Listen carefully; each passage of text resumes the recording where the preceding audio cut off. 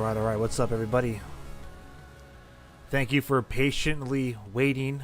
And for those of you who were here previously, thank you for coming right back. Of course, on our season finale watch-along party here, we ran into some technical difficulties between the two platforms on which we are streaming live tonight, X and YouTube. Either one of the platforms was working while the other wasn't. There's a whole bunch of back and forth, but whatever. That's in the past. Just kind of like this season is almost in the past for us Sounds like Sharks fans here. Game 80. Game 80 of 82. Sharks have successfully, officially secured the best odds at the number one overall draft selection in this upcoming draft lottery yet again. So I did want to get together rather early for this watch along party, specifically because I know a lot of you out there like to enjoy watching the game together, as well as, you know, a majority of you really, you know, you show up and you show out for these watch along parties. So this might be the last time we are able to get together and really reflect on what this season has been. Now, I'm not going to go too deep into it because we do have a game in about 38 minutes, as you can see on the countdown here. This is still officially the Shark City Hockey Face-Off Countdown show, but I did want to kind of spend a majority of our pregame here just kind of reflecting on what has been, you know, an amazing year.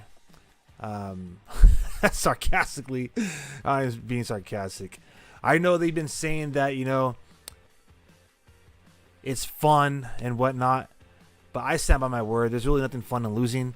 I mean, there's just, in my opinion, been some like consolation prizes, if you will.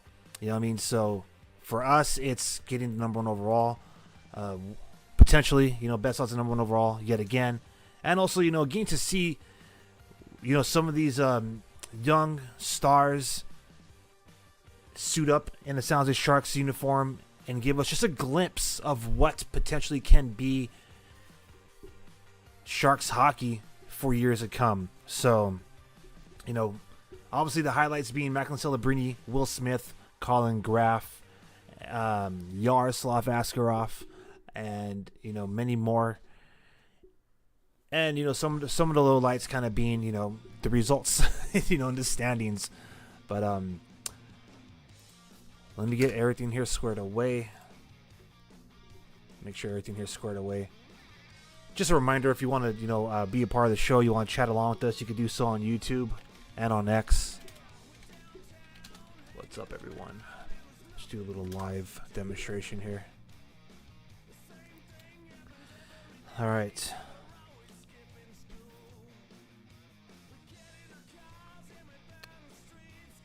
I don't know about you. I don't know about all of you out there, but I mean, I am equally relieved as I am excited for hockey here in April. Relieved that the Sounds of Sharks season is almost coming to a close, and excited that the Sounds of Barracuda are bringing playoff hockey to San Jose for the first time in what's been like the first time this decade. All right, the first time this decade. So excited about that. Welcome to the party. My bad, just getting everything. Bam. All right. So again, just a reminder, if you're kicking it on X or if you're chilling and watching along on YouTube, drop a comment in the comment section, and then we could till together, as they've said. All right. Oh, man. Where to begin? So excited that it's April, as I was just saying a moment ago. It's been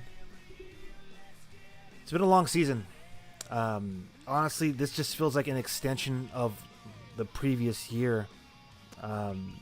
You know, we, as in Sounds like Sharks fans, unfortunately, you know, we had to go through 2 consecutive seasons in which the San Jose Sharks are ranked at the very bottom in the National Hockey League. Right around the beginning of this decade in 2020, we started to see this this thing get torn down, right? Let's just be real. We were seeing it with some of, the greats departing, with some of them perhaps maybe aging out, we've seen the departure of Joe Thornton, Patrick Marleau. I think for most of you, you would say that this really begun when Joe Pavelski elected to leave the Sharks. So I'm not going to dive that deep back. We're not going to reflect that far. But simply put, where we are now, I think most of us were anticipating this type of outcome, especially in consecutive seasons, to be something that perhaps should have been, maybe early on in the early 2020s. Now, granted, at a business standpoint, and especially, in a marketing standpoint, the last thing you really want to do is just implode the whole thing. And I believe that the San Jose Sharks are on record as saying that they generally believe that there was a chance to, turn this thing around. For example, when they were extending Timo Meier, or not Timo Meier, Tomas Hertl, or when they still were holding on to some key pieces such as Timo Meier. But I think it's pretty much, it's been one of those things where now the Sharks are starting to just go all in on what is the rebuild. For the past few seasons, up until prior to drafting Macklin Celebrini, the Sharks are kind of tippy-toeing around it, calling it a retool, calling it a bunch of other things. But this season specifically, they finally kind of owned in and put all the cards on the table, saying this is a rebuild. And I think the reason is because as we approach the final 3 games here in the season, it's quite obvious that this may be something that the Sharks are not going to be able to get out of soon. As painful as it is to say that and kind of come to accepting that, because I'll be real with you, this right here is going to be, as the final 3 games play out here this week. Sharks are playing obviously in about half an hour in Calgary. They play tomorrow night in Vancouver, and then final game of the regular season is at the Shark Tank this Wednesday against the Edmonton Oilers. Right, so all that to say is,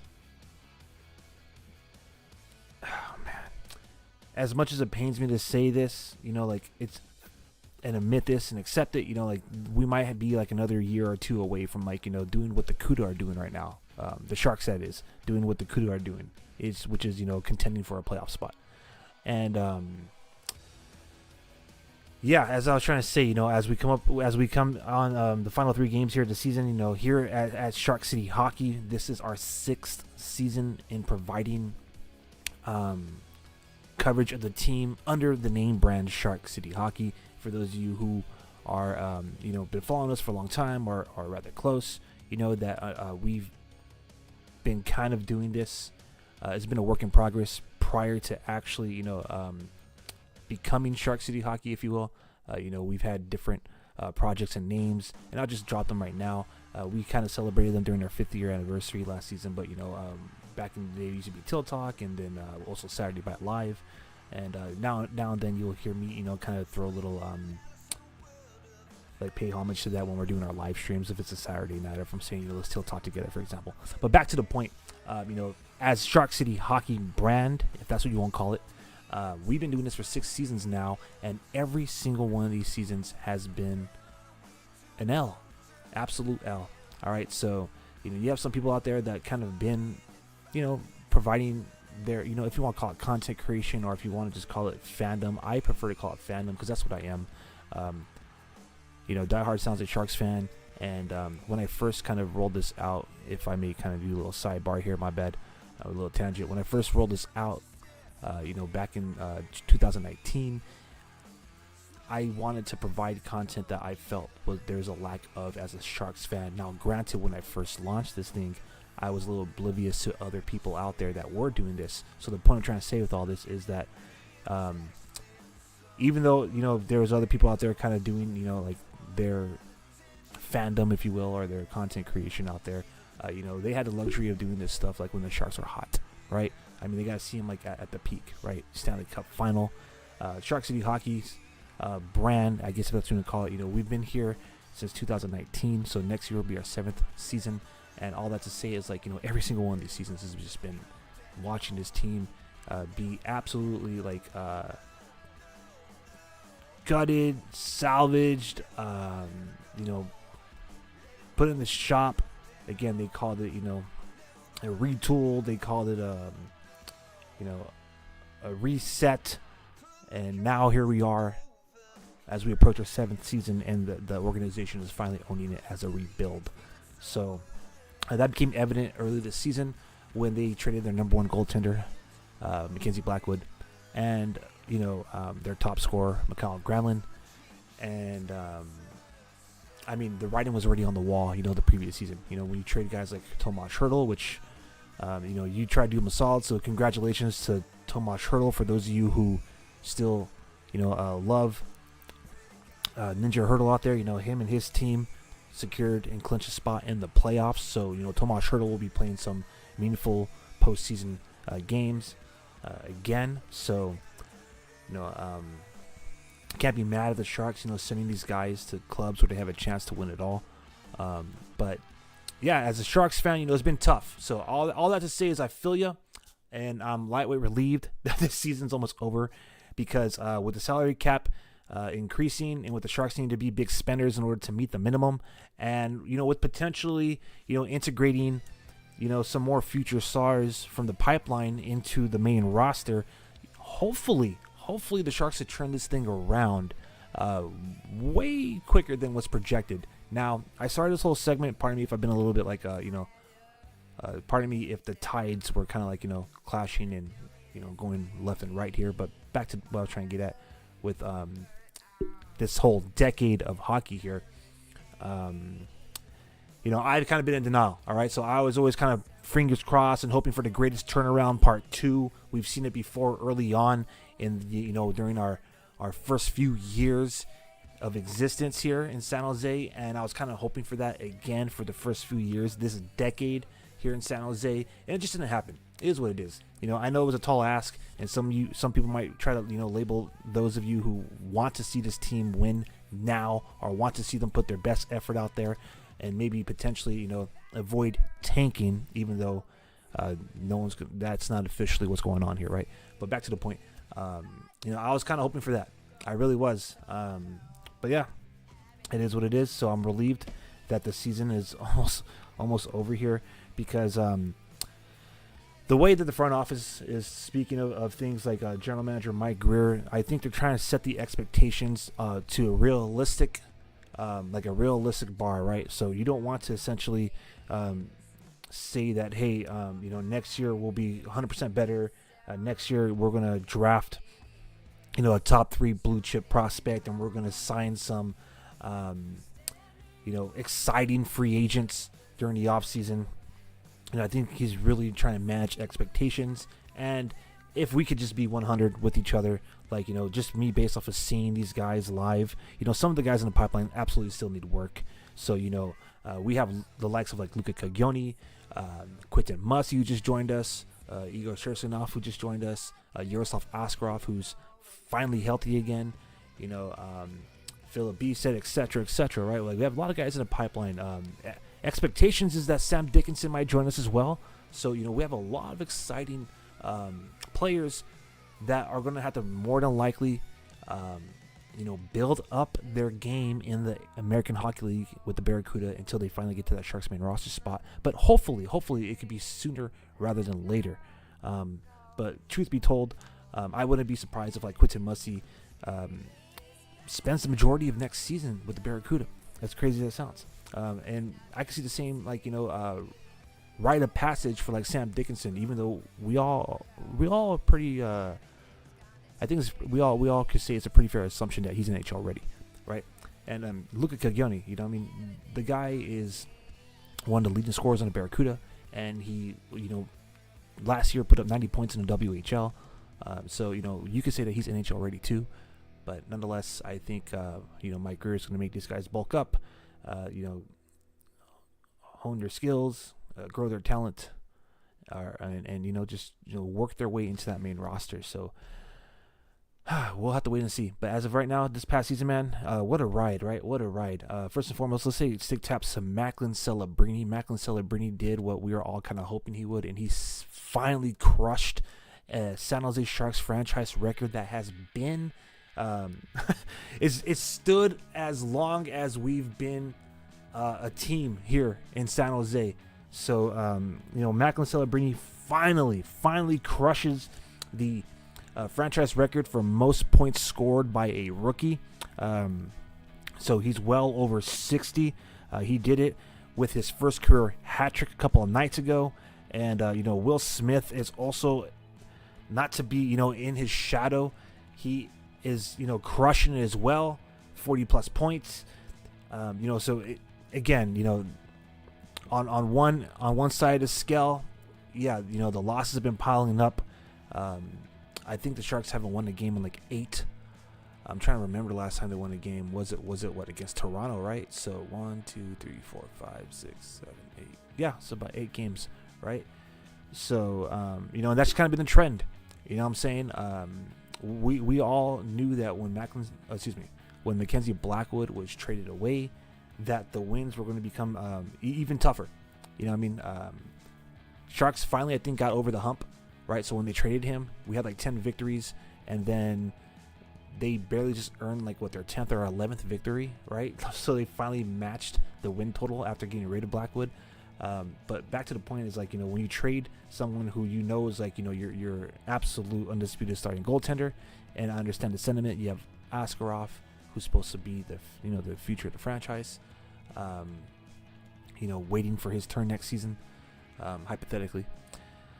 Then yeah, you know, it does make sense. Business, you know, makes business sense. But you know, as a fan, you know, it sucks. Let's just be real. It sucks, right? It sucks to see, you know, all these players, you know, come to the San Jose Sharks, regardless if they are, you know, arriving with a label of being a journeyman, or arriving with a label of being like a 4th line, 3rd line forward, or you know, maybe a bottom 4 blue liner. You know, when they come with those labels, that doesn't matter to us. You know what I mean? And you know, especially when they come here in San Jose and they express that they want to stay in San Jose, and they practically redefine their career here in San Jose, right? And then we ship them out. So just some things I want to reflect on from this past season is, yeah, you know, the landscape completely changed this year to the point where it's like, all right, you have to accept what's going on here. You have to respect the process, and you gotta trust the process. But what choice do you have? When you trade away Mackenzie Blackwood, Mikhail Granlund, Jake Wallman, Fabian Zetterlund, what choice do you have, right? So, and then Vitek Vanacek, right? So when your starting netminder is Alexander Georgiev, I mean, we all knew what that meant a month ago, right, during the trade deadline. So, you know, just some stuff to talk about. Again, I'm not going to dive too deep into it, but you know, I did get together with you all a little early than usual to just kind of reflect, because I know that, again, a lot of you like to come through and do these watch-alongs, which, by the way, I appreciate every one of you out there and all your support, especially this season, but specifically for the last 2. As long as we've been doing these watch-along parties, you all have been coming through, and you know, I really appreciate it. Appreciate every single one of you out there. You make it exciting, right?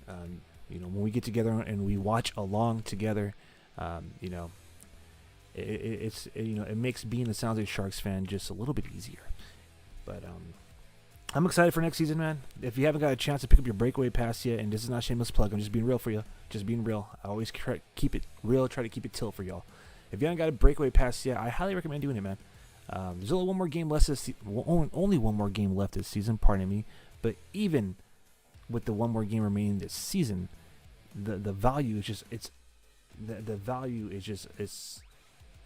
I think, in my opinion, it's beneficial for the fan. So right now, I think it's like $50. I'm not too sure if it's reduced, but when I bought it, I think it was like $50, and that was every game for April.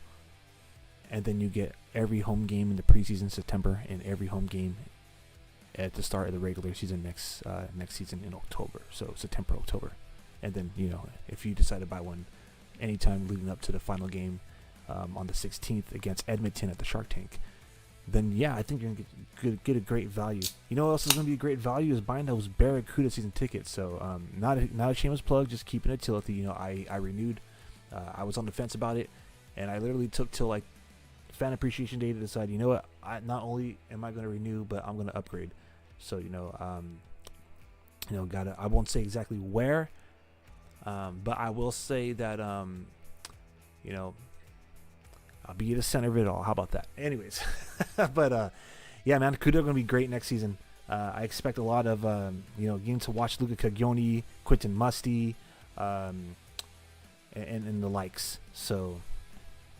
I imagine Quentin Musty, again, will probably start off with the CUDA. And, of course, they clinch a playoff spot. So, damn, it feels so good. So, now that we talked about, being relieved that the Shark season is over and kind of lightweight, recapping some of the woes that we experience as Sharks fans, let's talk about the CUDA, man. The CUDA has been amazing. All around. Now, I know last night at the Fan Appreciation Night, they got shut out 4-0 against the Ontario Reign, and that's not what you want to see when they could potentially be your, first round matchup. So right now, as it stands, it's either going to be, in my opinion, Ontario Reign or the Coachella Valley Firebirds for that first round best of 3 series in the Calder Cup playoffs for the AHL. And, to just give you a little bit of just to calm anyone's worries, they did light them up the night prior. So during Tigres Del Mar night, they lit them up. I believe it was 4-1 by the end of the game. So just a couple more games left against the Wranglers in the AHL for the CUDA, and these games are important. Just because they clinch a playoff spot doesn't mean that they have to, that they're going to lose out. You got to win these next couple of games in order to, secure the home ice advantage. And I thought it was 2 games at home and 1 away, but I was listening to the Sharks Morning Skate earlier today, and apparently, Drew Romenda says that it is 3 games at home. So, bam, you know what I'm saying? If the CUDA could win out next week. By the way, the American Hockey League playoffs begin on April 23rd. The Calder Cup playoffs, the 2025 Calder Cup playoffs, begin April 23rd. If the CUDA could find a way to maybe finish, I believe it's 4th. They'll be able to finish 4th best in the Pacific. Then they'll get that home ice advantage, man, for that first round. So that's important, absolutely important, because before we even see any other team in the league, we're gonna have to pretty much win out in our division. So, you already have the Colorado Eagles waiting in the second round for, the best of the West, a.k.a. Pacific, right? And, technically, I guess they're waiting for the lowest ranked. But still, point I'm trying to make is, we still got to kind of get through our division before we start, getting a little bit deeper in the playoffs. So, it's tough. It's going to be tough. 23 teams make it in the American Hockey League to the postseason. And... the CUDA, if they could just get hot at this right time, and we've seen it at the beginning of the season where they went on an absolute frenzy, pun intended. They have the potential to really go out there and light it up, and with the likes of this talent being infused, like Igor and Quentin, I think the CUDA have a legitimate shot at having a deep playoff run. So. All right, man. Last couple nights were fun. One more thing is we're talking about some of the best things about being a CUDA fan this season, specifically outside of just how loaded that talent, how loaded that roster was, man, with talent. Man, the giveaways, man, they're on point. All right, I'm not trying to spend this time chirping my favorite National Hockey League team, the San Jose Sharks, but damn, dude. The CUDA giveaways absolutely just over, they absolutely in my opinion, I mean, I'll just put it this way, all right? We got a Philip Beasted Tigres del Mar bobblehead on Friday night. And for Fan Appreciation Night, the last giveaway at the Shark Tank, you got like a plastic printout of Sharky, which was a sticker that they essentially like used during the Disney theme night, I believe it was, right? The Pixar night. So if you're gonna be at the tank on Wednesday, I believe they still have them up, but there's like little Sharky emojis, if you will, like stickers pasted around the Shark Tank, and they pretty much just put one on plastic for us to take home. Anyways, you get where I'm going with this. Barracuda, baby. The giveaways are on point. Absolutely blew their older brothers out of the water. And being a fan here in San Jose, again, those season tickets are absolutely worth it, man. I don't do the full. They call it the Teal member. I'm a Steel member, so essentially, rather than doing like the whole 40 or 30 plus, I do like 21 games out of the season.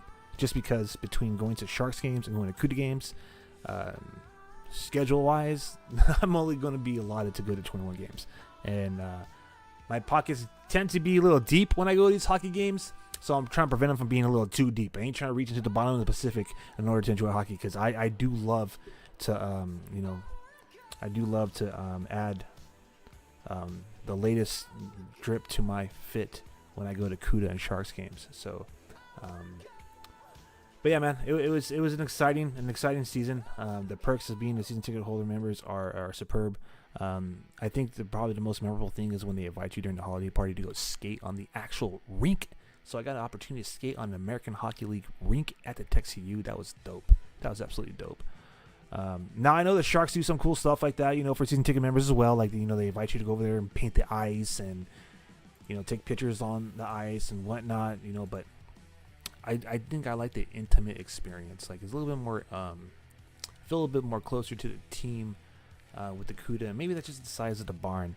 Anyways, moving on here. So all that to say is, reflecting here on the experience of being, a diehard San Jose Sharks fan, right here in the heart of Sharks territory, going to almost every single home game in downtown San Jose at the Shark Tank, or a little bit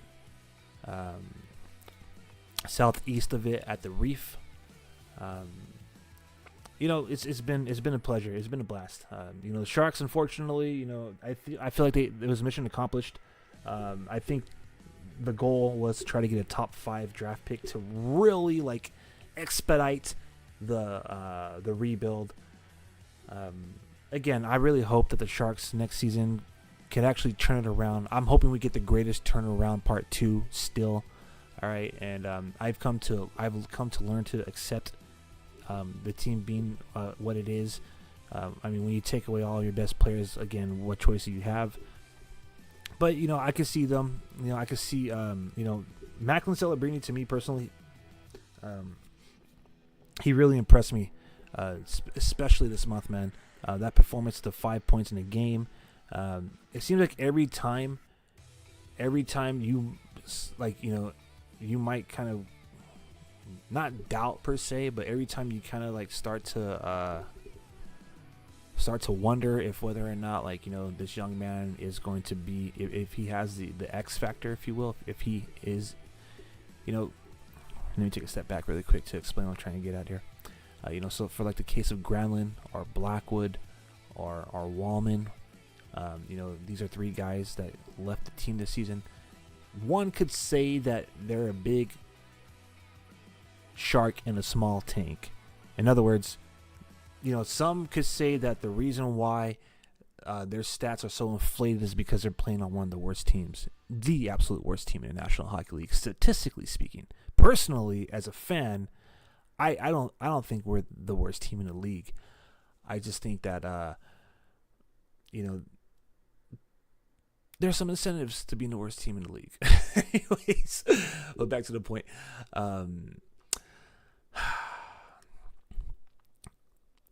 Macklin Celebrini impressed me with that 5-point night, and especially because again he was able to break that record that's been it's been the record for 34 years, man. The Sharks are about to do their 35th anniversary next season, which, by the way, I hope they drop those inaugural sweaters. We've been waiting for that white sweater since the 25th anniversary.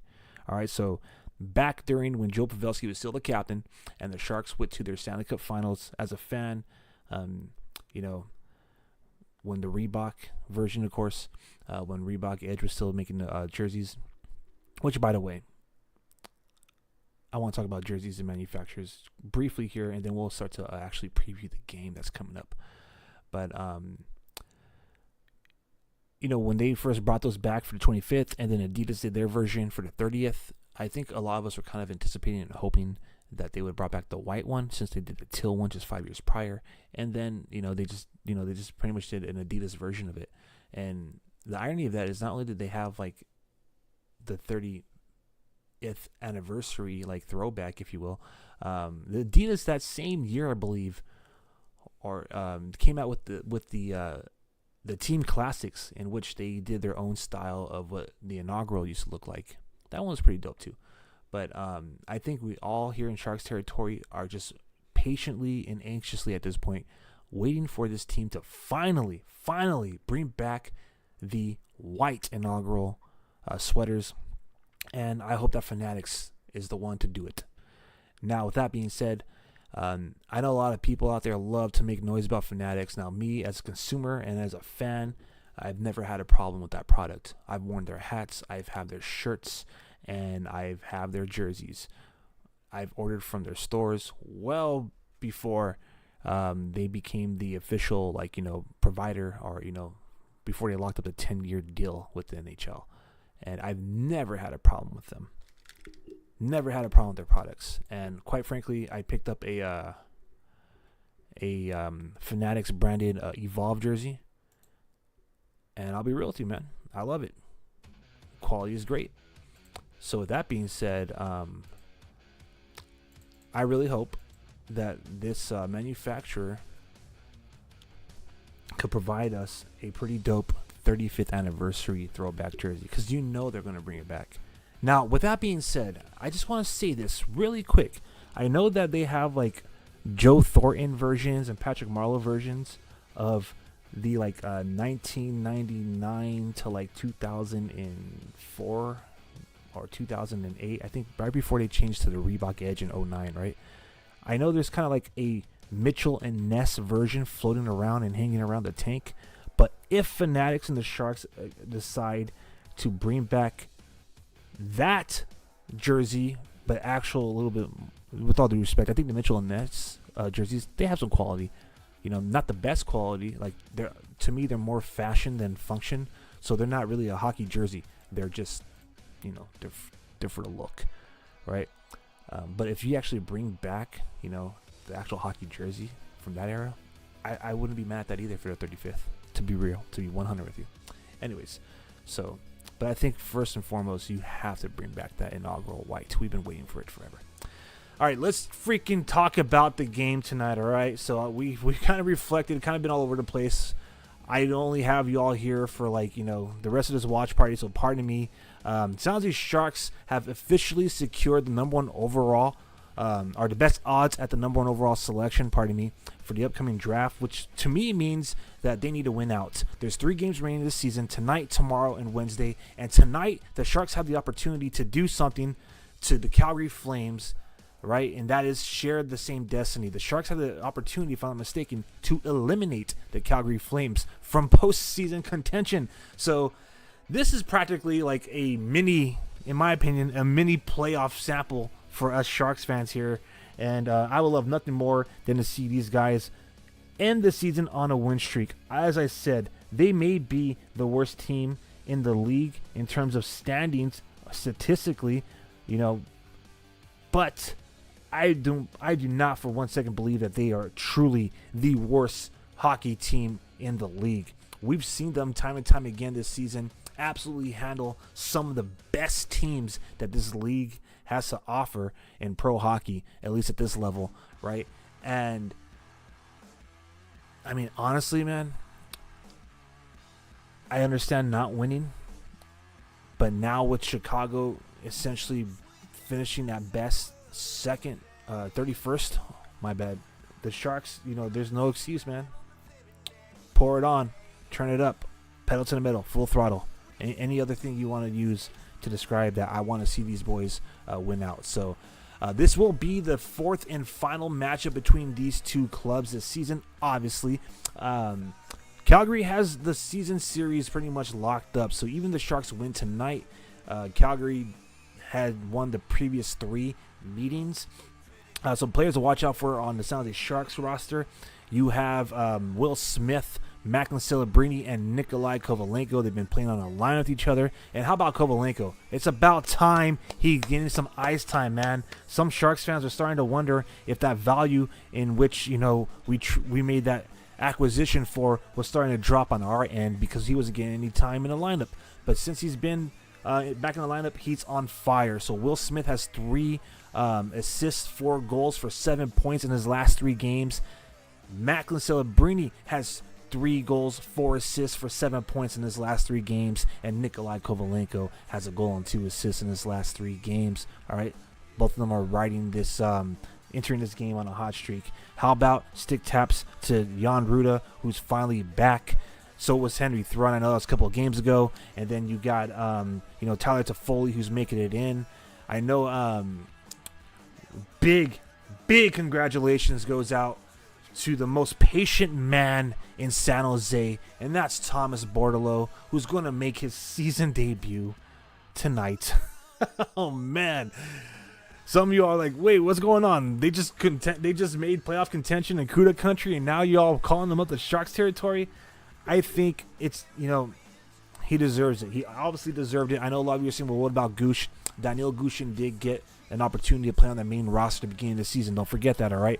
Thomas Bordeleau was the only guy that we all were kind of hoping to see get some time in the San Jose Sharks sweater, and has deserved to have time in the San Jose Sharks sweater, and he's finally getting in now. And you could say what you will about it being the final 3 games of the season, but nonetheless, I think these are very important for the Sharks.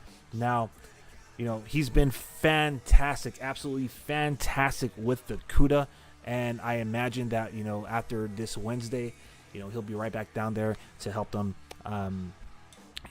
get some games, or try to win some playoff games. So, all right.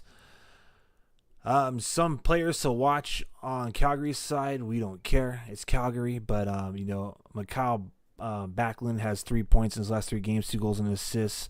So does Matt Coronado. He has the same production, 2 goals and assists in the last 3 games.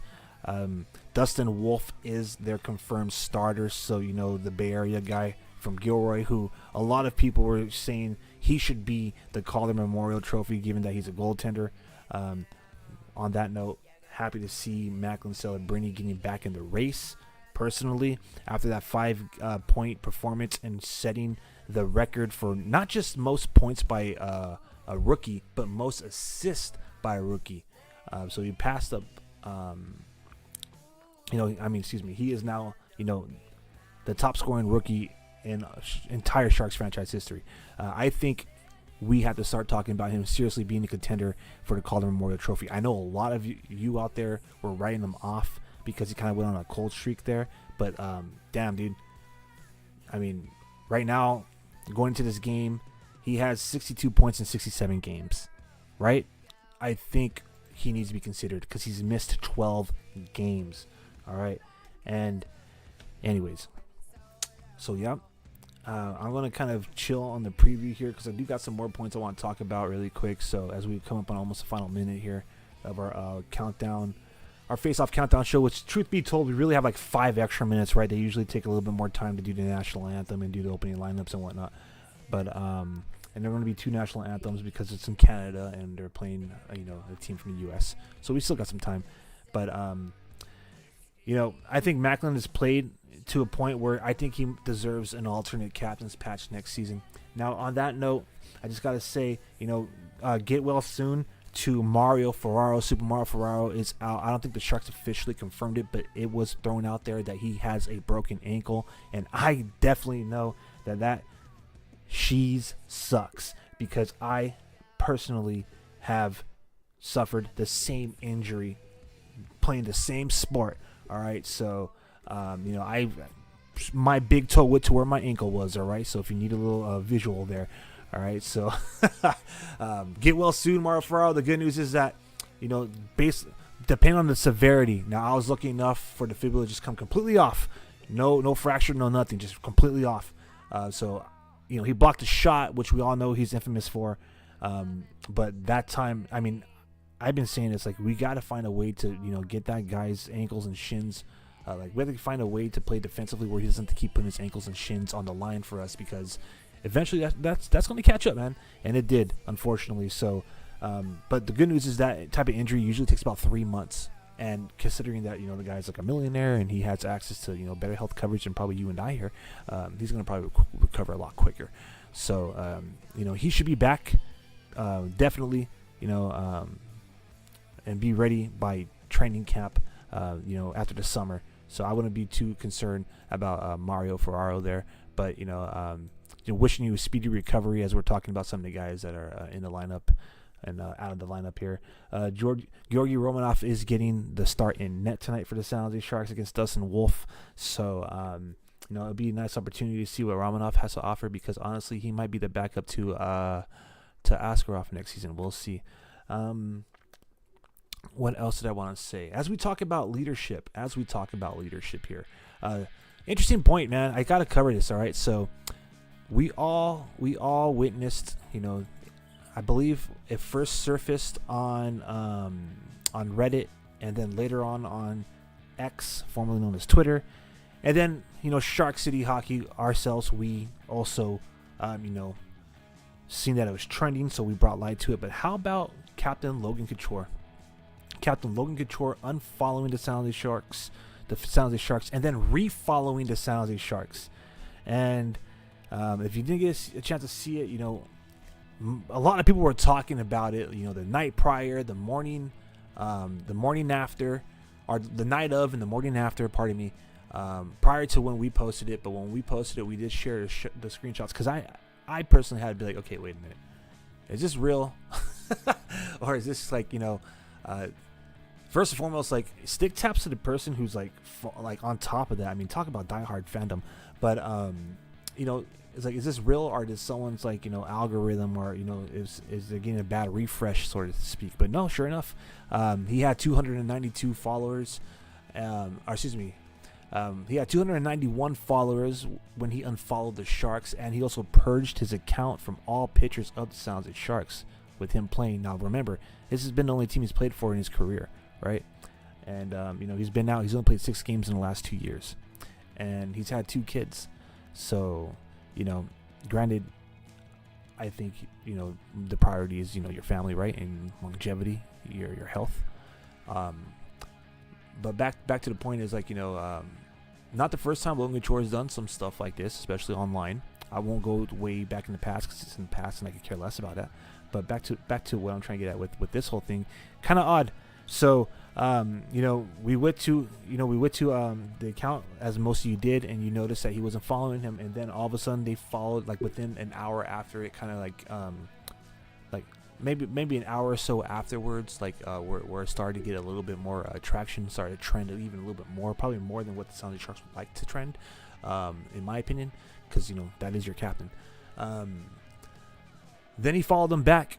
So, he went from 291 followers to 292 followers. And then, oddly enough, Damage Control came in, right? So, DCs came in and they tried to, reframe and, try to... they tried to revise, right? A bunch of revisionists trying to say, he's following them. Or, sometimes... my application doesn't refresh properly and doesn't show them. But nonetheless, he went from 291 to 292 after he followed them back, and then oddly enough, he went to 291 while still following them. So he obviously unfollowed somebody. I know, a bunch of drama, a bunch of theatrics, honestly, and other news. Water is wet when it comes as far as, like, how significant this is. However, it does make you wonder as a fan, and I think this is the biggest thing out of this. The biggest takeaway is, number one, what happened? Because that happened following the Sharks' last home game, which coincidentally was against this team, Calgary. Secondly, it makes you, yo, what's up, man? It also makes you wonder, like, did he accidentally do a spoiler? Is he retiring? Because the way I interpret it, being a family man now, and maybe potentially not willing to risk his long-term health for hockey, for the sport, and different man now with 2 kids. Maybe he's symbolically saying that his family's his life now, not hockey. I don't think it's always something where it's like, oh, the band is breaking up. I just personally think that Logan Couture is going through some stuff. Some of you suggest like mental health, like potentially you're concerned about his mental health. I don't think it's that deep. But who knows? Maybe there's a conversation in there that was had, and all I know is that there may be a buyout option. Who knows? But back to the point is, as we ponder what the cryptic, following and or unfollowing and following actions may have meant. I will say this, that after that little fiasco, not that he doesn't deserve to be the captain, not that we have anyone else that is, like, in my opinion, like, ready to put go in that role, but as we're talking about captaincies here, with Ferraro being out now, and potentially giving Macklin an A, I would say that like some of you out there, maybe it's time to reconsider someone on the roster. It's been 2 years to be given the captaincy, and just being stripped of the captain doesn't necessarily mean that you're not a leader anymore. In my opinion, I think Logan Couture was a captain of that team well before he got this C on his sweater, and just look at the draw. He got to be the captain at a time when the Sharks just started to suck. All right. So, I mean, during Joe Thornton's retirement ceremony this year, Pavelski said it. When he was named captain, everyone honestly thought and felt that Thornton was the leader in that locker room.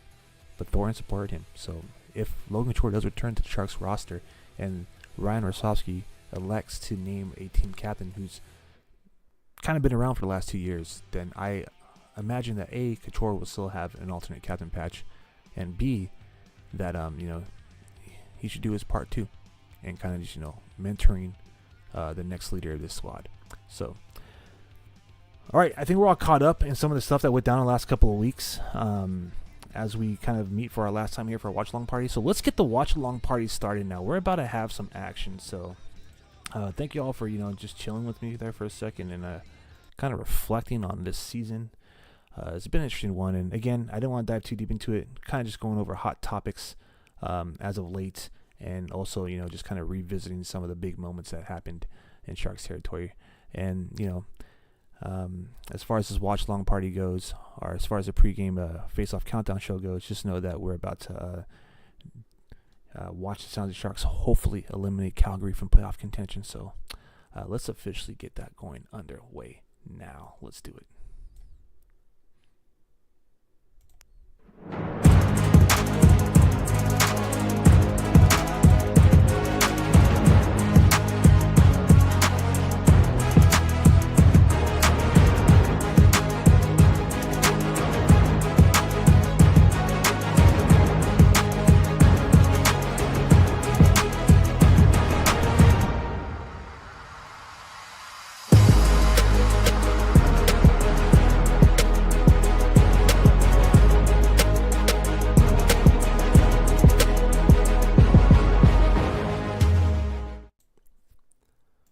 All right. What's up, everybody? Welcome to another premium live stream presented by Shark City Hockey, your go-to source for San Jose Sharks fandom.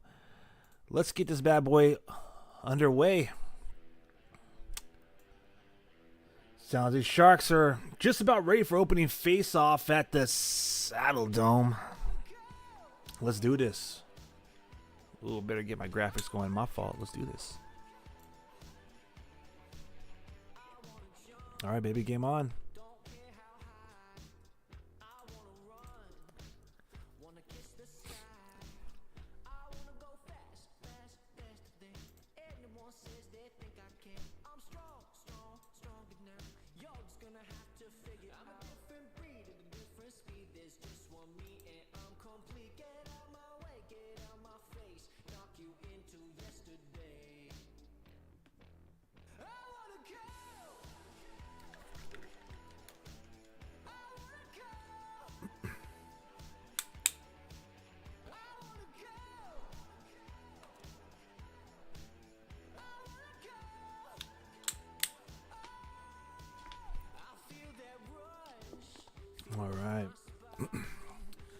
All right, pardon me as I kind of catch up here.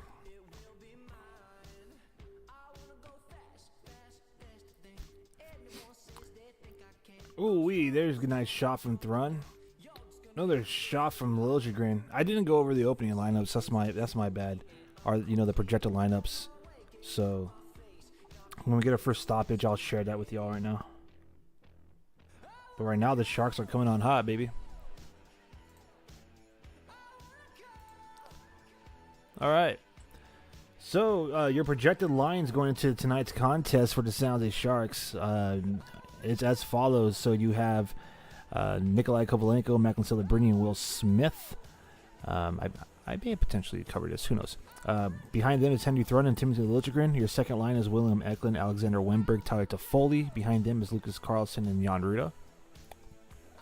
Your third line is Carl Grundstrom, Zach Osapachuk, and Thomas Bordeleau. Welcome to the big league yet again. And Mark Edward, Vlasic, and Jack Thompson are your third defensive pairing. As far as the checking line is Noah Gregor, Ty Dellandrea, and Barclay Goodrow. And again, Georgi Romanov gets the start in net tonight. All right.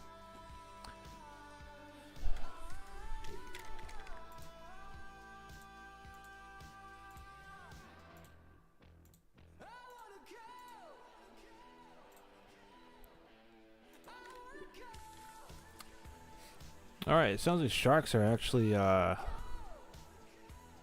getting a lot of pressure on.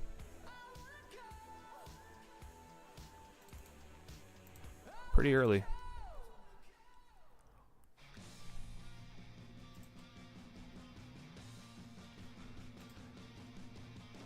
Again, this is a very meaningful game for the Calgary Flames here. Let me just double check this really quick. So the Flames with the,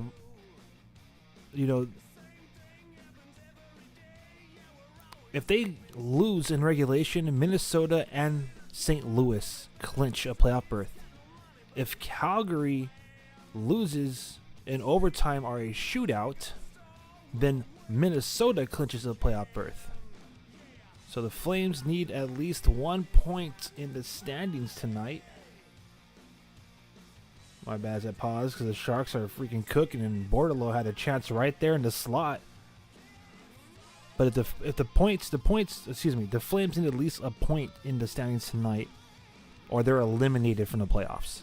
So this is a huge game for them, and to me, a superb opportunity for the Sharks to, have these guys share their fate. It was Cabo in the summer, right? Anyways.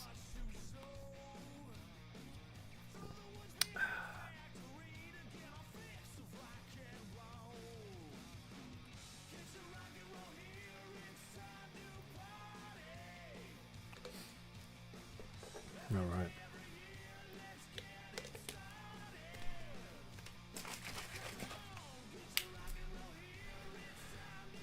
So welcome to my bad. The Shark City Hockey Face-Off Countdown show is already over. Welcome to my fault, everyone. It's our season finale for our watch along party here. Sharks are cooking, baby. Goodrow's out there. So is Dellandrea and Gregor. Tyler Toffoli shoots. Nice rebound. Tyler Toffoli recovers and he scores! Tyler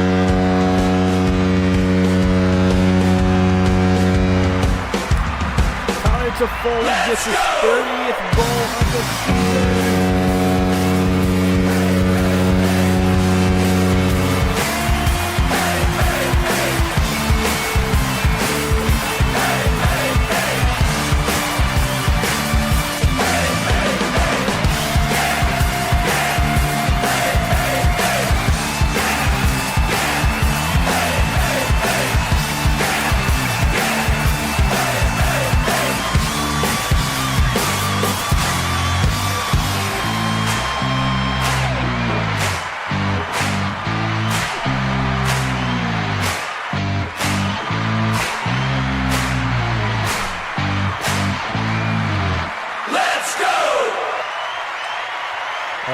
right, baby. Tyler Toffoli gets the first goal of the game. It's his 30th goal of the season. According to Randy Hahn, it's the third consecutive season with 30 goals.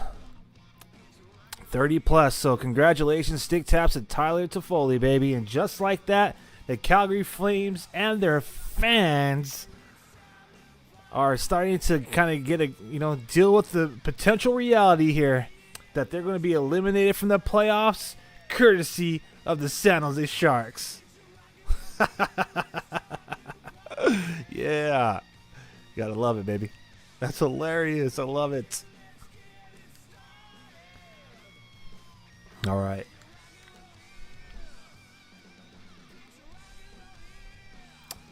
All right, and again, thank you to everybody who's joining me here tonight. I am your host, Aaron James, creative at Shark City Hockey, and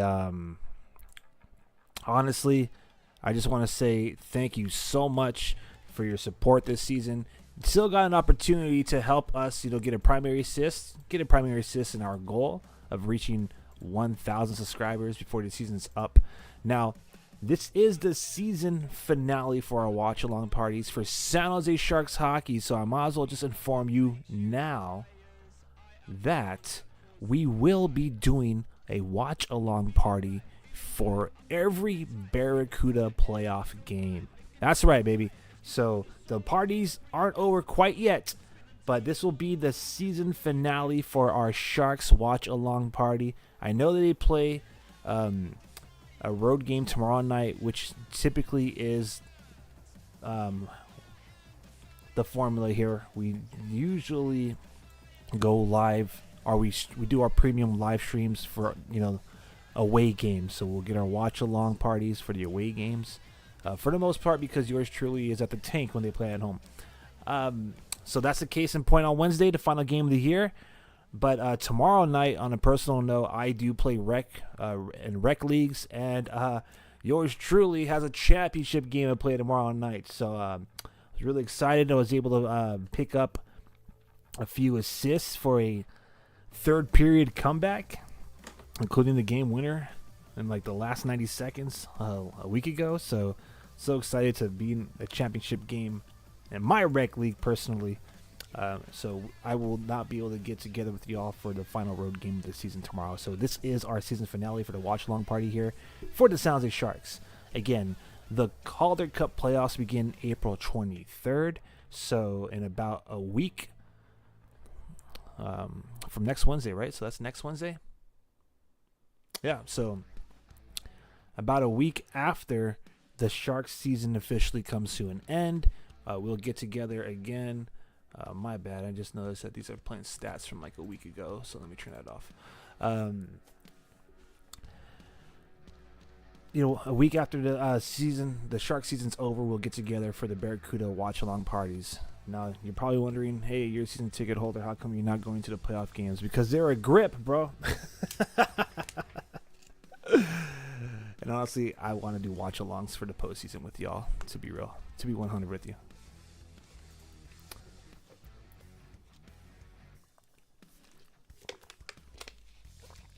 Who knows? I might peep a playoff game or two, but as of now, the plan is to watch at home and do a watch along with y'all. So if something changes, I'll let y'all know in advance. But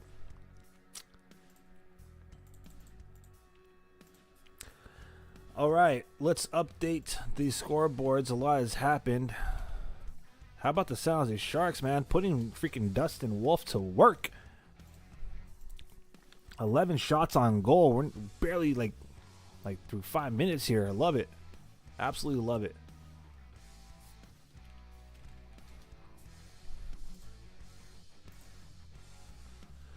So really quick on that first goal by the San Jose Sharks, it was Tyler Toffoli's 30th of the year. It was assisted by Lucas Carlson, third assist of the year, and Noah Gregor, his third assist of the year. Sharks make it 1-0 off of a Tyler Toffoli wrist shot at 3:09 in the first period. San Jose Sharks currently lead this game 1-0, baby, 1-0.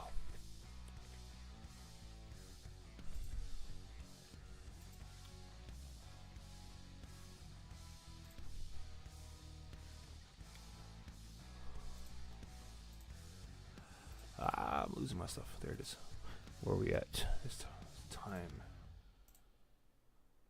All right, my scoreboard is about 11 seconds ahead. So let me just adjust that for y'all here. As the Sharks are on a TV timeout. As a matter of fact, while we are on a timeout, I don't think I need to ask this, but might as well. Who do you got? Who are y'all going for here tonight, baby? You let me know. Are you here to cheer on Los Tiburones? You want to see them put out the Flames, as the comments on YouTube so graciously said? Or are you here for Calgary? So let us know in the chat. Type SJ or CGY. And let us know if you're here to cheer on Team Teal or Team Red.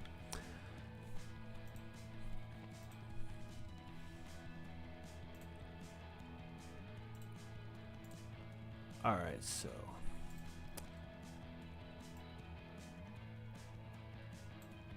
that was a good goal. And the Sharks looked hungry to start off that game, man. Thomas Bordello had a great look at the net, too. Like, right in the slot.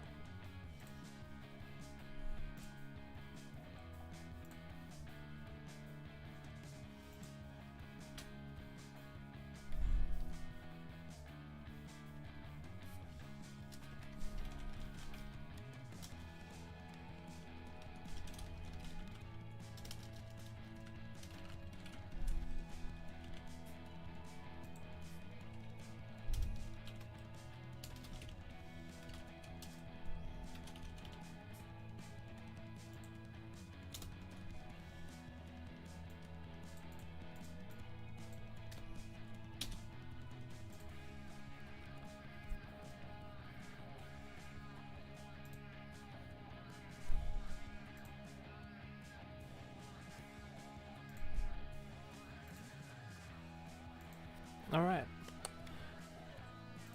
Game on. I'm back from the TV timeout. So it says Team Teal all the way. Appreciate ya. Oops. I took off a significant amount of time there. My bad.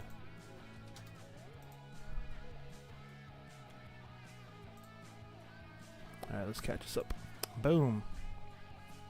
There we go.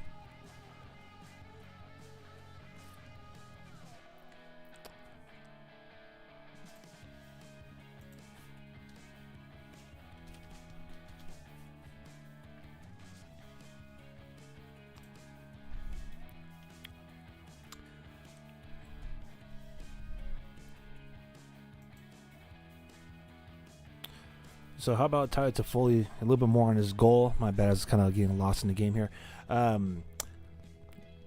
He scored that one at 13 and a half feet away from the net at a 48-degree angle. Wrist shot. Just 13 and a half feet away. Again, 30th goal of the season, assisted by Carlson and Gregor, with 16 minutes and 51 seconds remaining. So they get that goal in less than 4 minutes. Just a little bit over 3 minutes. And they're controlling the pace of this game. Calgary still has only been able to put two. Oh, here comes Toffoli with the shot. Oh, another shot. Man, can you imagine Toffoli gets a hat trick today? That'd be dope. You know who I want to see rack up the points is Macklin Celebrini, man. I think these next 3 games we got to see this kid run away with the Calder in the Calder race. He needs to take the lead because it seems like right now the biggest factor is points, right? I understand that Lane Hudson as being a defenseman, and a lot of people are kind of accrediting him to being a factor in postseason contention for the Montreal Canadiens. I get all that sentiment and whatnot, but you know, a lot of you out there are noting that hey, Macklin Celebrini surpassed Connor Bedard in point production, what it took for him to get it last season, and he did it in less games. So, I feel you. Honestly, I think, again, after that one game of 5 points, his first career hat trick and 2 assists, I honestly think that that he should be like running away with this at this point. I don't care if he doesn't match or surpass the point total at all with Lane Hudson. The young man was injured to begin, the beginning of the season. Like, he missed a dozen games, and he's still in pace with point production with Lane Hudson. So, as sounds like Sharks post game and intermission host Alan Hoshida has said, #CalderBrini. Gotta make that happen. Gotta make it happen.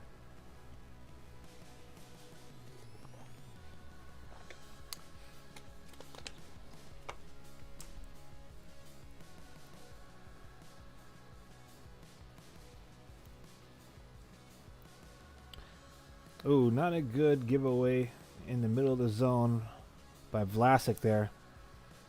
But Romanov made a great save. All right, Kovalenko unable to get possession of that. So right now the Sharks are struggling to exit the zone, and it catches up to them, damn it. And it absolutely cost them. Man. And just like that, Calgary's playoff hopes are back. They tied the game up. It's 1-1. They're able to get a goal on their fourth shot. Mackenzie Weegar gets his 8th goal of the season. Klapka gets his 3rd with assist of the year. 9 minutes and 24 seconds into the first period, and we got a tie game.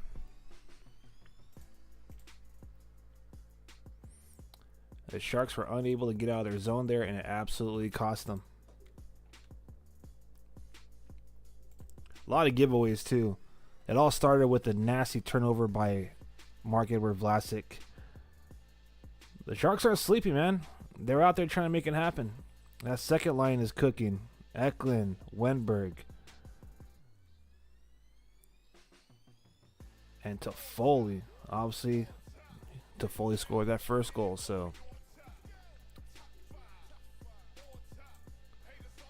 I got icing on the play. So the Sharks going to get a face-off deep in the Calgary zone. Maybe an opportunity to get an offensive zone face-off win and set up some more pressure. Maybe a scoring opportunity.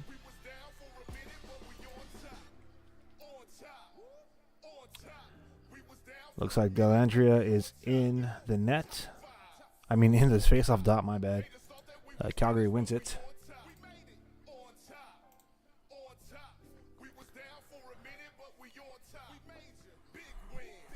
All right.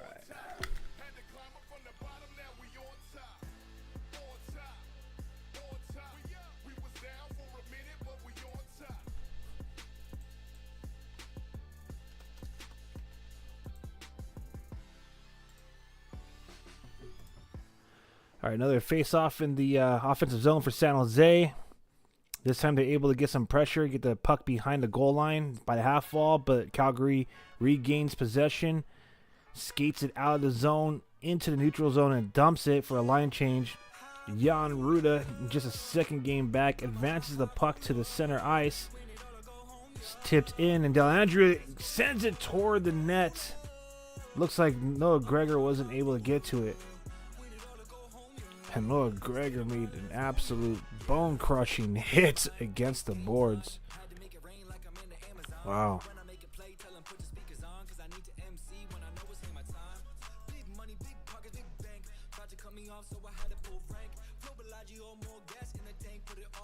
I got a whistle here. Is there going to be a penalty? Oh my gosh, who is that on? Please don't be on the Sharks. Looks like there's going to be a too many men on the ice penalty coming up.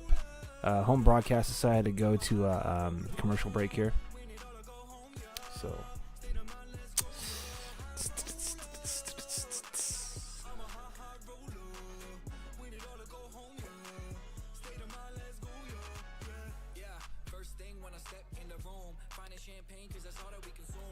I'll have to follow up with that later. My fault. Alright, so while they do this TV timeout, I too am going to take an opportunity to do a TV timeout. So I'll turn up the music really quick. Let's change this beat here. Alright, I'll be right back.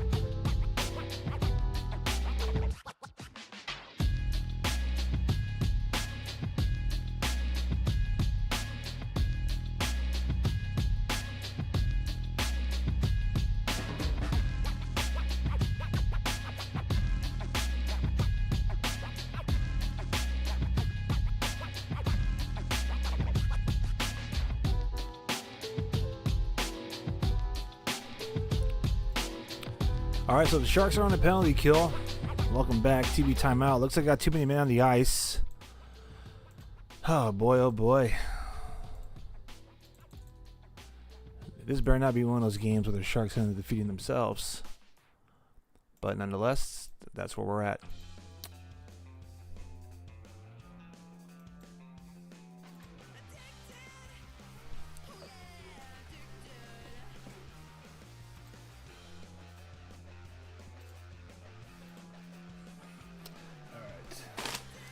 Yours truly had to get his sandwich, so my bad.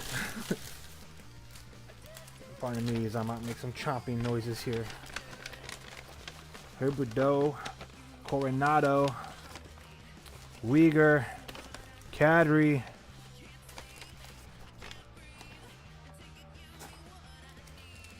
Looking at who's the fifth man on this power play for Calgary here.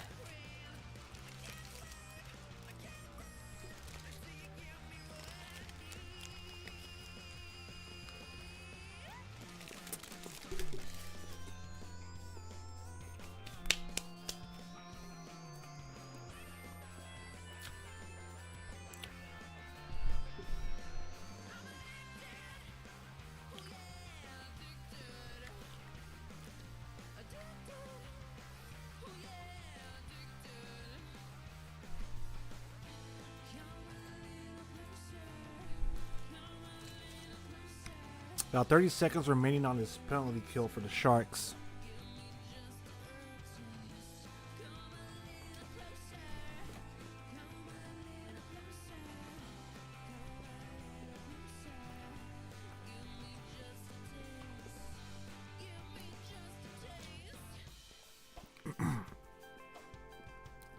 All right, Rudo possession. He'll dump the puck. That will more than likely kill off the rest of that penalty.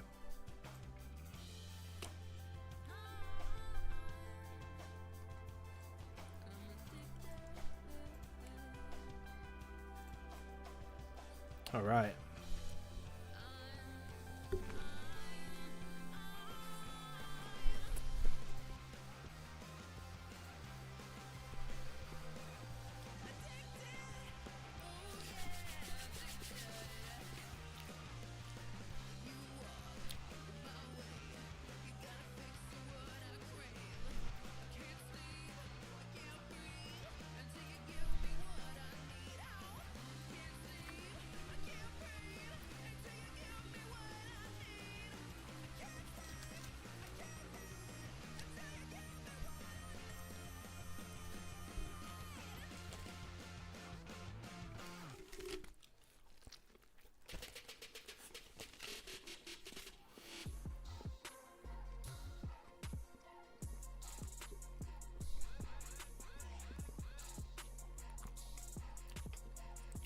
Ooh.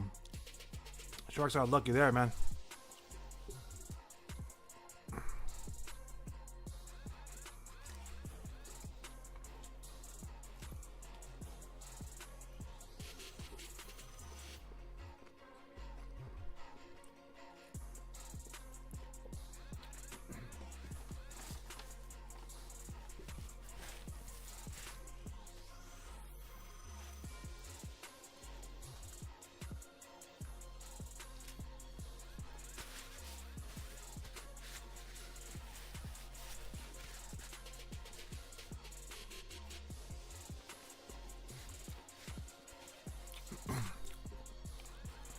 My fault, fam.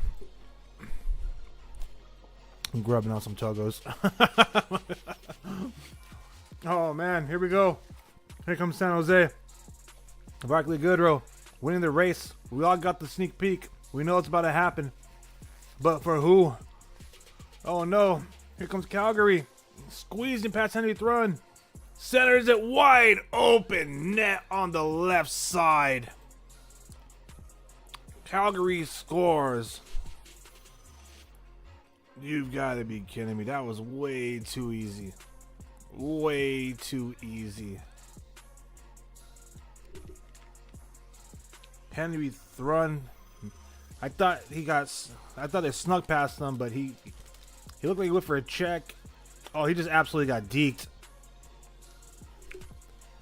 Got 3 Sharks there and a goalie, and they're still able to thread that pass through the slot.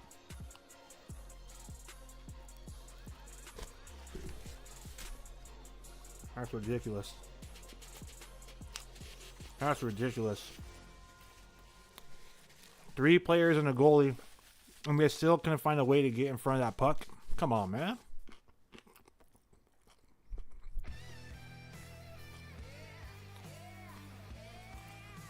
That's just ridiculous. All right, so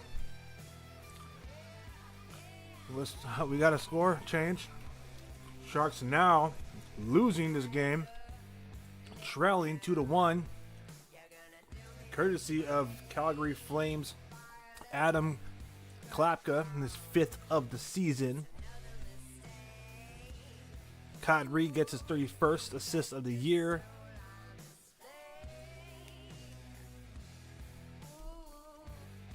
Huberdeau got 2 assists. So that's 2 goals within 5 minutes for Calgary to make it 2-1, 14-15 of this first period. And now I'm starting to get a little concerned here because that's 2 goals off of 5 shots. Dude, wait a minute.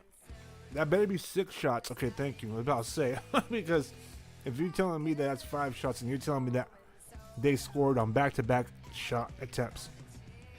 But regardless, 2 goals and 3 shots is not any better. That's crazy.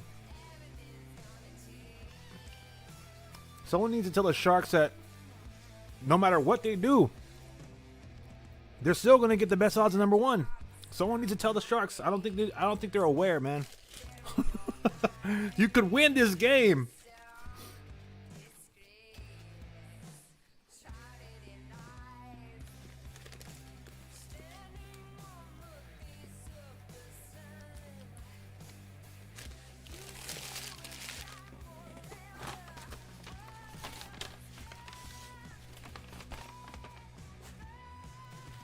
All right.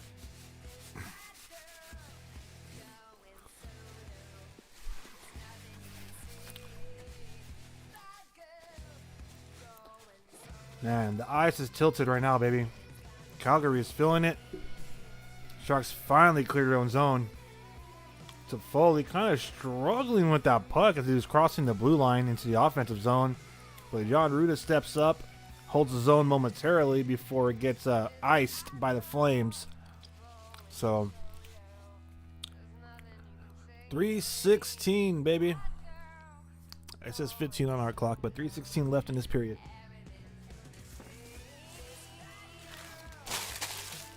All right, I'm fueled up. My fault, fam. Had to get that grubbing.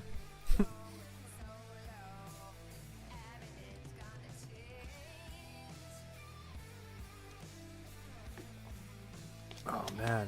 Shot right off of the face-off. Fortunately, that didn't go into the back of the net. But I like the play.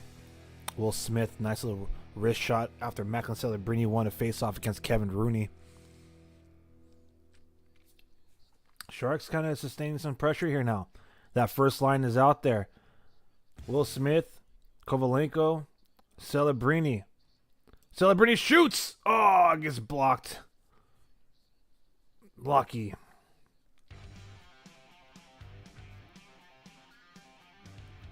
All right, so Calgary blocks Macklin Celebrini's shot, regain possession. driving to the Shark zone, but it clears. Will Smith. Ooh, Will Smith taking it to the net. Try to dangle. Didn't get cleanly through, but the Flames iced the puck again.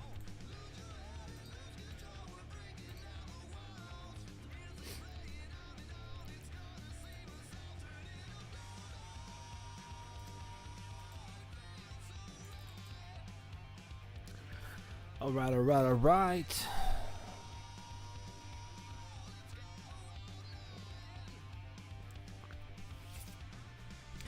Thank you to all of you all who are coming through today on your Sunday afternoon. We got started early here, technically late.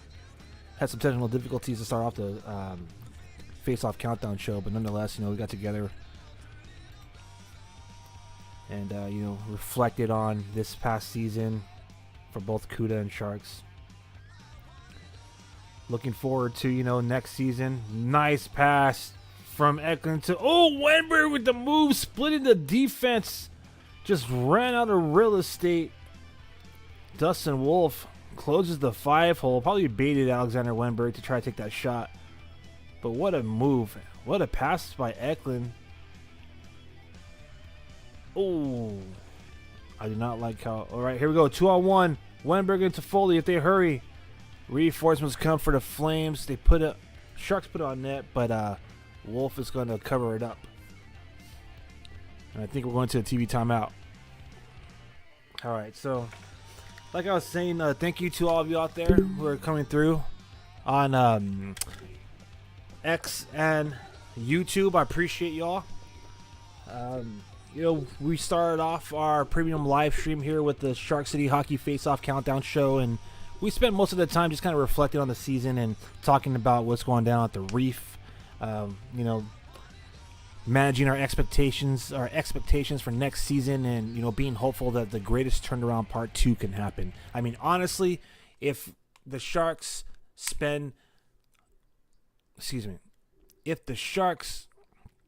are able to go back to the playoffs after 2 consecutive seasons of being the worst team in the National Hockey League, that would be the greatest of greatest turnarounds. You know what I mean? So anyways, still hopeful, you know what I mean? But try to manage expectations here. Finally kind of accepted it for what it is. Been in denial, if you will, being, a diehard San Jose Sharks fan here. But, it looks like the rebuild is, we're starting to turn the corner here. This season, definitely this season, I think we felt it where they just tore the whole thing down. It is what it is. Had to do it. I mean, I was opinionated about a lot of players that have come and gone in Sharks territory, but nonetheless, where we're at right now, all you could really do is look forward to next season. Hope that Macklin Celebrini could bring home some hardware by becoming the second ever player in franchise history to be named the Rookie of the Year and join Evgeny Nabokov. He'll be the only forward to do it, the only skater rather. Nabby being one of the best goaltenders in franchise history, and see if the Sharks will actually win this lottery. I mean, the worst we could draft is 3rd, and if we don't get 1st or 2nd, you never know. They might decide to, use that draft pick to acquire some more draft capital, potentially trade down. I know a lot of people out there are talking about, potentially picking up Eklund's brother. I don't know about that, but that'll be kind of cool, I guess. What better way to replace the young man's quote-unquote family member in Zetterlund? They became like family, then, bringing his actual brother. That'll be kind of epic. Anyways, a minute remaining here in this first period. It was an exciting first period for us. Sharks started out hot, but the Calgary Flames, the shots on goal aren't nothing to write home about, but they managed to find it back in the net twice. So, they kind of been controlling the pace of the game, and I really hope that the Sharks could kind of get it together and come out in that second period and tie this bad boy up if they don't tie it up right here before they go in the locker room. And, make the Calgary Flames work. Absolutely have to work for a playoff spot. Again, if the Sharks win tonight, they eliminate the Calgary Flames from the playoffs. So this is like a little sample size of, some playoff hockey for us. I know it sounds like an oxymoron, but what I'm trying to get at is, this is elimination hockey, fam. This is an elimination scenario. All right, so if you're not aware, the Calgary Flames need at least 1 point in the standings tonight in order to clinch the playoffs. All right, if they do not get at least 1 point, meaning if they lose in regulation, Minnesota Wild and St. Louis Blues clinch a playoff berth. However, if they are able to get at least 1 point in the standing, meaning they go to an overtime or a shootout, just extra time, will wrap it up as extra time, then Minnesota gets a playoff spot. They clinch, and the Flames' playoff hopes are alive, right? So that's where we're at. I mean, they got some work to do regardless, but we could just put all that to rest tonight if the Sharks can actually get a dub. All right, I think it's time for some intermission. Some intermission report here. So let's do it, baby. After 20 minutes, the San Jose Sharks are trailing the Calgary Flames by a score of 2-1. It was almost all San Jose until that goal was surrendered midway through the first period, and then Calgary just completely took over, getting 2 goals in 5 minutes. So let's first talk about the box score here. After 1 period, shots on goal, 15 for the San Jose Sharks, 6 for the Calgary Flames. Sharks are actually doing pretty good in the faceoff dot. 59.1% of the, we're just going to round down, 59% of the faceoffs are going their way. And you know how much we love to dive into the faceoff summary here, so let's do that. In that first period, the Sharks won 13 of 22 faceoffs, so 59%. 13 of 21 of them were on even strength. They only took 1 faceoff while on the penalty kill. They did not win that faceoff. So 13 out of 22 possible faceoffs were won by the San Jose Sharks for 59%. Now let's break it down by zone and strength. So in that first period, the Sharks, while on even strength, took 11 faceoffs and won 5 of them in the offensive zone. In the defensive zone, they are perfect while on even strength, 5 for 5. So that's nice to see in their own zone. Neutral zone, 3 for 5. So on even strength, 13 of 21, as I said a moment ago. Shorthanded, obviously 0 for 1, and that was in the defensive zone. Grand total, 13 out of 22 for 59%. Now let's dive a little bit deeper and see which players are contributing to the face-off win percentage. Alexander Wenberg has won 4 of his 6 face-offs tonight. 1 for 2 in the offensive zone, 1 for 1 in the defensive zone, 2 for 3 in the neutral zone. Barclay Goodrow, he took that 1 face-off while shorthanded. We already know he lost that in the defensive zone. Ty Dellandrea is 50% in the face-off dot tonight. 1 for 3 in the offensive zone, 1 for 1 in the defensive zone. Zach Osapachuk, who a lot of you were very upset about this young man. It's not his fault that he was involved in that Zetterlund trade. He tried to show some value by dropping the gloves. But I think where his value is truly coming into is his ability to win faceoffs. 4 for 6 so far through 1 period. 1 for 2 in the offensive zone, 2 for 2 in the defensive zone, and 1 for 2 in the neutral zone. Macklin Celebrini is 3 for 5 tonight, 60%, 2 for 4 in the offensive zone, and 1 for 1 in the defensive zone. And again, that right there is your face-off summary through 1 period. We'll revisit that again in the second intermission. All right, some more from the box score here. Some of these Sharks committed 1 penalty for too many men on the ice at 10 minutes and 45 seconds. And they successfully killed that off. So Calgary Flames are 0 for 1 tonight on the power play. 8 hits by the San Jose Sharks, 10 by the Calgary Flames. 7 block shots by the Sharks, 6 by the Flames. 6 giveaways by San Jose, 2 by Calgary. and 2 takeaways for Calgary, 3 for San Jose. Again, this is the 4th and final matchup in this season series. Calgary does lead the season series 3-0, and after 1 period, they lead this game 2-1. First goal of this game was scored by Tyler Toffoli. Stick taps to Tyler Toffoli. A lot of you are saying he should be given the captain's patch next season. We'll see about that. But for the 3rd consecutive season, Tyler Toffoli has scored 30 goals. So just a little history lesson here. This is his first season with the San Jose Sharks. So in 75 games, he was able to get that 30 goal mark. Pardon me.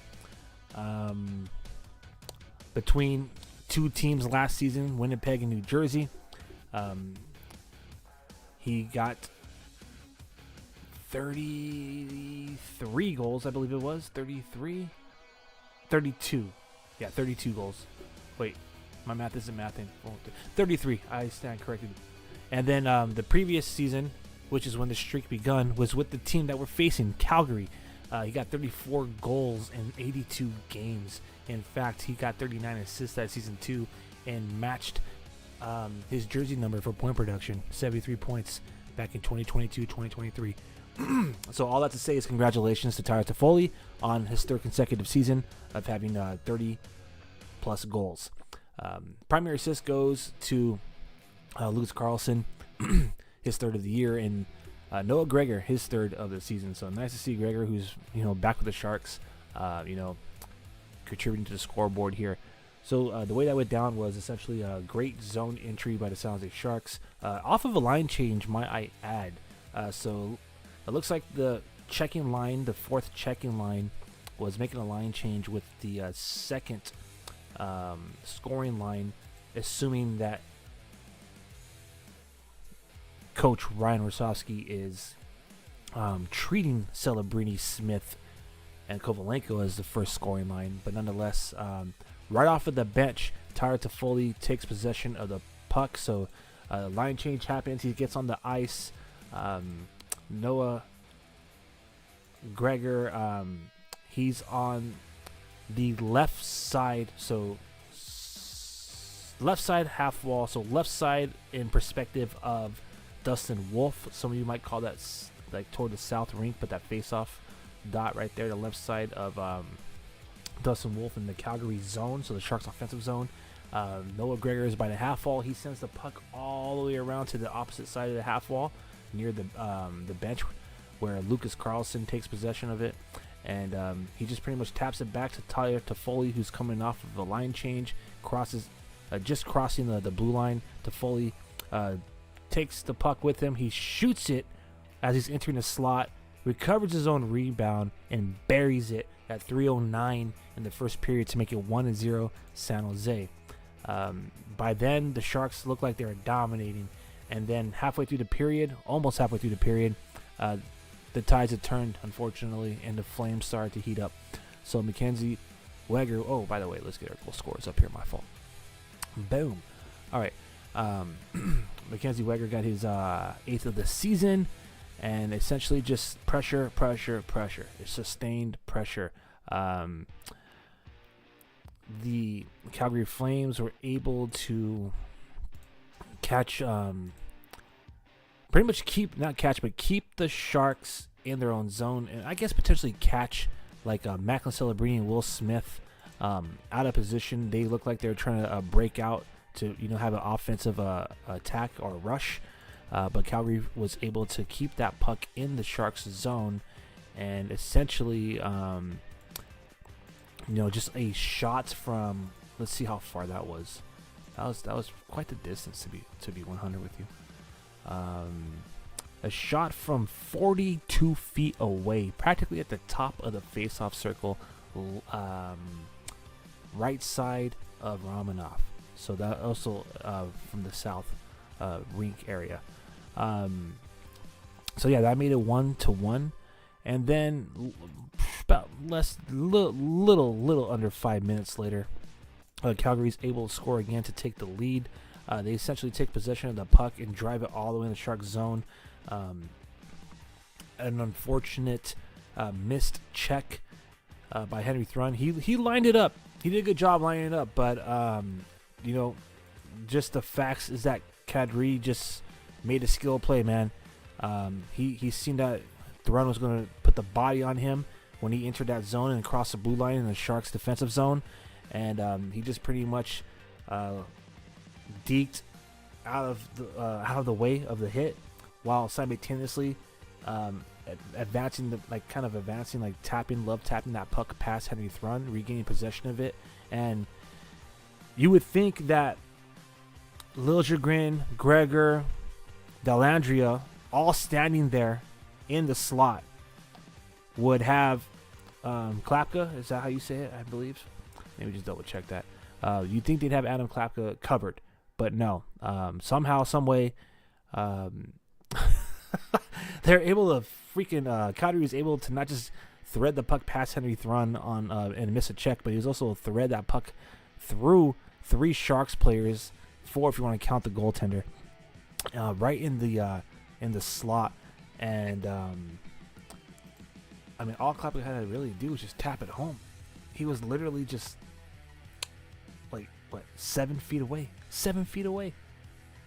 All right. 7 feet sounds like a lot of sounds like a big distance, but really that's just right at the top of the edge of the crease. So that made it 2-1 Calgary, and that's where we are right now. Okay, let's take a look around scores going down around the league here, and let me see here. Maybe I'll just add it. Why not? I've been doing it without it lately, but let's just add it. I think that's fair. Give me a brief second here, fam, as I'll add the scores for you guys.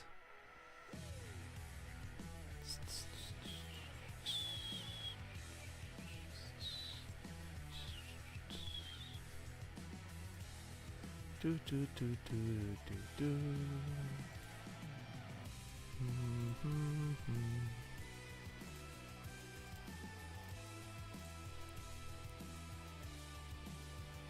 All right, there we go.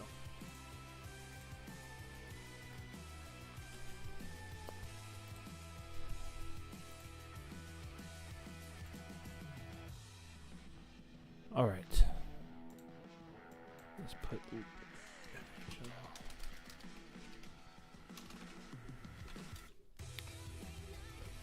I'm doing this live, so pardon me.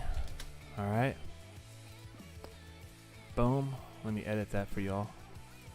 Let's go. 20.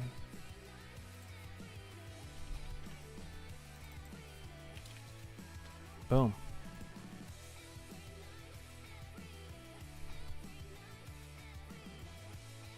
Oops, wrong one. All right, there you go. Now we can take a look at some of the scores going around the league. Thank you all for your patience. Thank you all for chilling with me here tonight too, by the way. As I see 74 of you throughout X and or YouTube. I appreciate you all coming through on this Sunday evening to do a watch-along party with real-time reaction to the action. It sounds like Sharks are currently trailing the Calgary Flames 2-1 after one period. Some scores going down around the league. You could already see it.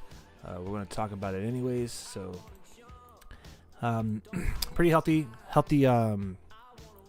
schedule of games. Healthy serving of games, rather. Today, for being Sunday in the National Hockey League, 9 games going down across the league. Currently, the only games that are currently in progress right now, besides the Sharks, are the Oilers and the Jets. So Edmonton has a 2-1 lead in Winnipeg right now.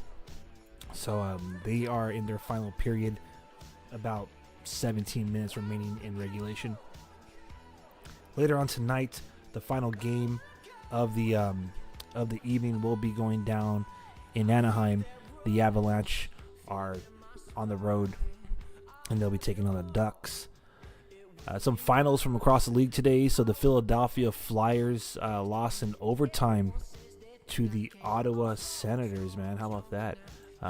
Fabian Zetterlund got his 19th goal of the season. He scored that goal to make it 2-2. 2-2 at 4 minutes and 41 seconds in that third period. And I imagine that's to start it, not to end it, okay? And then Tim Stutzle just had himself a night. Did he get 2 goals that night? He sure did. He got his 22nd and his 23rd goal to win in overtime. But I just want to briefly mention that, Fabian Zetterlund scoring goals in Ottawa. All right. How about the Islanders? New York shutting out New Jersey. You got to love that. Bo Horvat got the only goal in that game and was unassisted, so solo effort. He scored at 19:03 in the second period, his 28th of the year. In Pittsburgh, the Penguins lost to the Boston Bruins. A lot of people are tripping because it's the first time in forever, that the Bruins, the original 6 United States NHL teams are not in the playoffs. My bad, got distracted because the home broadcast was showing Bret the Hitman Hart in attendance for this game between the Flames and the Sharks. That's awesome. That's so awesome. I'm a big wrestling fan, and one of the best birthday gifts this season, or this WrestleMania season, is that it falls on my birthday weekend. So, WrestleMania 41 is going down in Las Vegas this year, so can't wait to see the granddaddy of them all, as they call it. Okay, but back to hockey. Bruins defeat the Penguins on the road 4-1. The Maple Leafs defeat the Hurricanes on the road 4-1. And how about the Lightning, man? Woo-wee! 7 goals. 7-4 victory over the Buffalo Sabres at home. And Ovechkin gets his 43rd goal of the season. So Ovechkin continues to have a freaking fantastic career. What is that? Number 896 now? Right? So congratulations to him. He obviously broke Rescue's record. He's continuing to build on it. Wow. What a season. What a career. But nonetheless, they lost 4-1 at home.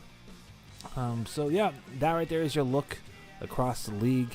And I believe we are just moments away from puck drop for the second period. So let's close off this intermission report now. It's time to go back to watching along. All right, there's 83 of you in here, and I think that's good enough to officially dub it as usual. Thank you all for making Shark City Hockey's premium live streams the #1 trending live stream delivered by diehard San Jose Sharks fans right here in the heart of Sharks territory. That is Shark City, California. Capital of Silicon Valley, first capital of Cali, San Jose. I appreciate you all. I'm Aaron James, your host and creative at Shark City Hockey. And, just saying thank you so much for all your support during our watch-along parties, our premium live streams for the last 2 seasons. I really appreciate y'all. This is our season finale watch-along party for San Jose Sharks Hockey. We will do watch-along parties for San Jose Barracuda Hockey for the Calder Cup playoffs. Calder Cup playoffs begin April 23rd. Who knows? Maybe we'll do a watch-along for the last 2 games of the season. But we'll have to wait and see because I believe they're playing them around my birthday. So I got some plans this week, baby. It's been a long season. So like I said, relieved that the Shark season is over and super, super stoked that the Barracuda have brought postseason hockey back to San Jose for the first time this decade in the 2020s, baby. All right, game on. Second period has begun. Let's get the scoreboard updated. Let's go. We are in the second period. 20 minutes on the clock. Boom, boom, boom. Start it. Let's go.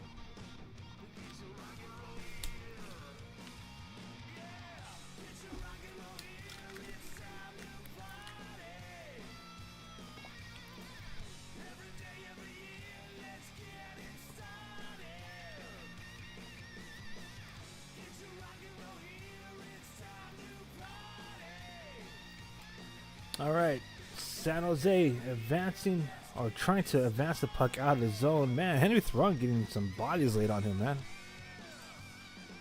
Oh, man. All right. We're going to take a brief moment to update our stats here.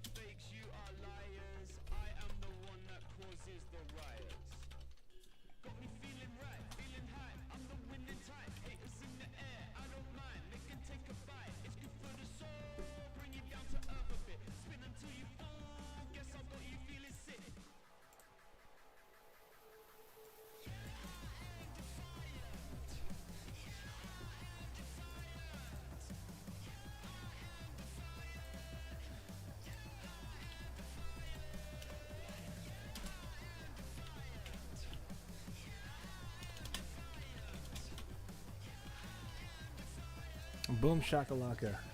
Now our scroll is updated.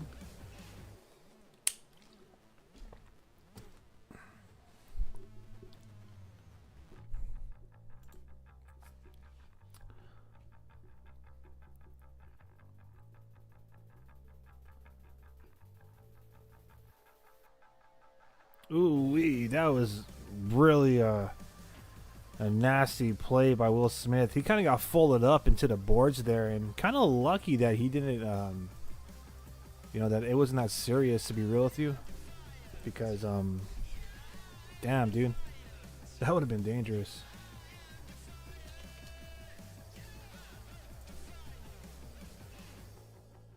All right, here we go. I need some more time to the clock, my fault. All right, San Jose Sharks dump the puck down deep. They force Dustin Wolf to go to the trapezoid and play it up. Flames clear the zone, and they dump the puck back down into the Sharks trapezoid. So right now, a 200-foot game back and forth. Ooh, another hit. Delangelo gets sent from the freaking face-off circle all the way down to the half wall. What a hit. Calgary is starting to get physical in this game. So,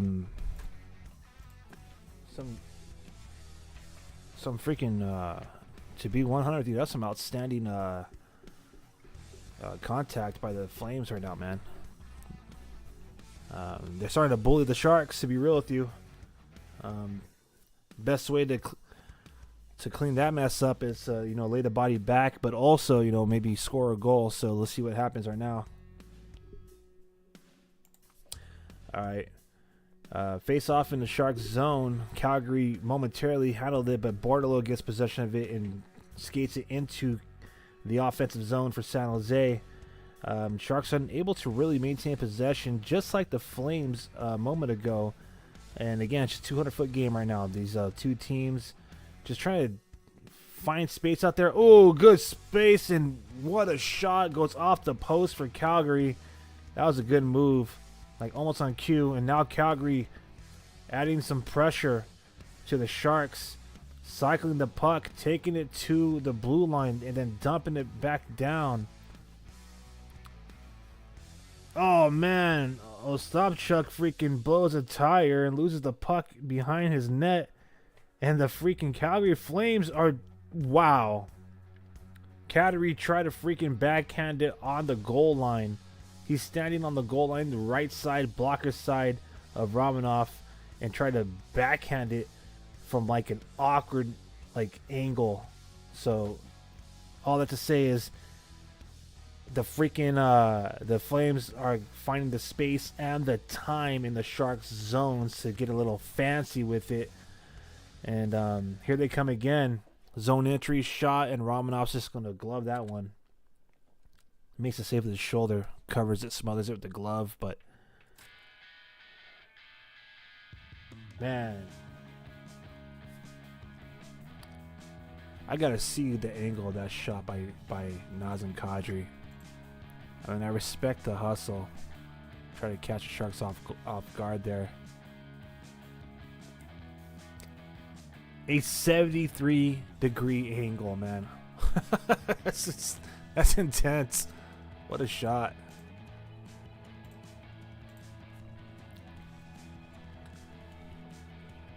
Just a quick reminder, if you're on X or on YouTube, I will get your comments in the comment section. They'll probably only show up if you're chatting on YouTube, just to be 100 with you.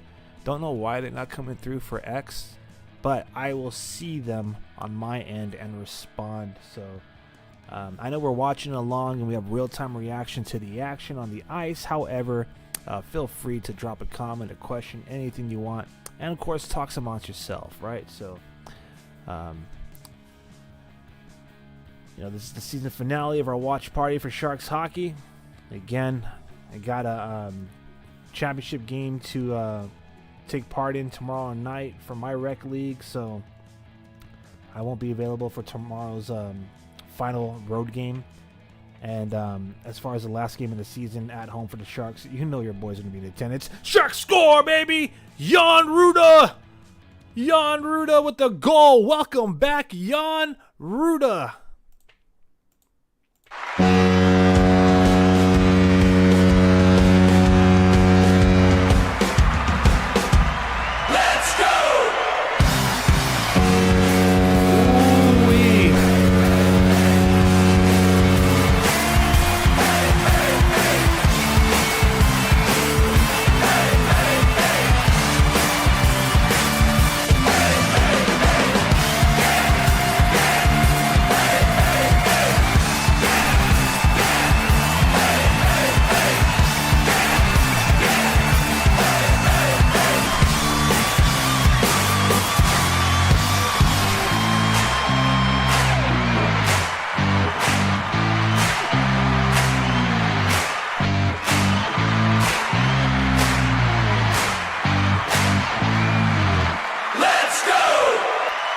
Let's go, baby. San Jose Sharks goal. Jan Ruda, welcome back. His second game back after injury, and he gets his third goal of the season. I think we got a Calgary fan in here saying, hell no. Nah. It's all good, man. Heaven, yes. All right. Jan Ruda, his third goal of the season, ties his game up at 4:20 in the second period. It's a 2-2 game. William Eklund with a beautiful assist. How about that redirect pass? William Eklund right there by the post redirects it cleanly behind him to wide open Jan Ruda. Absolutely just undressing Dustin Wolf in net. Tyler Toffoli gets his 23rd assist of the year, so he has a multi-point night. That right there was a beauty of a goal. We got a tie game. And here comes Macklin Celebrini now. Sharks got some momentum on their side. Celebrini and Smith working the puck. Oh, Will Smith blows a tire. Got some pressure still, though.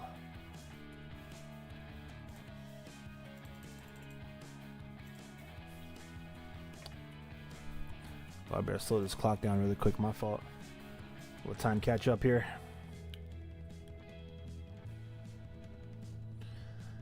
It feels good to see the Sharks with some more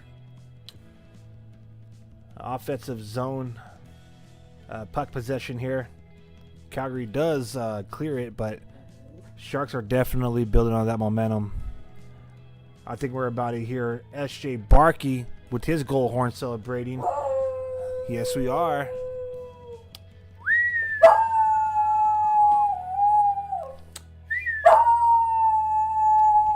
That's Sebastian James Barkey, everybody. He's saying goal.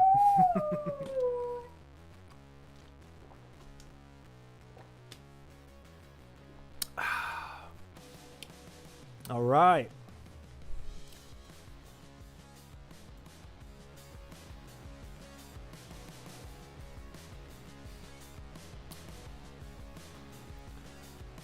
Oh, shot by Farabee. He's bouncing around. It's loose. And Romanov is able to find it.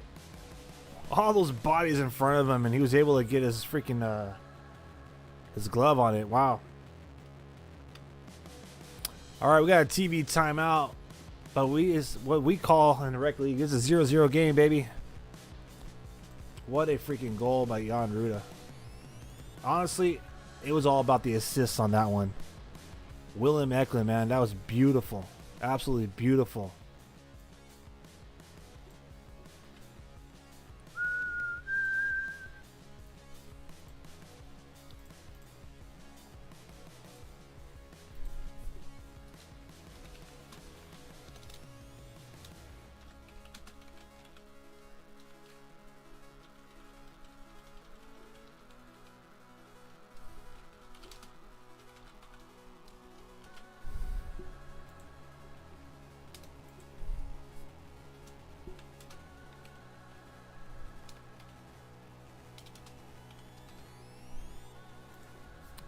All right.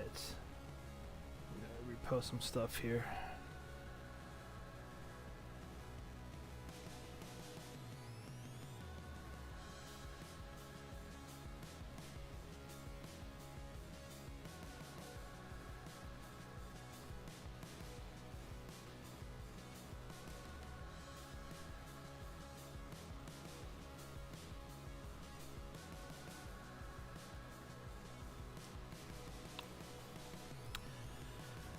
All right. What's up, everybody? TV timeout right now. It sounds like Sharks are back in this game. Gotta love it. Again, if the Sharks win this game, they eliminate the Calgary Flames from playoff contention. All right. This is as close to the playoffs for this guy as a Sharks fan. It is as close to the playoffs as going to feel for me. All right. Can't wait for the Cuda to be in the playoffs, but for Sharks, this is as close as it's going to get. So I hope they get this dub tonight.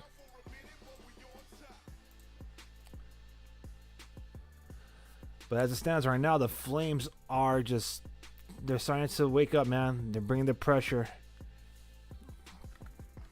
Sharks are able to clear the zone. Great play from Toffoli. He dumped the puck. And took a nice little Sharks bounce, so it wasn't icing.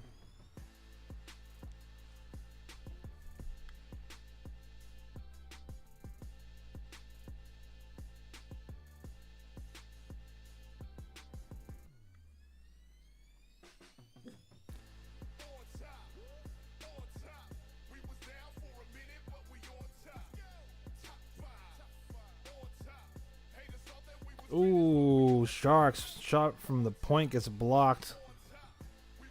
Come on, Thrun. Here comes Henry Thrun now. Enters the zone. Nice stretch pass that gets intercepted. Barlow is trying to get Carl Grunstrom on the opposite side of the rink.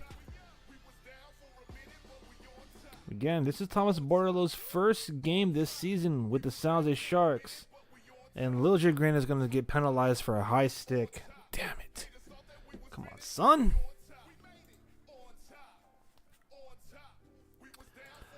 Timothy Liljegren is getting called for, I believe, high sticking. Yep, that's what it's called, high sticking. So the San Jose Sharks are on the PK right now.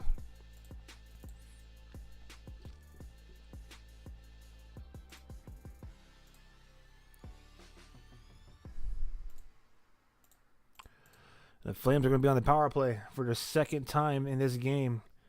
Both penalties, and the only two penalties in this game have been on the Sharks. So earlier in the first period, they got called for too many men on the ice, and now Liljegren gets called for high sticking. So let's go. He got called for high sticking on Farabee.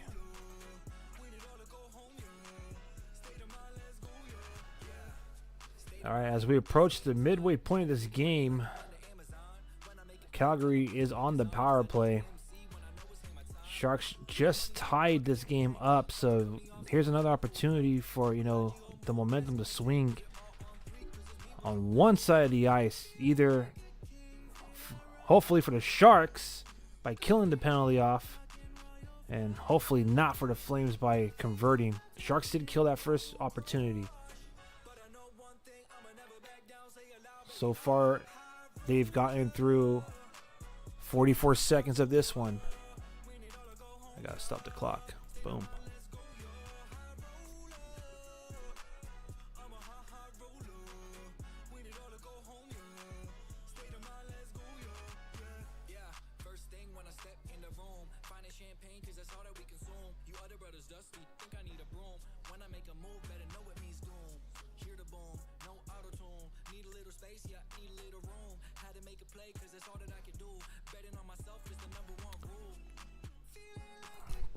All right.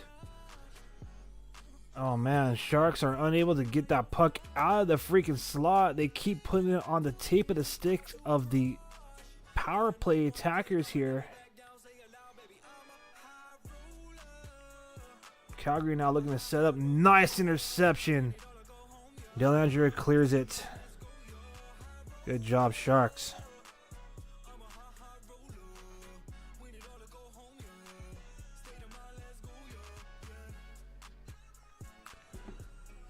About 33 seconds remaining on this penalty for the Sharks, and we're approaching the halfway point of this game. This is a crucial penalty kill.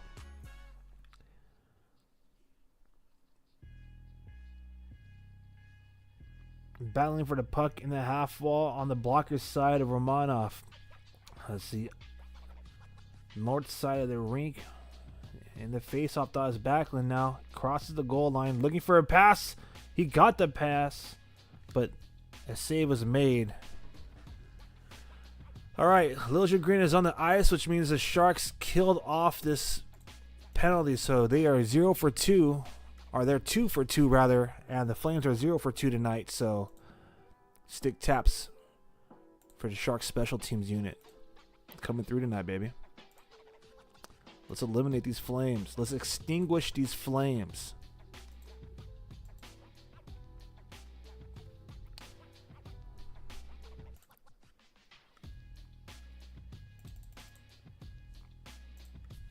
All right.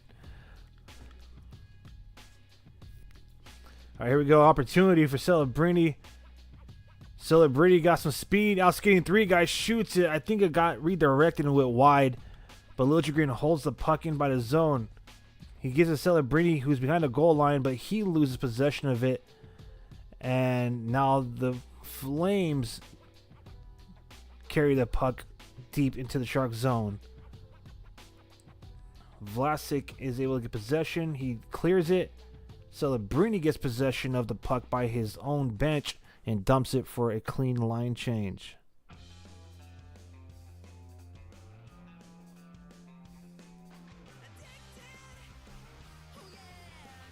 All right.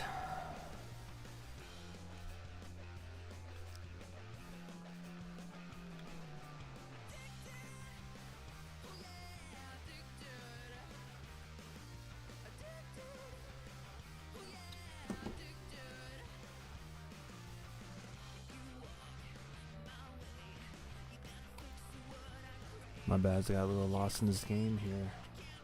Here comes Wenberg. Oh, I fan on the shot. I don't know if that was just back checking or... Oh, nice shot. Dustin Wolf having to fight off Eklund on the rebound.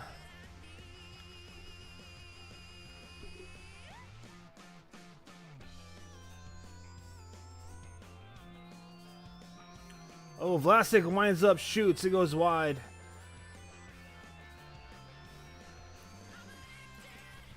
Sharks getting 2 good opportunities in the last minute there. Checking line out there. Gregor, Dellandrea, and Goodrow. All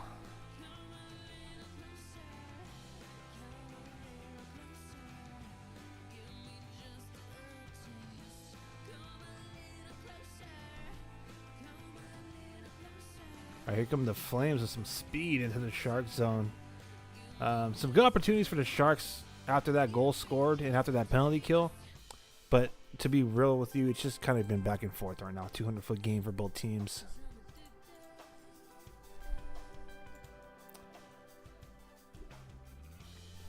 Not too shabby, baby.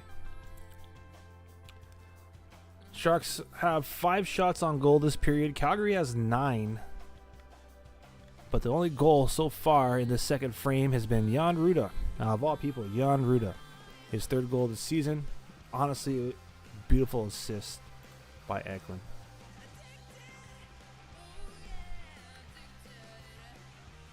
All right. Face-off won by Calgary in the Shark zone. Couple of shot attempts do not find a way through. Puck finds its way into the center ice. Flames carry it back to the zone. Then advance it with a pass into the Shark zone, winning the battle in the trapezoid for it and almost setting up a prime opportunity in the slot. Oh, nice poke check, but the puck is taking a lucky Flames bounce. Dellandrea, great play on there, but unfortunately couldn't settle that puck for the odd man rush. Will Smith pass gets... Oh no. My bad. This is back and forth hockey right now, fam. I can't even keep up. I don't know how these guys do it play by play. Because they're the best. That's why. Wow.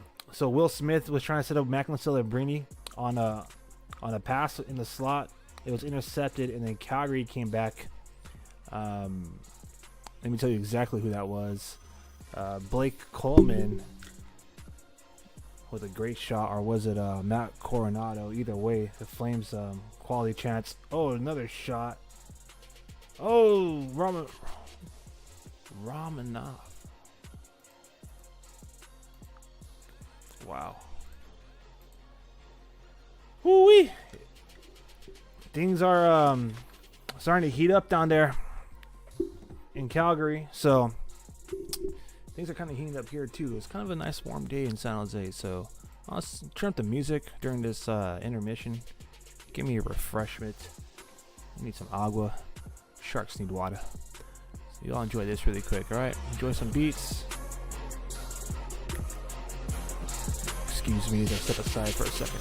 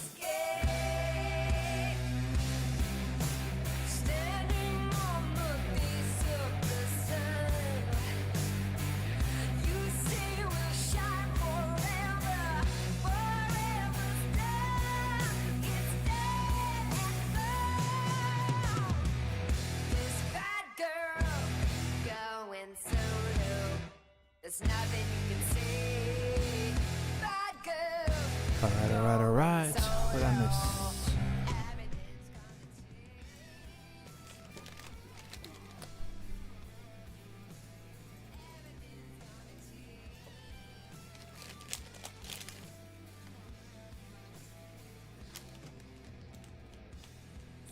Wow, what a stat. All right. So I've been geeking out over William Eklund's assist, right? So William Eklund got his 41st assist, as I reported earlier. All right, this right here is via Sharks, Sounds like Sharks PR on X.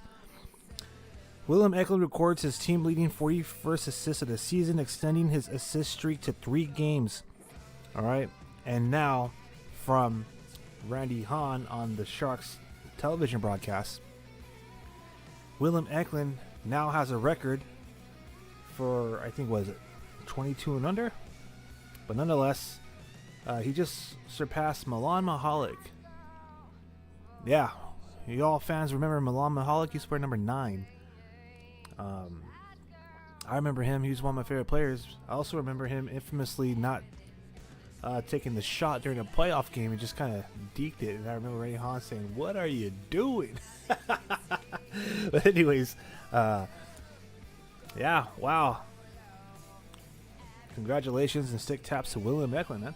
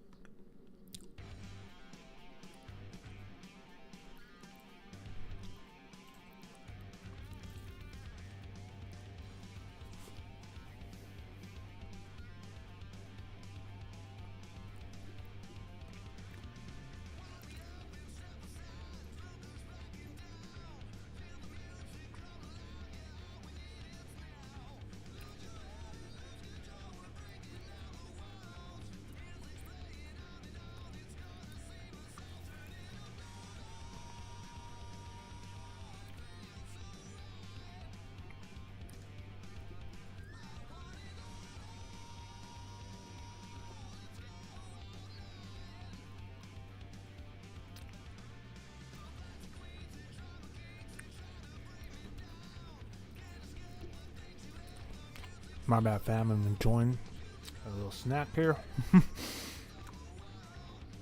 And the game. Every now and then I get a little quiet. Kind of zone out on the game.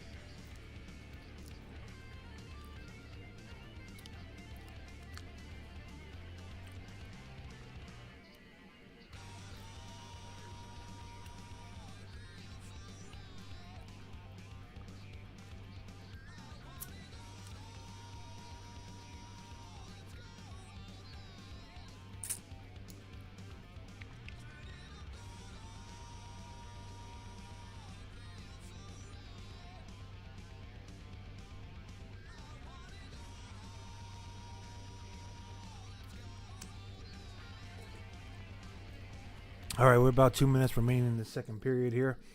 I know it's not football. You don't need a 2-minute warning. But I just noticed that my clock hasn't been running. So my bad. My fault. Boom. There we go, fam. My apologies.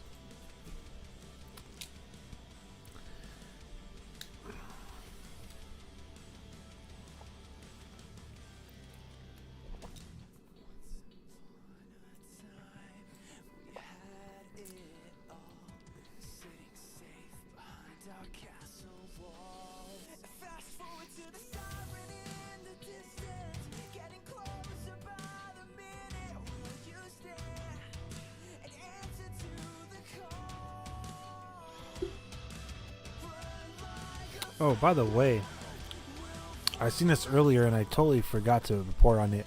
But with Dan Ruzanowski posting it, this is the San Jose Sharks' 2600th regular season game in franchise history.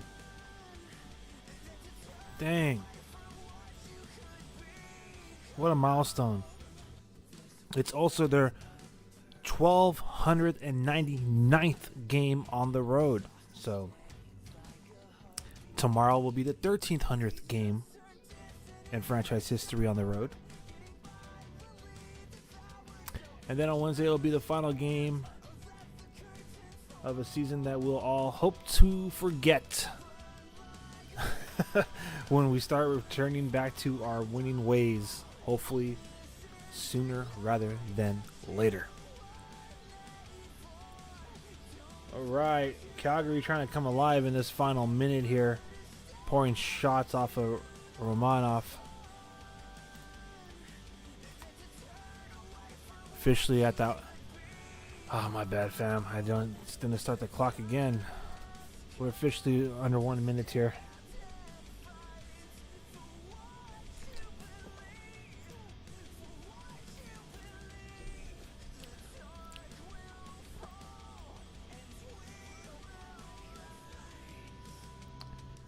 All right, let's go, Sharks. Make sure you not surrender a goal. 2 shots in a row. 2 saves in a row by Romanov. Are they really going to take a TV timeout with 30 seconds remaining in the period? That makes no sense. Hurry up and get that last commercial in. Anyways, that's crazy.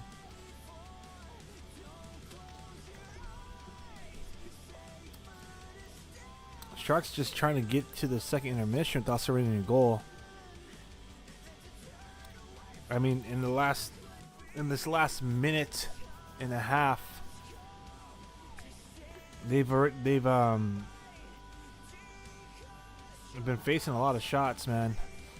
Some of them getting on goal, but most of them being, blocked or missed. So Kevin Ball took a shot blocked by Wenberg. Mackenzie Weegar got a wrist shot saved by Romanov. Blake Coleman missed a shot wide. And then just right now, back-to-back saves by Georgiev. Blake Coleman pretty much like point blank, man. Got 2 shots off in the 1 second. All right. Macklin Celebrini in the face-off dot against Nazem Kadri. We got a face-off coming up right now. I can't believe they took a TV timeout with 31 seconds. Come on, man. Stop playing with us here.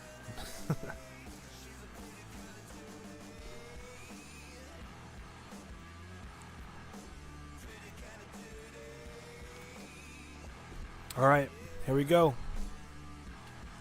Let's get to the locker room, baby. Let's drop the puck and get to the locker room.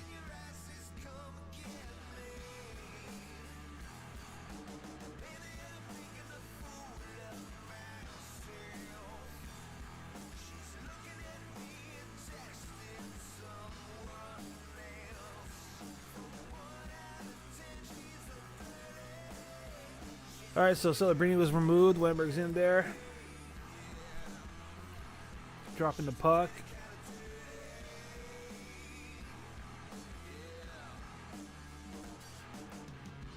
20 seconds. Oh my gosh, this is the longest 30 seconds ever.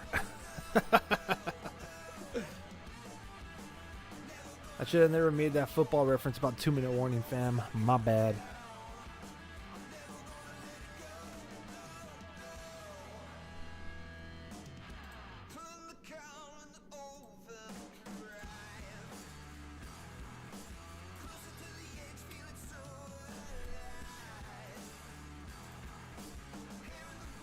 Oh, I do not like how many opportunities the Flames are getting in this final minute. I know it's not hitting the net, but still.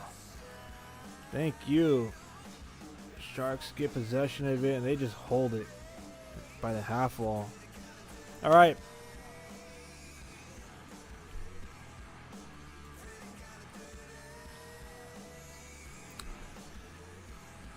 What a period. So far, I like what I see. Didn't like those final couple of minutes defensively for San Jose, but Sharks found a way to get back into this game and tie it up. They had no goals against in the second. I wish they play a little bit more disciplined hockey in the final period because there's only been 2 opportunities on the power play, and they both belong to Calgary. And they both happened around like the midway mark of each period. So that first period, 10:45. This period, 7:49. Definitely want to see a disciplined third period. So for the next 20 minutes, play disciplined hockey. Let's get this freaking goal. Let's get this dub in regulation, and let's end Calgary's season. Again, if Calgary loses tonight to the San Jose Sharks in regulation, they are eliminated from playoff contention, and St. Louis Blues and the Minnesota Wild will officially clinch a playoff berth. However, if this game ends up going to overtime, whether or not the Flames lose in overtime or a shootout, if they earn a point in the standing, then you will have the Minnesota Wild clinch a playoff spot. All right, so the Flames are holding on. They got a little spark left, and the Sharks can completely extinguish their playoffs hopes if they can find a way to win the game in the next 20 minutes. Let's hope that happens. All right. Well, you know what time it is, baby. It's time for your mission report. Let's go. Boom.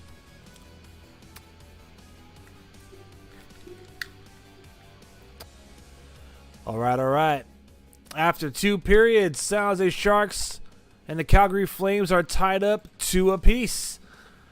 Shots on goal for San Jose, 20, 22 for Calgary. In that second period, it was like a reflection of what happened in the first. So, shots on goal for San Jose was 15 in the first period, and for Calgary, it was 6. In the second period, 5 for San Jose and 16 for Calgary. How about that? So 22 shots on goal total for the Flames, 20 for the Sharks. Faceoffs are starting to be controlled by Calgary. So I believe the Sharks were at 59% in that first period.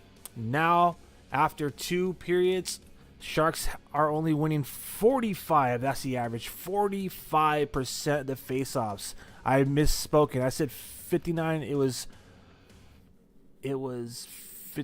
what was it? 55 in the first period. So pardon me. Stand corrected. May have been some adjustments on the leagues, and they tend to do that in between intermissions. All right.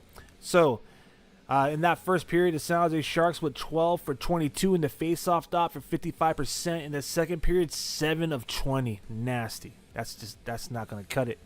Only winning 35% of the faceoffs in the second period. So a grand total being 19 faceoff wins out of a possible 42 for 45% of the faceoff wins. Who is contributing to that win percentage? Well, let's find out.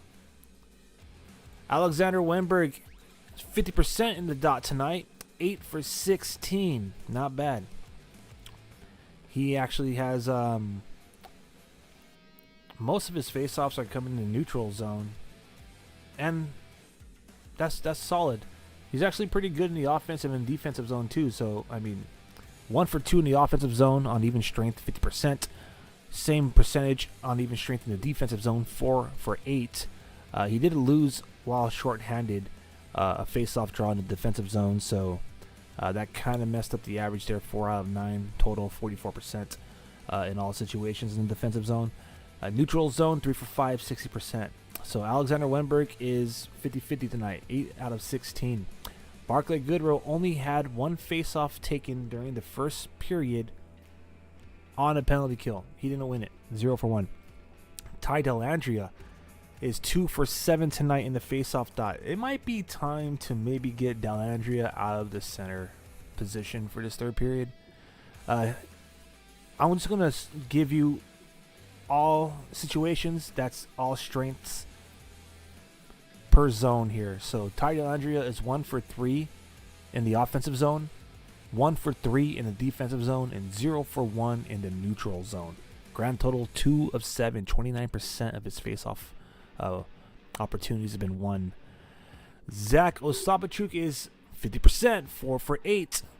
All of his face-offs came while on even strength. He's 50% in the offensive zone, 1 for 2. Same percentage in the defensive zone, 2 for 4.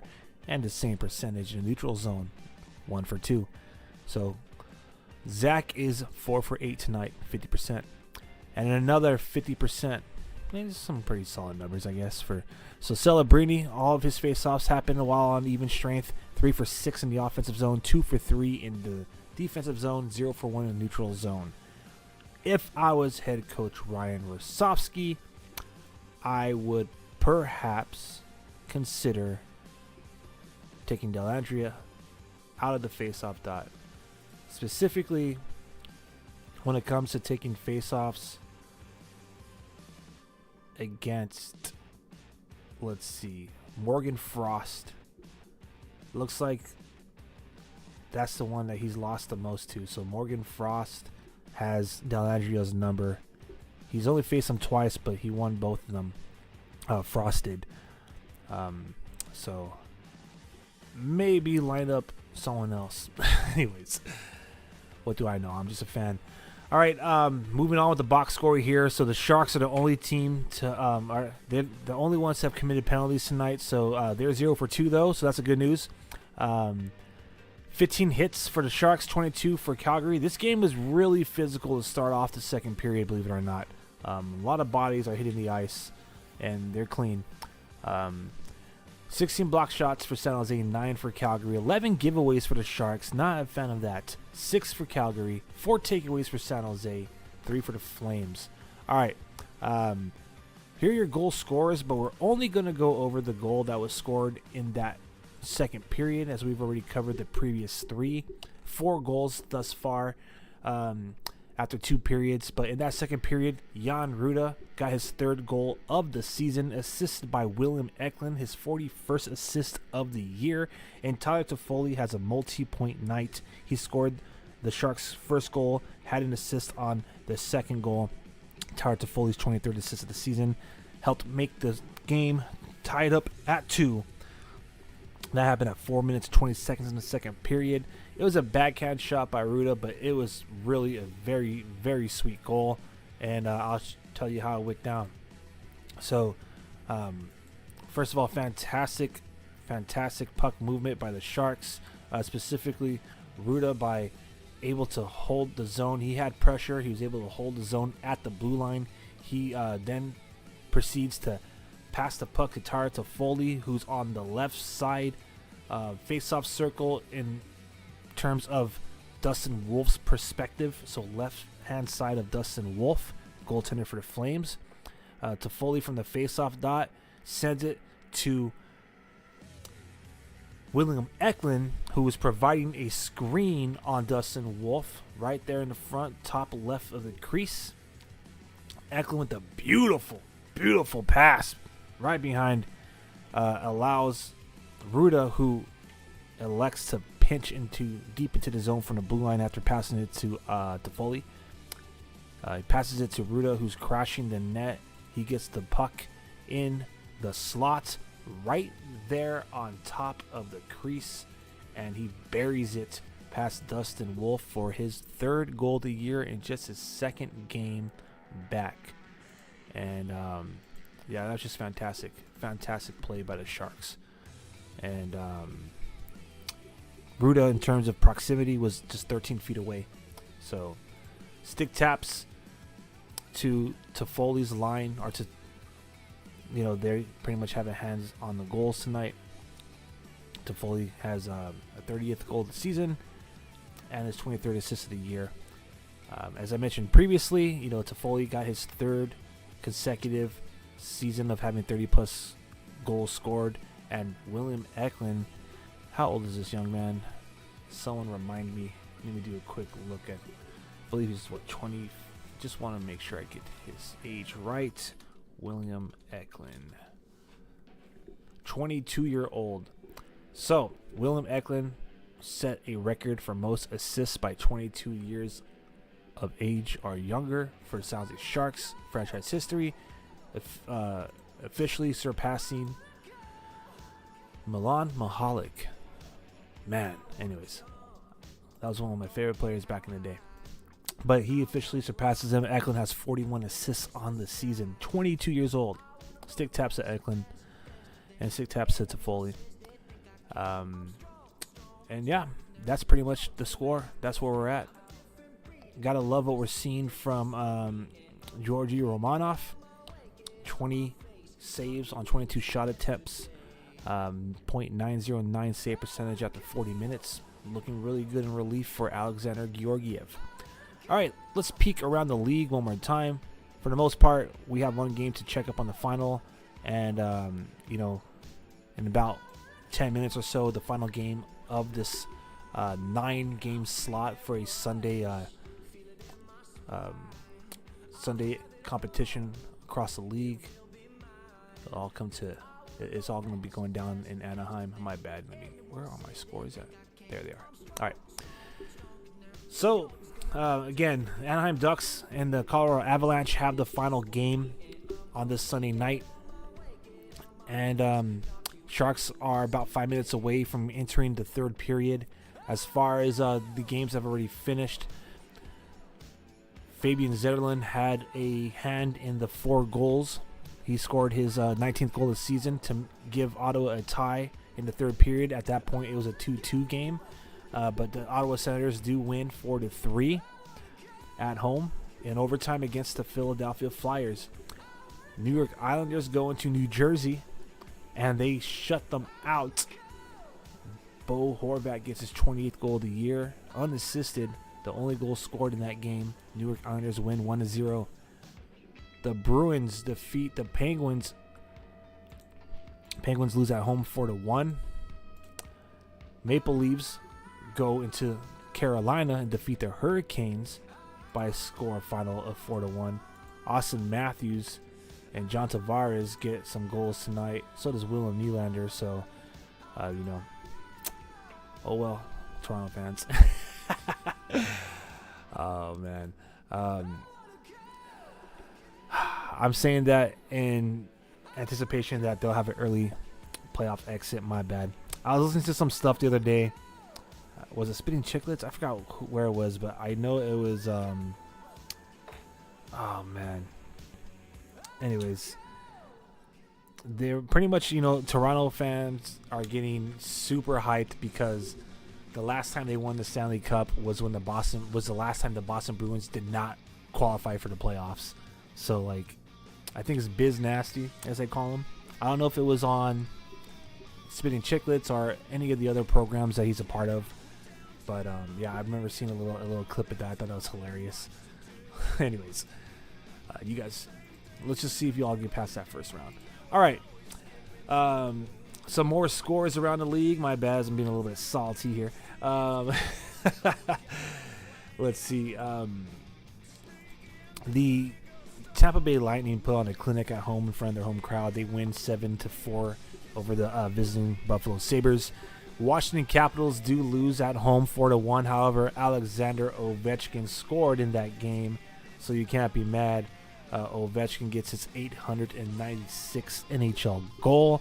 so he continues to build upon that record that he already surpassed the great one with. Now we're going to call it the Great 8. Congratulations to Ovechkin. What a career, man. Honestly, I think it'd be kind of dope if you get to 900 to end the season. Oilers win on the road over Winnipeg. Final score 4-1. And that's pretty much it. Got the third period going down here in 2 minutes for Sharks and Flames. And again, the final game tonight will be in Anaheim, Ducks versus Colorado Avalanche. So that's your look around the league. And I'm Aaron James, your host of this premium live stream brought to you by Shark City Hockey, your go-to source for San Jose Sharks fandom. If you haven't done so already, please consider having a primary assist in our goal of getting 1,000 subscribers. I see that one of y'all have already subbed, so I got to update that. So we're now at 778. So I just urge y'all again, whether you're watching this premium live stream live with everybody else on YouTube and X, and thank you, by the way, to all of you for making this the #1 trending live stream delivered to you and presented by diehard San Jose hockey fans. So if you're catching it live right now and you're watching on X, please consider jumping over to the YouTube and hitting subscribe really quick, and then come back to your preferred platform. Or if you're catching this on YouTube after, after the after party, I guess, right? After the premium live stream and watch party is completed, please consider subscribing as well. All right, this will be just one more reminder. This is the season finale of our San Jose Sharks watch along parties. The next time we get together will be in about a week, when the San Jose Barracuda start their playoffs. So I'm just going to declare it. We'll get together sometime around April 23rd when the Calder Cup playoffs begin in the American Hockey League, and we'll do watch-along parties for the San Jose Barracuda as they try to chase the Calder Cup. All right. So that right there is all she wrote. Let's get ready to get some game on here.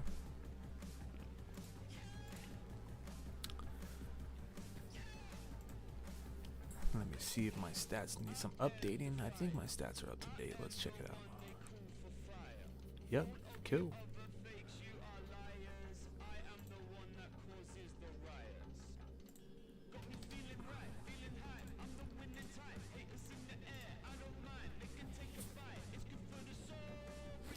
All right, fam.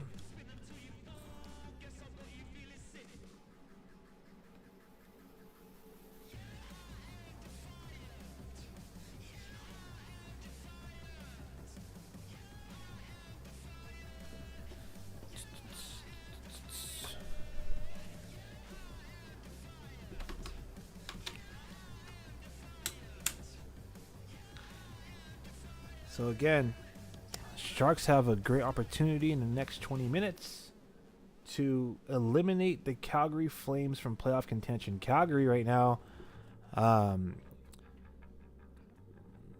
they have some work to do. All right, so currently Flames, I believe, have 90 points in the standings, whereas the Blues have 4 points on them, and Minnesota has 5. So both of those teams will clinch a playoff spot tonight. And pretty much the West will be won, if you will. All the spots will be, solidified. The standings not so much, like, the ranking, but we'll have all of our playoff teams at the end of the night in the Western Conference should the Sharks wrap this one up in regulation. If this game goes to overtime, Calgary gets that 1 point in the standing, their playoff hope stays alive, and Minnesota clinches.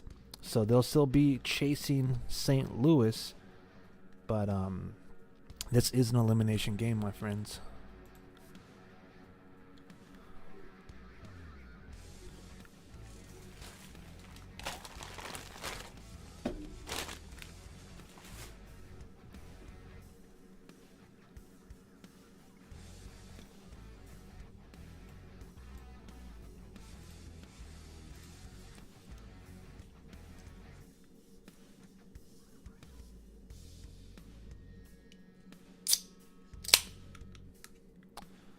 Having some V8 juice.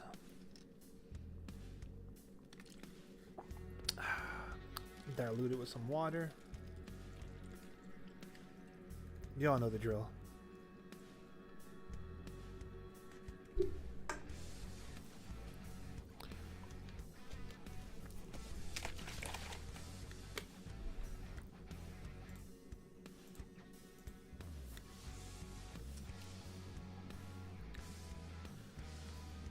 Oh man, well, you see it there. We got the spoiler, of course. Here, our live game action tracker is about 20 to 30 seconds, give or take, sometimes 10 ahead of what we actually watch along with. But we already know what's going to happen. That freaking Calgary Flames have broken the tie.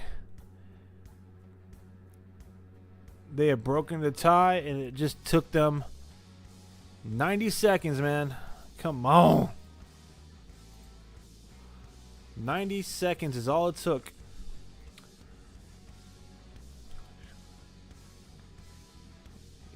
Igor Sharankovic, I hope I'm saying that correctly, got his 16th goal of the year. Frost gets his 23rd assist. Pacal gets his 7th. 1 minute 30 seconds in. 3-2 Calgary, man.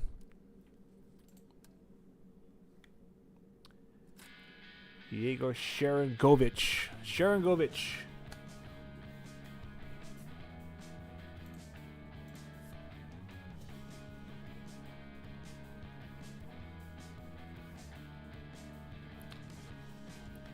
I'm hearing that that's his 100th career NHL goal, so congratulations.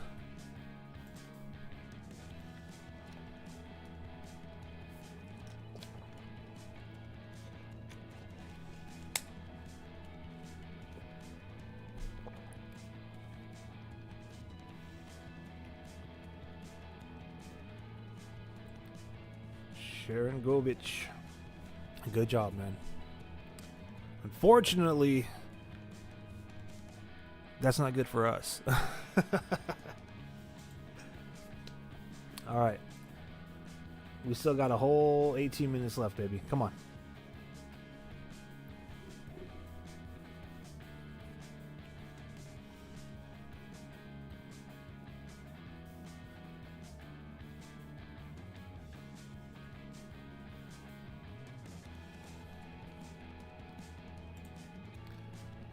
Oh, man.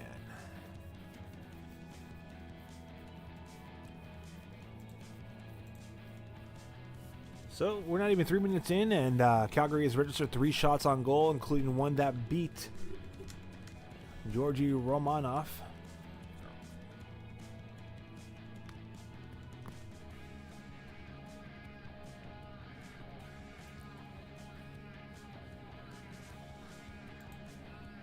Oh, come on, baby.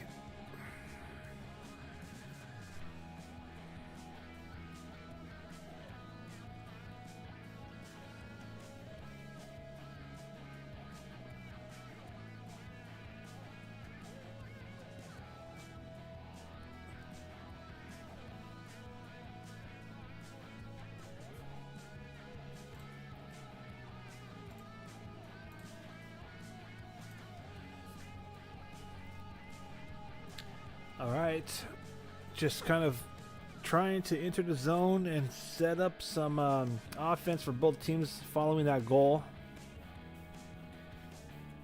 Again, just 90 seconds for the Flames to break the tie. Sharks commit icing.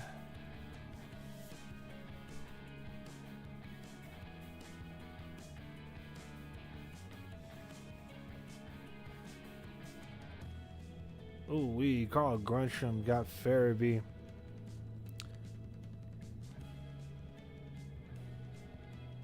They're showing a replay. I guess Farabee for the Flames is on the bench, a little shooken up, and looked like Carl Grunstrom from San Jose got his hands up a little high. Maybe got him on the stick with the face. Maybe he's just trying to sell it.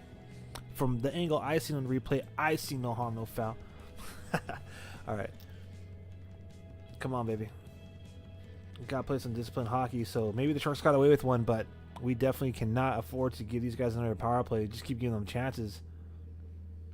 And the Sharks could desperately use one, by the way, refs. All right, here comes Wenberg. Eklund to Foley. Eklund spins around, creates some space, drop passes it to the point, or sends it to the point rather than John Ruda, and Ruda just blasts it, but that's saved by Dustin Wolf. I'll step away really quick, fam, and turn off the AC here real quick, like.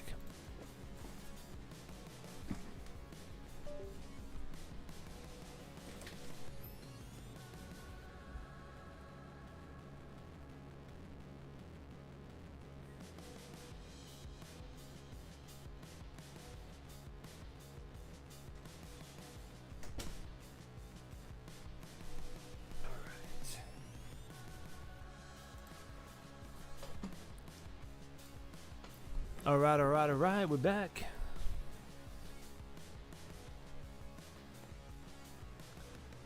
All right, here come the Sharks. So Toffoli with the puck, takes out his own zone, passes it up to Eklund, who carries it into the zone and dumps it deep behind the goal line. Battle for puck possession at the half wall, right side of Dustin Wolf. Puck to the point goes to Vlasic. He sends it across to Thompson.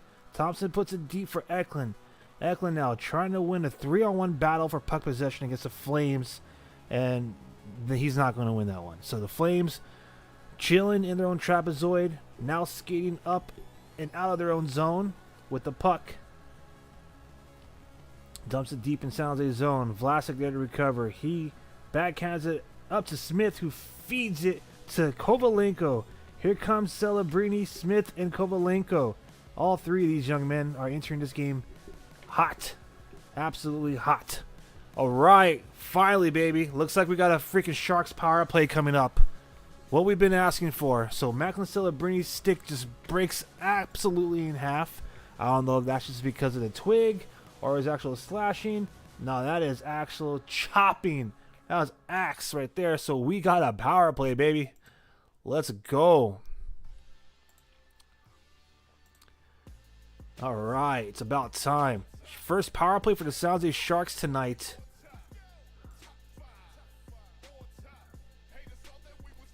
Blake Coleman gets 2 minutes for slashing, drawn by Macklin Celebrini.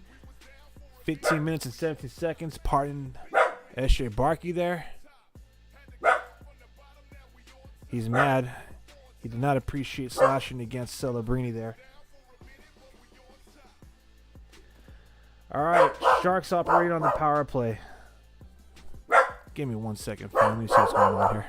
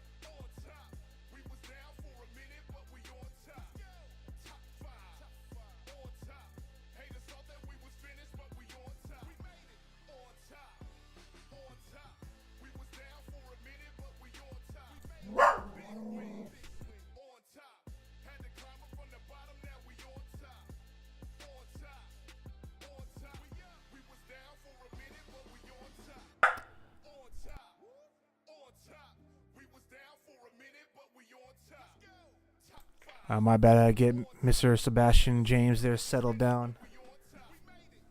Something triggered him. All right. Tyler Toffoli had a great opportunity right there to score a goal. Tie this one up.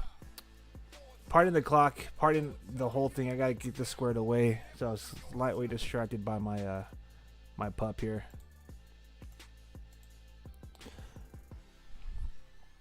All right, Sharks still on the power play.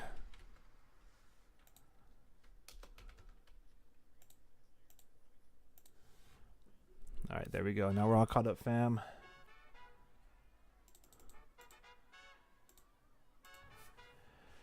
All right, 50 seconds remaining on this only opportunity on the power play so far tonight for the San Jose Sharks. To fully now possession. Celebrini and Eklund is out there. Eklund tried to send it to the point. It gets intercepted, and now it's a 2-on-1 opportunity for the Flames. Romanov makes a save. He looked like he was trying to pass it out with his glove, but there's no one to pass it to. So now the Sharks are going to have a defensive zone face-off on the power play. Man, that was actually kind of dangerous, man. With the 2-on-1 opportunity there for the Flames, shorthanded. Great job by Macklin Celebrini. He hustled all the way from the goal line in Calgary zone to cut off the potential leading pass on that 2-on-1, making it right there by the crease next to Romanov. I'm telling you, man, this kid, he gets more and more impressive as the season draws closer and closer to an end. All right, Liljegren from the blue line. He feeds it up to Will Smith. Will Smith shakes a body, takes a shot, doesn't make it way. Puck does not make its way through all the traffic. And that right there is the Sharks power play. Dunzos.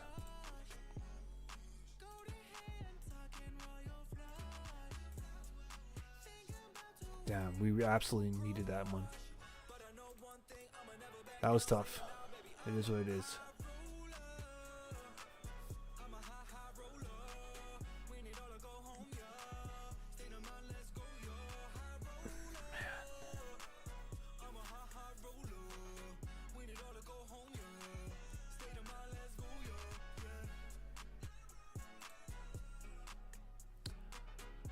All right, so Calgary goes off sides, and it seems like we are going to have ourselves a TV timeout.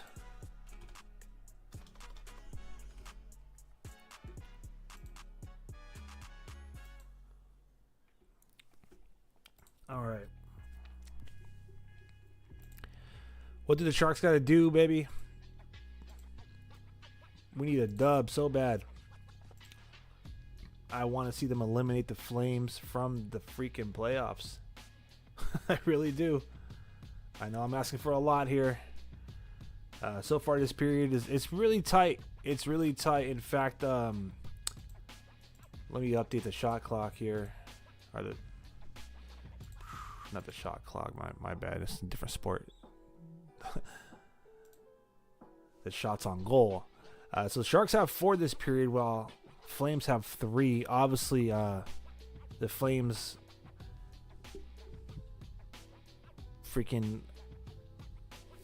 broke the tie, made it 3-2, just 90 seconds into the third period. That was tough. Tough way to start that period. Sharks did get their only power play moments ago. Macklin Celebrini stick was cut in half by a slash from Coleman, and unfortunately, I think Calgary had the better opportunity on that power play for the Sharks, as they almost had themselves a 2-on-1 short-handed opportunity. So great hustle by Macklin Celebrini to kind of shut it down, but still not the best of efforts for the special teams unit.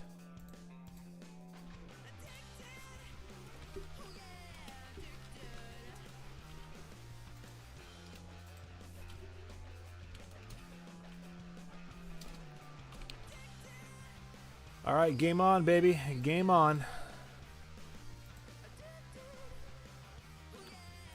Oh, what's going on with my clock here? I lost a couple of minutes.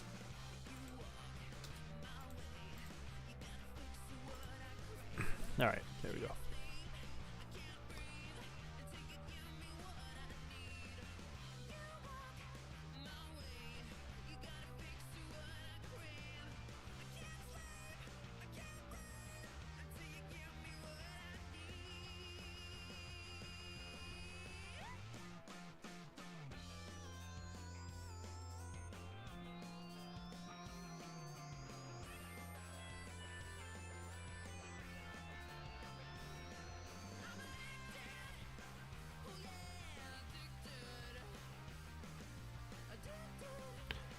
Part of the silence, fam. Got a little lost in the game there.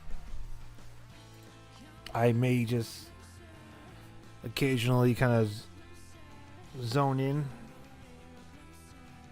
Get in the zone, I guess. Auto zone? No, I was kidding. I guess I don't want to say zone out because that sounds like you're not paying attention to the game, but you know, I'll be immersing myself rather into the action here. I know it's supposed to be real-time reaction to the action, but this right here is a very pivotal moment of this game. I think the Sharks have like the next 5 minutes to really try to swing the momentum back their way and try to get this game tied up one more time before they have to start playing against the clock as well as, you know, the Flames.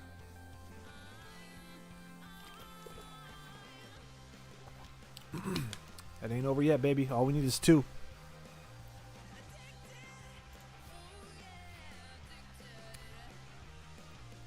Flames have possession of the zone. I don't know what Romanov's doing. I don't know if it's a screen or if he fell, but I see him kind of like a little frantic in the crease there. Luckily, the Sharks are able to clear the zone and force the Calgary Flames back into their own zone on the retreat. Great interception by Wenberg, but maybe getting a little too fancy with trying to keep the puck away and loses possession of it again. Flames dump the puck down deep while doing a line change. Sharks are really struggling to get this puck past the center ice line, man. And again, puck gets to the center ice line and the Flames just throw it down. Like I said, they got a few minutes to like really swing momentum their way because I know the Flames are going to be trying to play the clock, man. They're going to just make them dump and chase. Just make them dump and chase.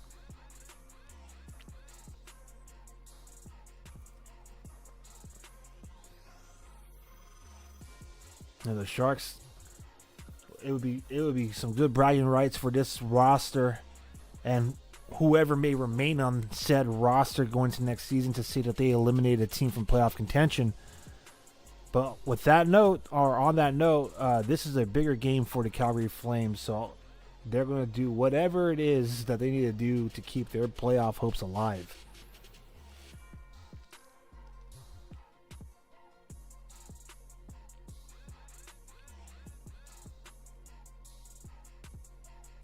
Including dumping and chasing the puck. When they have possession of it in their own zone, I imagine they're going to camp out in the trapezoid. And when they get possession of it in the Sharks zone from the center ice line down to the goal line, I guarantee they're going to be just kind of dump and chase. Why not? Here comes a zone entry from the Flames. Oh my goodness! A centering pass attempt by Matt Coronado goes off the skate of Henry Thrun, and Georgi Romanov had to react quick because that did deflect toward the net. That would have been horrible. That would have sucked. That would have been the worst way for this game to for the competitive edge of this game to go away.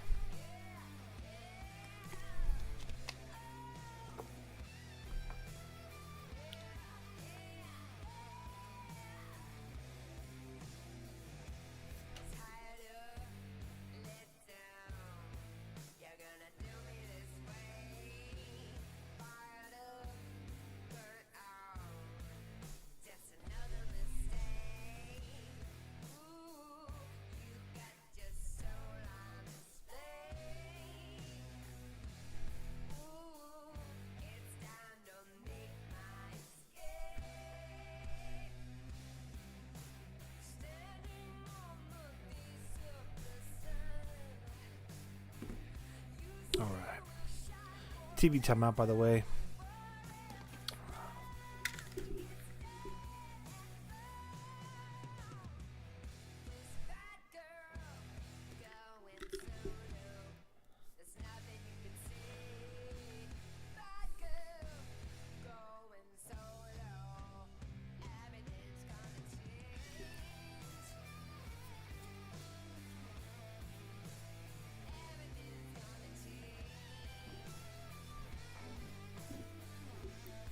that chair noise did not sound very nice. What the heck was that?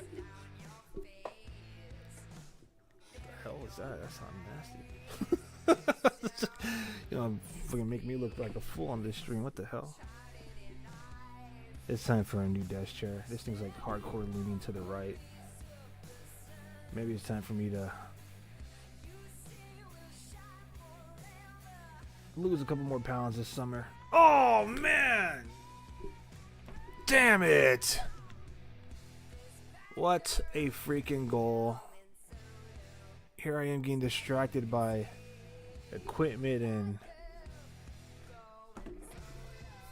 my personal fitness goals, and freaking damn Flames catch everyone off guard. Fans and Sharks alike. Just a straight point blank slapper, man. Coronado just right in the freaking slot, slaps it home, and that might be all they needed, man. That might be all they needed. I didn't even have time to start my damn clock. That's it. I hope the Sharks can come back in this game, but damn, dude, that's it.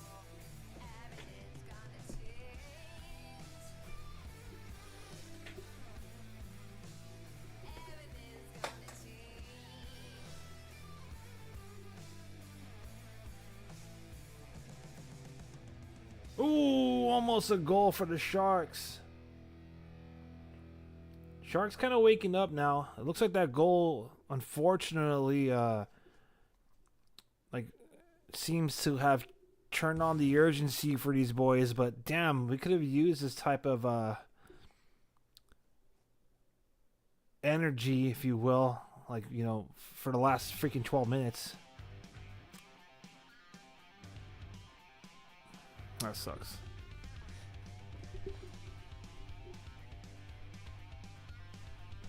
Oh, what's the whistle about?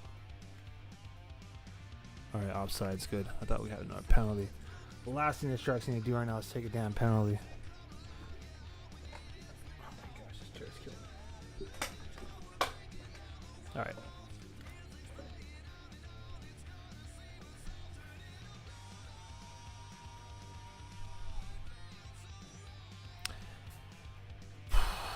Damn it, dude.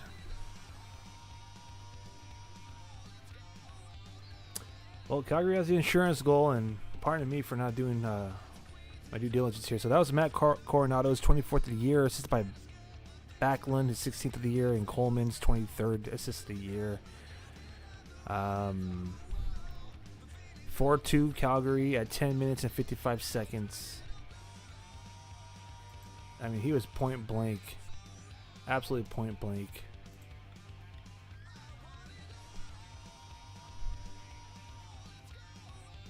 "12 feet away," which is another way of saying standing right in front of the crease.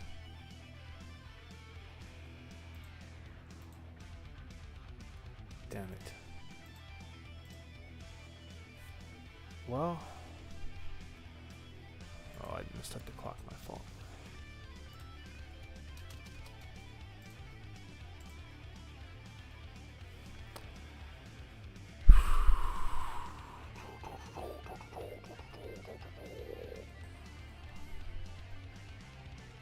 All right, 7 minutes remaining in regulation. Sharks have 7 minutes to get 2 goals to at least force overtime on their end. I mean, this game has no bearing on the standings for the Sharks. If they win the next 3 games or lose the next 3 games, it's not going to change where they stand in the NHL. They are going to be the 32nd ranked team in the league, regardless of how the next 2 games and the remainder of this game play out. However, the Sharks had a prime opportunity today to eliminate a team fighting to stay alive in the playoffs. And right now that team has an assurance goal with about 6 minutes remaining in regulation. All they really needed to do, the Flames that is was get this game to overtime to keep the playoff hopes alive. As it stands right now, it looks like they're going to gain a little bit more ground on St. Louis. Now, again, the Blues have 94 points in the standings, whereas Calgary currently has 90. If they go with the victory, if they get the victory tonight, it'll be 92, right? So, they get a little bit closer. Minnesota has 95 points right now, and Minnesota is going to clinch a playoff spot regardless. I think they're going to get that first wild card spot regardless. I mean, it has to be really interesting for them to not get it. But going to this game as it stood, Calgary just needed a point to stay alive for the wild card. Yeah. We'll see how it goes.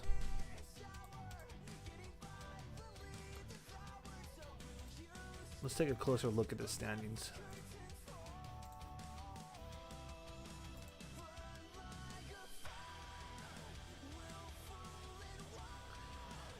So right now, 7 of the 8 playoff spots are already locked up in the Eastern Conference. So Washington, so I'm going from rank from top, so from 1 to 7. So Washington, Toronto, Tampa Bay, Carolina, Florida, Ottawa, and New Jersey. As it stands right now, the final spot is going to be between the Columbus Blue Jackets or the Montreal Canadiens. Both teams have 80 games played.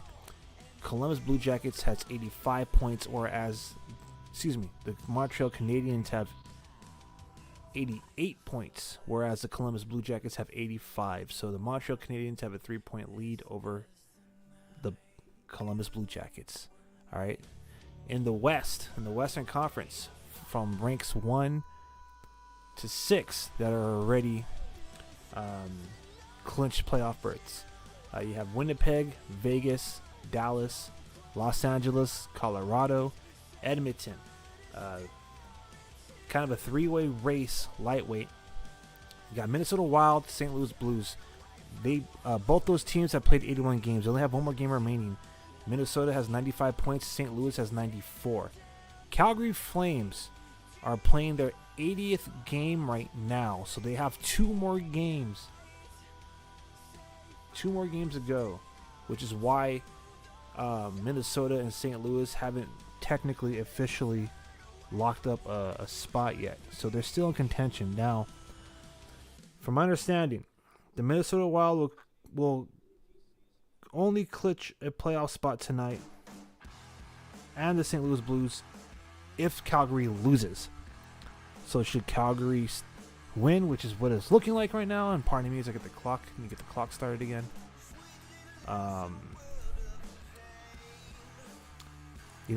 They will not be declaring, the wild card spots quite yet. So, was kind of hoping the Sharks would get this dub and mathematically eliminate the Calgary Flames from playoff contention, but they got 4 minutes to do that. We'll see what happens. Now, if the Sharks force overtime, Minnesota automatically qualifies for the playoff spots. Automatically, regardless if they lose in overtime or a shootout, Minnesota will get that spot, and then it'll come down to Calgary and St. Louis for the final wild card spot. If the Sharks could pull off a miracle and score 3 goals before this game's over in the next 3 minutes or so, then Calgary's eliminated, and Minnesota and St. Louis will be your final 2 spots in the West. Never say never, but right now it's looking unlikely. But I believe in my team, so let's go.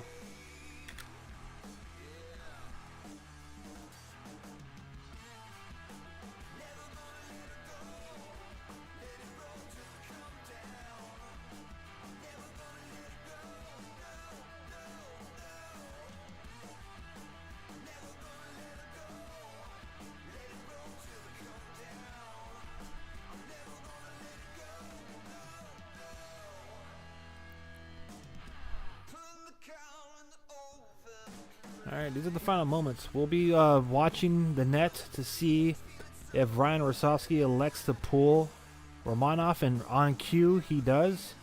So empty net for San Jose. Oh my gosh. Wow. That's it. That's it, man. Sharks had one job there. Pulling the goalie. And they turn it over. And that'll be the easiest freaking goal. Empty net goal. Just right on the net. And that's it, man. Calgary is staying alive in the playoffs. Empty net goal.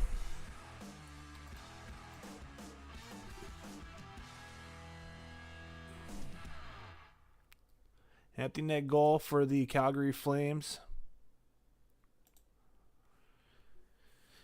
Woo! 3 goals, man. 3 goals surrendered by the Sharks in this third period. That's going to be it. Damn it, dude.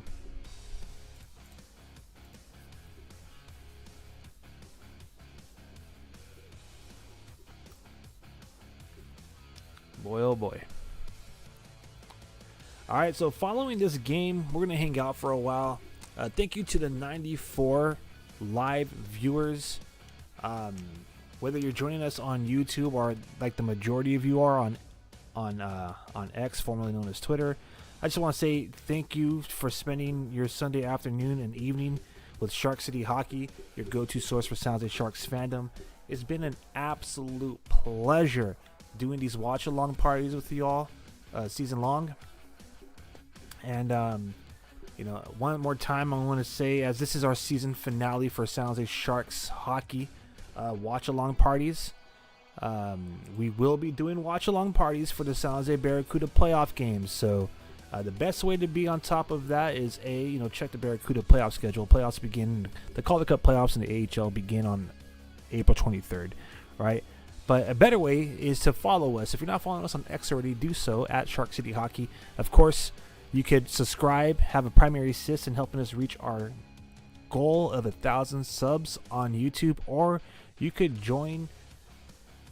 We're literally cruising, coasting, swimming toward 8,000 followers on Instagram, and that just so happens to be the home of our original, inspirational, influential, fan-led content.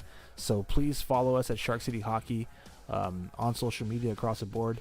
But for all you here right now, thank you again for making Shark City Hockey's premium live streams the #1 trending live streams delivered by diehard San Jose hockey fans in Sharks territory and CUDA country. I appreciate all of you out there. This will conclude our San Jose Sharks watch along parties for the season. This is the season finale. It's been this is the second season. It's been really fun developing this live stream. It's been really amazing delivering it to you all. Obviously, for those of you who've been following us since last season when we first started watch-alongs, this premium live stream evolved quite a lot throughout the last 2 seasons, specifically this season. And thank you all for whether it was right off of the drawing board or to where we're at now, which I believe is the winning formula. And I'm going to continue to make improvements. You best believe that. Just thank you all for showing your support of the Shark City Hockey brand. And be on the lookout. Shark City Hockey, even though the Shark season is finishing up, we are not done. Obviously, you got the Barracuda. We cover legacies here in San Jose as well. So we have the Barracuda, who are starting. They're bringing postseason hockey back to San Jose. First time this decade, San Jose is going to have some playoff hockey. Thank you, CUDA. And we have the draft lottery coming up.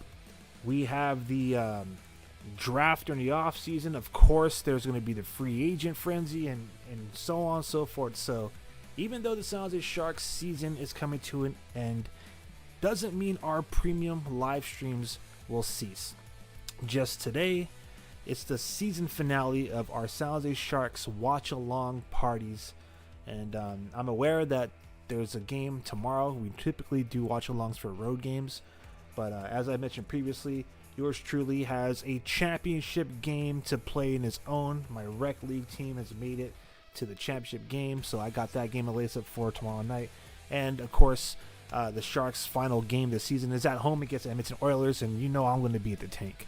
So we'll get together again for a watch-along party for the Game 1 of Round 1 of the 2025 Calder Cup playoffs. Right now, the CUDA have a couple games left against, guess what, Calgary's AHL affiliate, the Wranglers.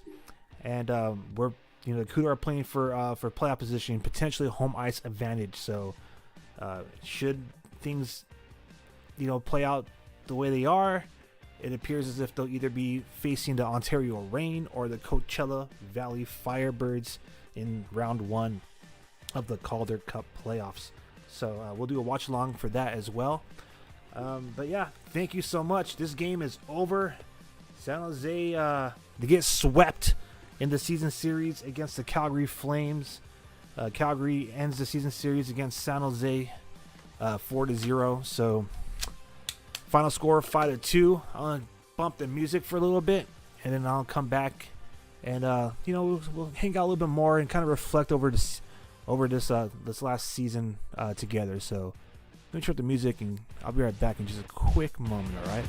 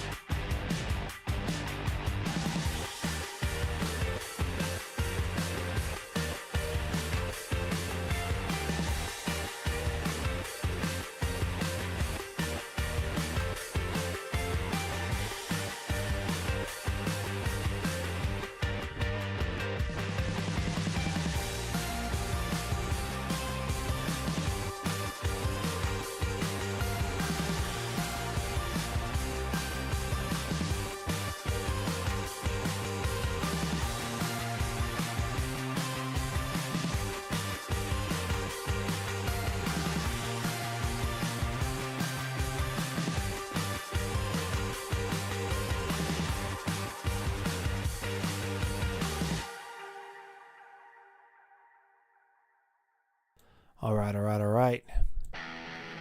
Well, that was unfortunate. Kind of hoping to see the San Jose Sharks win. No lie.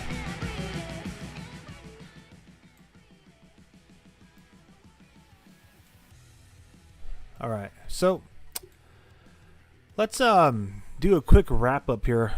Why don't we? So yeah, that sounds about right. We'll start with the wrap up of this game. So San Jose Sharks do end up losing this game.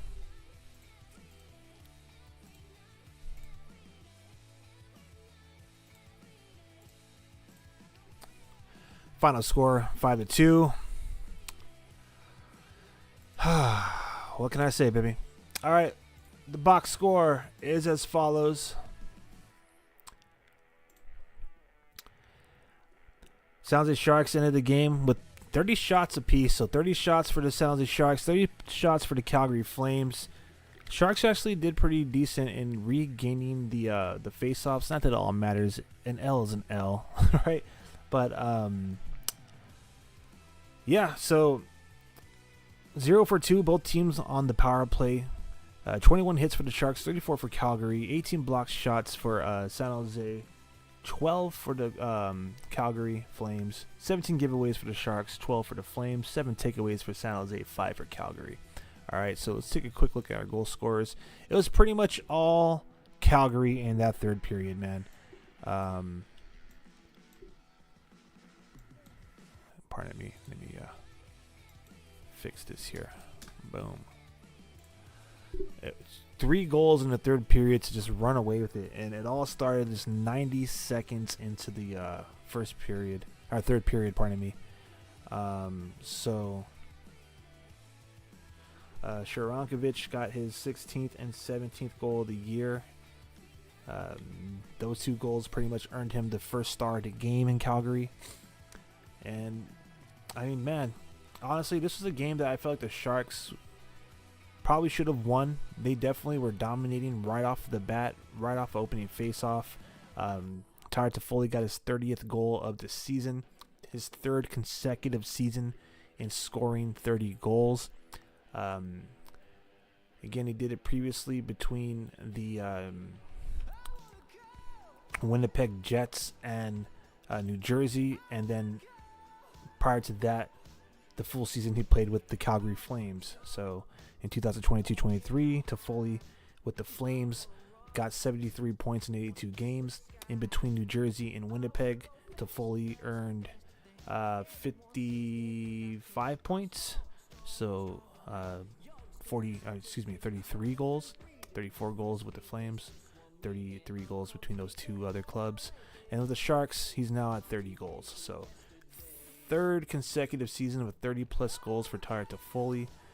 Congratulations. And Jan Ruda, not too shabby, gets his 3rd goal in just his 2nd game back in the lineup. Willem Eklund with the 41st assist, a beauty, might I add, makes him the Sharks all-time franchise leader for 22-year-olds and younger for most assists. With 41, he surpassed Milan Mahalik. And Willem Eklund continues to just impress as the season comes to a close. Overall, I did like the Sharks game. Unfortunately, the Flames just, they really, I think they outplayed the Sharks in 3 key categories. The physical game, tempo, specifically during offensive zone possession, and personally, I think the Sharks, like, when it came to giving the puck away, like, the Sharks just unable to clear their zone, man. And a lot of turnovers by the Sharks kind of directly resulted in offensive pressure or some of these goals. Plainly put, the Calgary Flames played like a team that was, trying not to be eliminated for the playoffs. Sharks looked like they were going to best them, especially in that first period with 15 shots on goal against Calgary 6. But you could start to see the momentum be taken from the Sharks, especially midway through that first period when within 5 minutes they allowed 2 goals. And Calgary did really own that second period against the Sharks, 16 shots on goal compared to the Sharks 5. Ironically enough, though, the Sharks were the only team to score in that period. Jan Ruda. Third period was all Calgary. Sharks, they barely showed up. I mean, they were trying to survive the final minutes of that second period. So Calgary just went right back on that rink and picked up where they left off before the second intermission. And I mean, they just poured it on, man.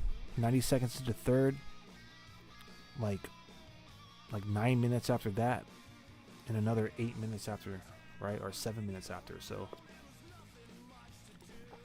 obviously that last goal, the 5th goal, is an empty netter, but nonetheless, Sharks gave it away, and it resulted in an easy tap in, like easy putt. So that's it, man. Calgary swept the Sharks 4-0, defeating the Sharks back in December 28th, 3-1. Again on February 23rd, 3-2. April 7th, just a couple, less than a week ago, 3-2, and then now 5-2. So, gotta see and wait till next season if we could, earn the dub against these guys. But this was the San Jose Sharks. What was it? 24th, right? 2600th regular season game. Their 102,099th all time on the road. So tomorrow night when the Sharks are facing off against the Vancouver Canucks. It'll be their 1,300th all-time game on the road in the regular season. That's pretty much all I got in terms of stats for this game. Now I would like to just kind of politely just kind of reflect on what has been a fantastic season as a Sharks fan in regards to, just seeing what could potentially, be the future of Sharks hockey here. Macklin Celebrini, in my opinion, is still, he's a skate in for winning that Calder Memorial Trophy. I mean, he did fizzle off. He kind of went on a little cold streak a few weeks ago, but he came back in a big way not too long ago, a couple of games ago, in which he scored 5 points, including his first ever career hat trick. And, Will Smith right behind him, man. Will Smith with 40 plus points now. I honestly want to say that at the beginning of the season, I didn't understand why the San Jose Sharks were giving these guys maintenance days, or specifically giving Will Smith maintenance days. To me, it was either he is solid enough to stay on the main roster, or perhaps he should spend some time in Nakuda. Now, I already knew from before the season began that wasn't part of the plan. Mike Greer and Ryan Orsofsky made it very clear that they had a development plan for him, and regardless of how it was that he was performing on the ice, that he would not see any time in the AHL, right? So that was pretty much written in stone, all said and shared at the beginning of the season. So I know a lot of people out there were making a lot of noise saying that Will Smith needs to go back to AHL, or he needs to stay in the AHL and benefit. But in the end, when it comes to points, he is top 5 scorer on the team, specifically 4th. Okay, so the rookie centerman has 45 points in 71 games played. All right, and I gotta make sure that those stats are even current, because sometimes NHL be lacking. So let me actually get a more accurate. We'll do this season. In fact, let's just do the last couple of weeks.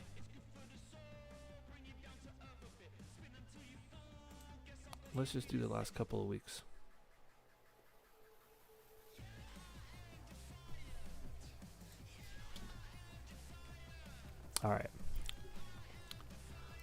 So just the last 2 weeks alone, all right, Will Smith and Macklin Celebrini are leading the team in terms of the rookies. All right.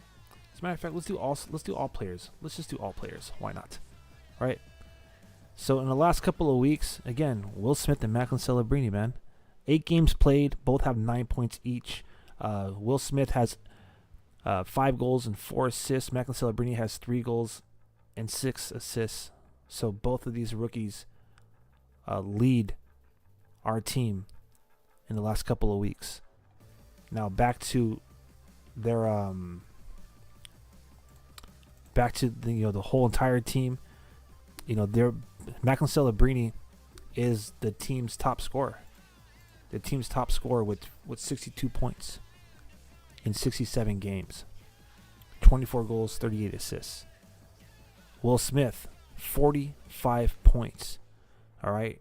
In between those two rookies is William Eklund. All right. So he has 58 points, because we know he got his 41st assist of the year. And Tyler Toffoli, who has 53 points because he scored his 30th assist goal of the year and 23rd assist of the season.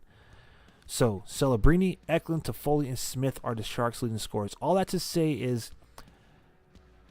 to me, Will Smith's game started to vastly improve when the Sharks found the spot for him being a top 6 forward and stopped pulling him out of it, undressing him from games for development days. So that was outstanding to watch.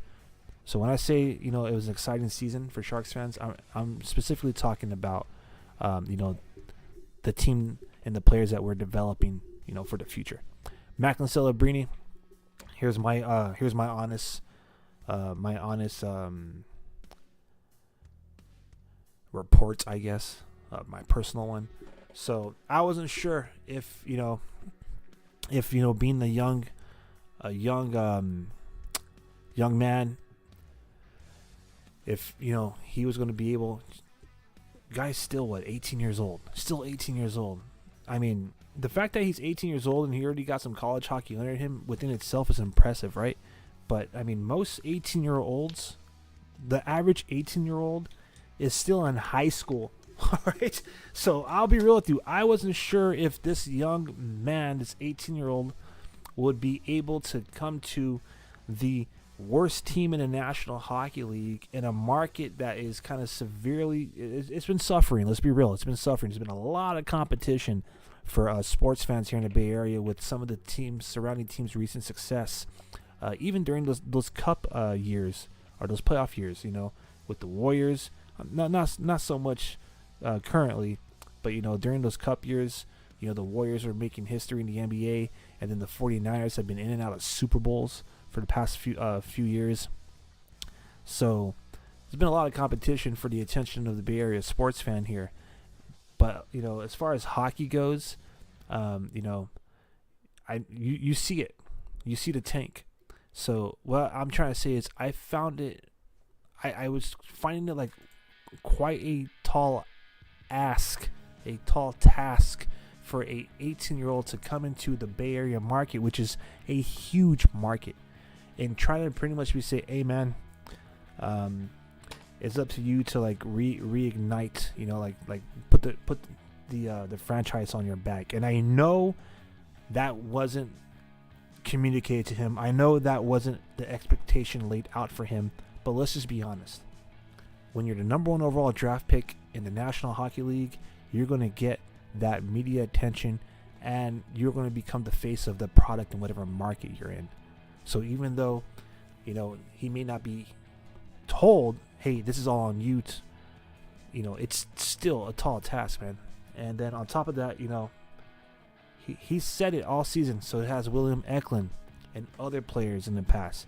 When they asked Macklin Celebrini, do you care about winning the Calder? He says he just wants to stop losing, right? So the young man wants to win, and hopefully those dubs come, sooner rather than later. But all that to say is, I'm impressed, man. We've had some fantastic rookies. We've had some fantastic first-round selections. Obviously, Macklin Celebrini is special because he's the San Jose Sharks' first ever number 1 overall draft choice. But I'm impressed. A lot of people, a lot of Sharks fans. I even heard some Sharks media during like intermission shows or pregame, like writing Celebrini off. Like, oh, he's not going to win the Calder this year. A lot of people like writ him off just about a week ago. Now all of a sudden they're changing tune. All right, so that's one thing you'll get here at Shark City Hockey. You'll get consistency. Anyways, and I'll be real with you. I was consistently, wondering if the young man would be able to rise to the occasion that was put in front of him, and he did. All right, he did.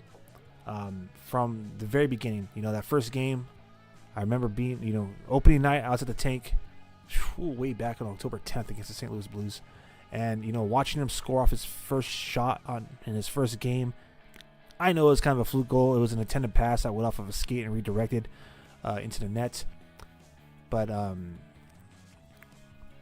he played that game hurt.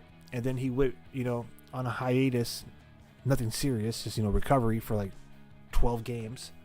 He missed, and then he comes back, and he's still almost at a point per game average. And in my opinion, he should be leading the Calder Memorial Trophy race. So all that to say is I'm impressed, man. He did it. To me, he exceeded expectations. I thought he was going to just kind of be here, and I knew that he had the skills, especially with, and I don't mean any disrespect to any of the other Sharks players on the roster, but when you talk about like natural, God-given ability and skill, Macklin Celebrini is a special player, and he has it. He has that X factor, as they would label it in like the video games, right? And it's going to stand out when you don't have a lot of X factors on this team. I mean, that's just the case. It's just, the nature of being one of the worst teams in the league, right? But it was obvious he's going to stand out. So early on, I was curious as to just whether or not his compete level and his natural skills were just refreshing, because we haven't seen that caliber of hockey being played in a San Jose Sharks uniform for a long time, at least not this decade. Now, granted, we had players, we had like Erik Karlsson winning, what was it, the Norris, right? He had 100+ point season, and we had, Myers and Hurdle. So I'm not trying to put anyone else and their accomplishments down, but you know what I'm talking about. To me, I feel like we haven't seen that level of skill, especially from this young of a player, this early in their career, first year, in a long time in San Jose.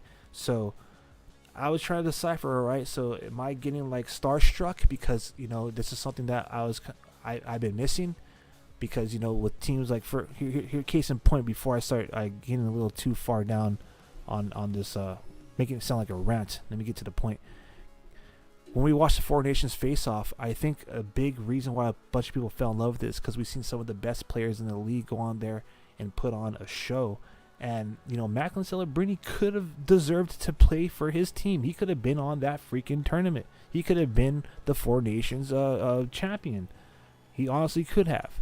Was it his time? Not quite, but that could have happened. Macklin Celebrini would have deserved to be there. Now, you could argue that he would be a bottom six forward, but nonetheless, in my opinion, he had the talent and ability to hold his own in that game with all those other competitors, being elite level players. And that's all I'm trying to get at is, for me, I was wondering if Macklin Celebrini would come out and show that he's a special player, and he indeed was undisputed, deserved to be number one overall, or if he was just going to have a rookie year, some growing pains, trying to make it happen on a team that's in the bottom, or if he potentially is just sticking out because he's a big shark in a small tank, right? But nonetheless, the kid has proven that he's elite. He is absolutely elite, and that has been a pleasure to watch all season long. All right, so I know I sound like I'm freaking rizzing up a team that is, for the second consecutive year, the worst team in the National Hockey League. So let's just talk about some of the obvious stuff here, all right? Some of the things that kind of were not that great this season. Number one is, trading away some of our favorite players. Mackenzie Blackwood more than likely was not a player that was going to get a contract extension in San Jose, because the Sharks had already given up a first-round draft pick that they acquired from Vegas in the Tomas Hertl trade to get the goaltender from Nashville that obviously was an indication of being who they're going to lean on going into the future of the franchise, Yaroslav Askarov, right? So it was pretty obvious that whether it was Blackwood or Vitek Vanacek, that these guys weren't going to, one of these guys was going to be around. Now, I'll be real with you. I didn't think that Mackenzie Blackwood was going to be traded that early in the season. So, obviously, it was what was, as they say, the authority in WWE, best for business. But, yeah, Mike Grier had to, make that money move at the time in which, it was appropriate. And I get it. I completely understand it. But I think for a lot of us fans, we were really hoping to see a great goalie tandem, which is something we haven't seen in Sharks territory since, I'll argue and say, Nabokov Toscala, Nabokov Kiprasov. I know we've had some solid goaltenders and some decent 1-2 punches in years to come. I mean, years following. But, to me, not a goalie pair or tandem at that caliber. We've had Niemi and Niedemaki, and we had Jones, and we had Deller and Reimer and Aiden Hill, who didn't want to be here, and a bunch of other people in between, Devin Dubnyk, and I'm blanking on the name here. Something with a K, another Minnesota goalie. Anyways, you get the point. we haven't had like that 1-2 goalie tandem like at that level, at that level, that caliber in a long time, and that's what I was really hoping for. Now I know everyone's saying Blackwood would not have signed to San Jose and we could potentially lose him for nothing. The Avs gave him a money bag because they were saying pretty much, hey, we're investing in you to be our future netminder. You are the guy. You are the guy for us in net. I am pretty sure that Mackenzie Blackwood was offered like a $2 million, $2.5 million contract in San Jose to stay for like a year or two. He would have taken it. Guaranteed. Because he wanted to be here. And that's the only thing that I kind of wish we potentially entertained. Now, it made more sense to send him on his way and get draft capital and Kovalenko and Georgiev, more so right now because Kovalenko is starting to get some minutes again and Georgiev is, serving the cause of getting the top 3 pick. And, it would make no sense in the timeline in which this front office is now admitting and embracing in this rebuild to, keep Blackwood around and then potentially lose trade value, right? But, damn, that would have been so sweet to see Blackwood and Askarov for a whole season. Can you imagine? Anyways, also Mikhail Granlund, man. I know a lot of people like to say, oh, Tyler Toffoli should be the captain, the next captain. And I got to talk about captains. We're going to talk about captains in a little bit here. Because this is one of the other storylines where it's like, man, one of the things you could care less about this season is the captaincy stuff. But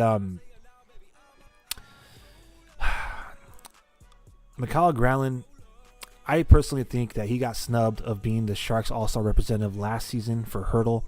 I'll be real with you. I'm a big advocate for. Well, not advocate's probably the wrong word. I think I'm watching too much wrestling. I'm not Paul Heyman here, but I firmly believe that like a lot of there's a lot of transactions or a lot of these moves that go down or a lot of the game plans that they develop are meant to like highlight certain players. So for example, Tomas Hertl was given the All-Star selection the last time he was in San Jose last season over Mikhail Granlund. Mikhail Granlund was definitely the All-Star on San Jose's roster last year. But I think that the San Jose Sharks knew that they were going to deal away Tomas Hertl, and it would make more sense to, trade value-wise to send someone and get higher compensation because, he was an All-Star, right?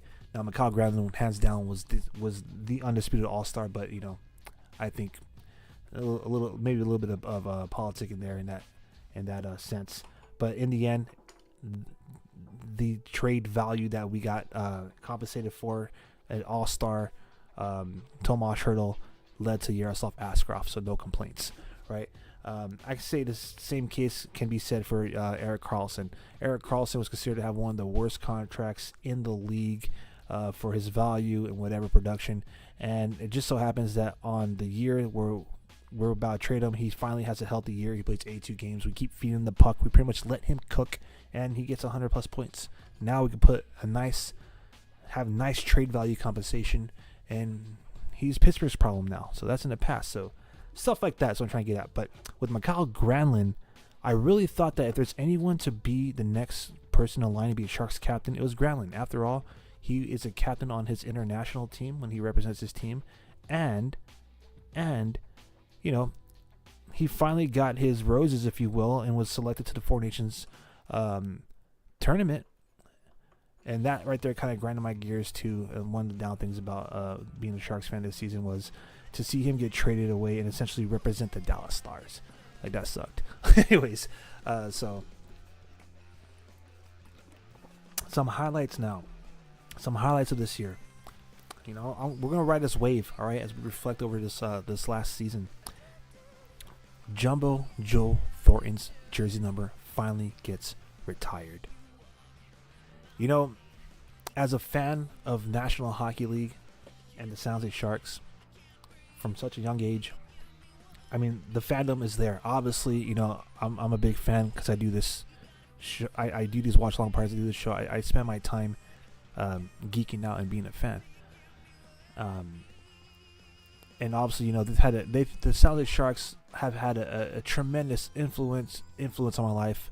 I'm a hockey player and I play hockey because of them, right? So there's no denying the impact that that this team has had on the Bay Area and on the fan base, etc. Especially yours truly. But it didn't hit me the significance of like future generations and the current generation of Joe Thornton's jersey being retired until I tried to put him and Marlowe into my roster on NHL 25. All right, I've been playing NHL video game series ever since All Nolan was on the cover back on NHL 2001. All right, so I hope one of these Sharks players gets on the cover next season. They better put Macklin Celebrini on the cover, man. It's been way too long since we've had a San Jose Sharks represented on EA Sports, NHL video game franchise, and EA Sports is a Bay Area company, so they better put Macklin Celebrini. Anyways, I digress. The fact that I try to put Thornton and Marlowe, because sometimes when I play, I try to play with some of the legends. I tried to put them on the team, and I couldn't give them their jersey numbers because it's officially retired in the game for the San Jose Sharks franchise. That's when it dawned on me. I was like, wow, like the end of an era. But yeah, being at the jersey retirement ceremony with Joe Thornton was nothing less than one of the greatest vibes that San Jose and the San Jose Sharks organization has offered. The city of San Jose declared it Joe Thornton Day. They raised his flag just like they did for Marlowe a year back. And then the ceremony and everything that followed. I mean, it was fantastic, man. It was absolutely fantastic. That was one of the highlights of this season.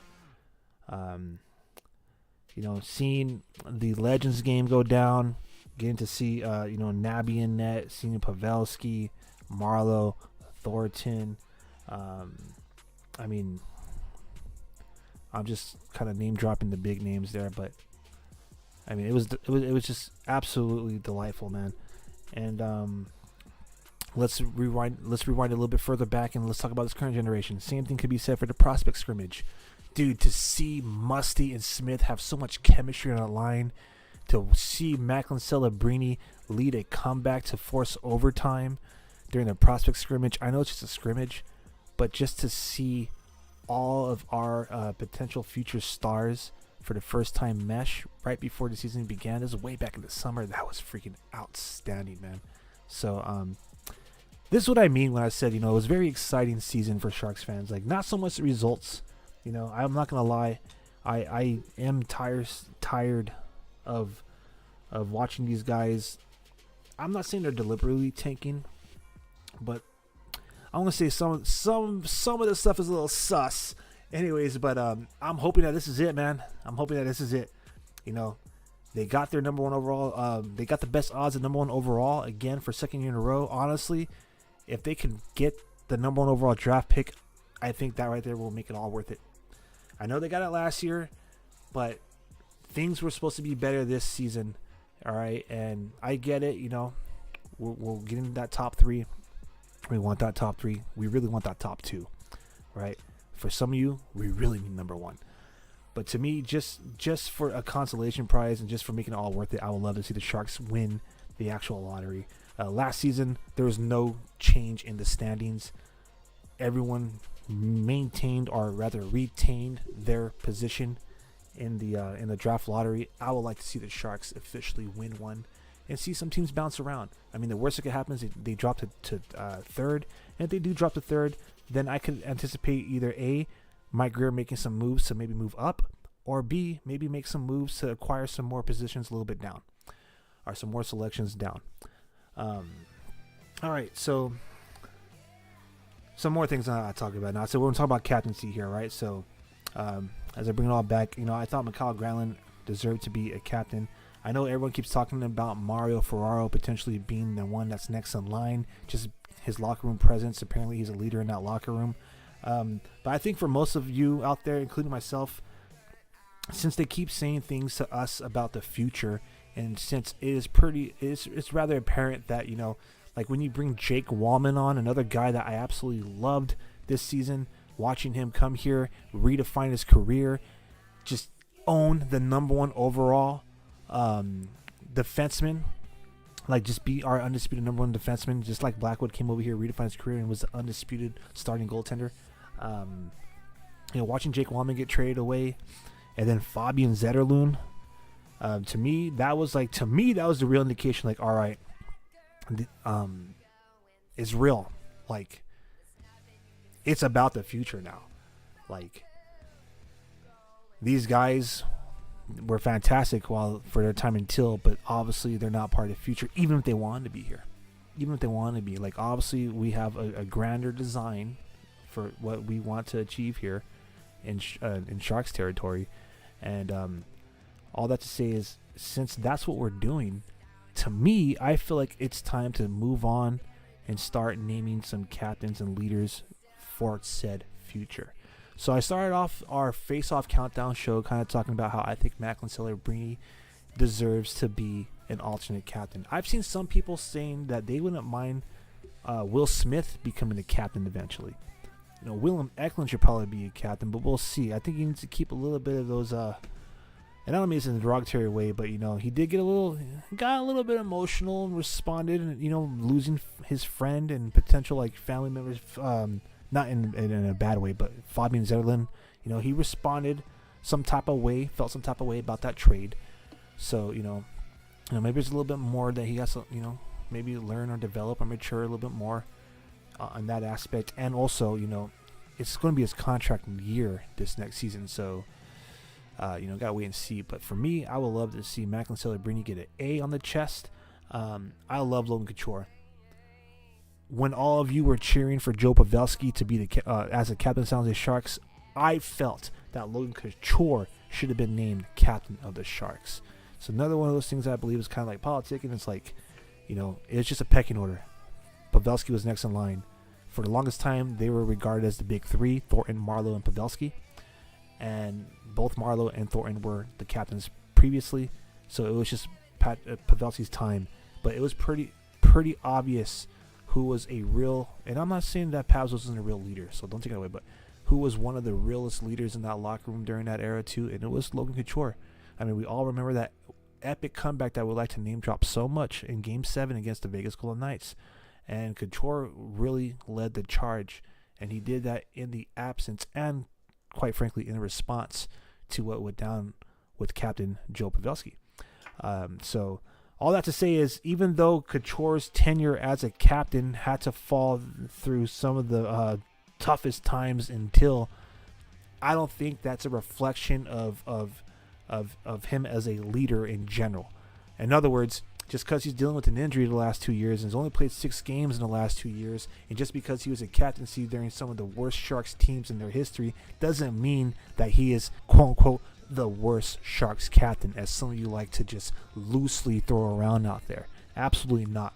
Logan Couture has been one of the absolute best leaders of this San Jose Sharks franchise, and it just so happens that he had to be given the captain's patch during a very unfortunate and unique era of Sharks hockey, and that is in the midst of tearing down a team that once was considered a Stanley Cup contender into rebuilding what will hopefully be potential future Stanley Cup contenders, right? So that's not on him.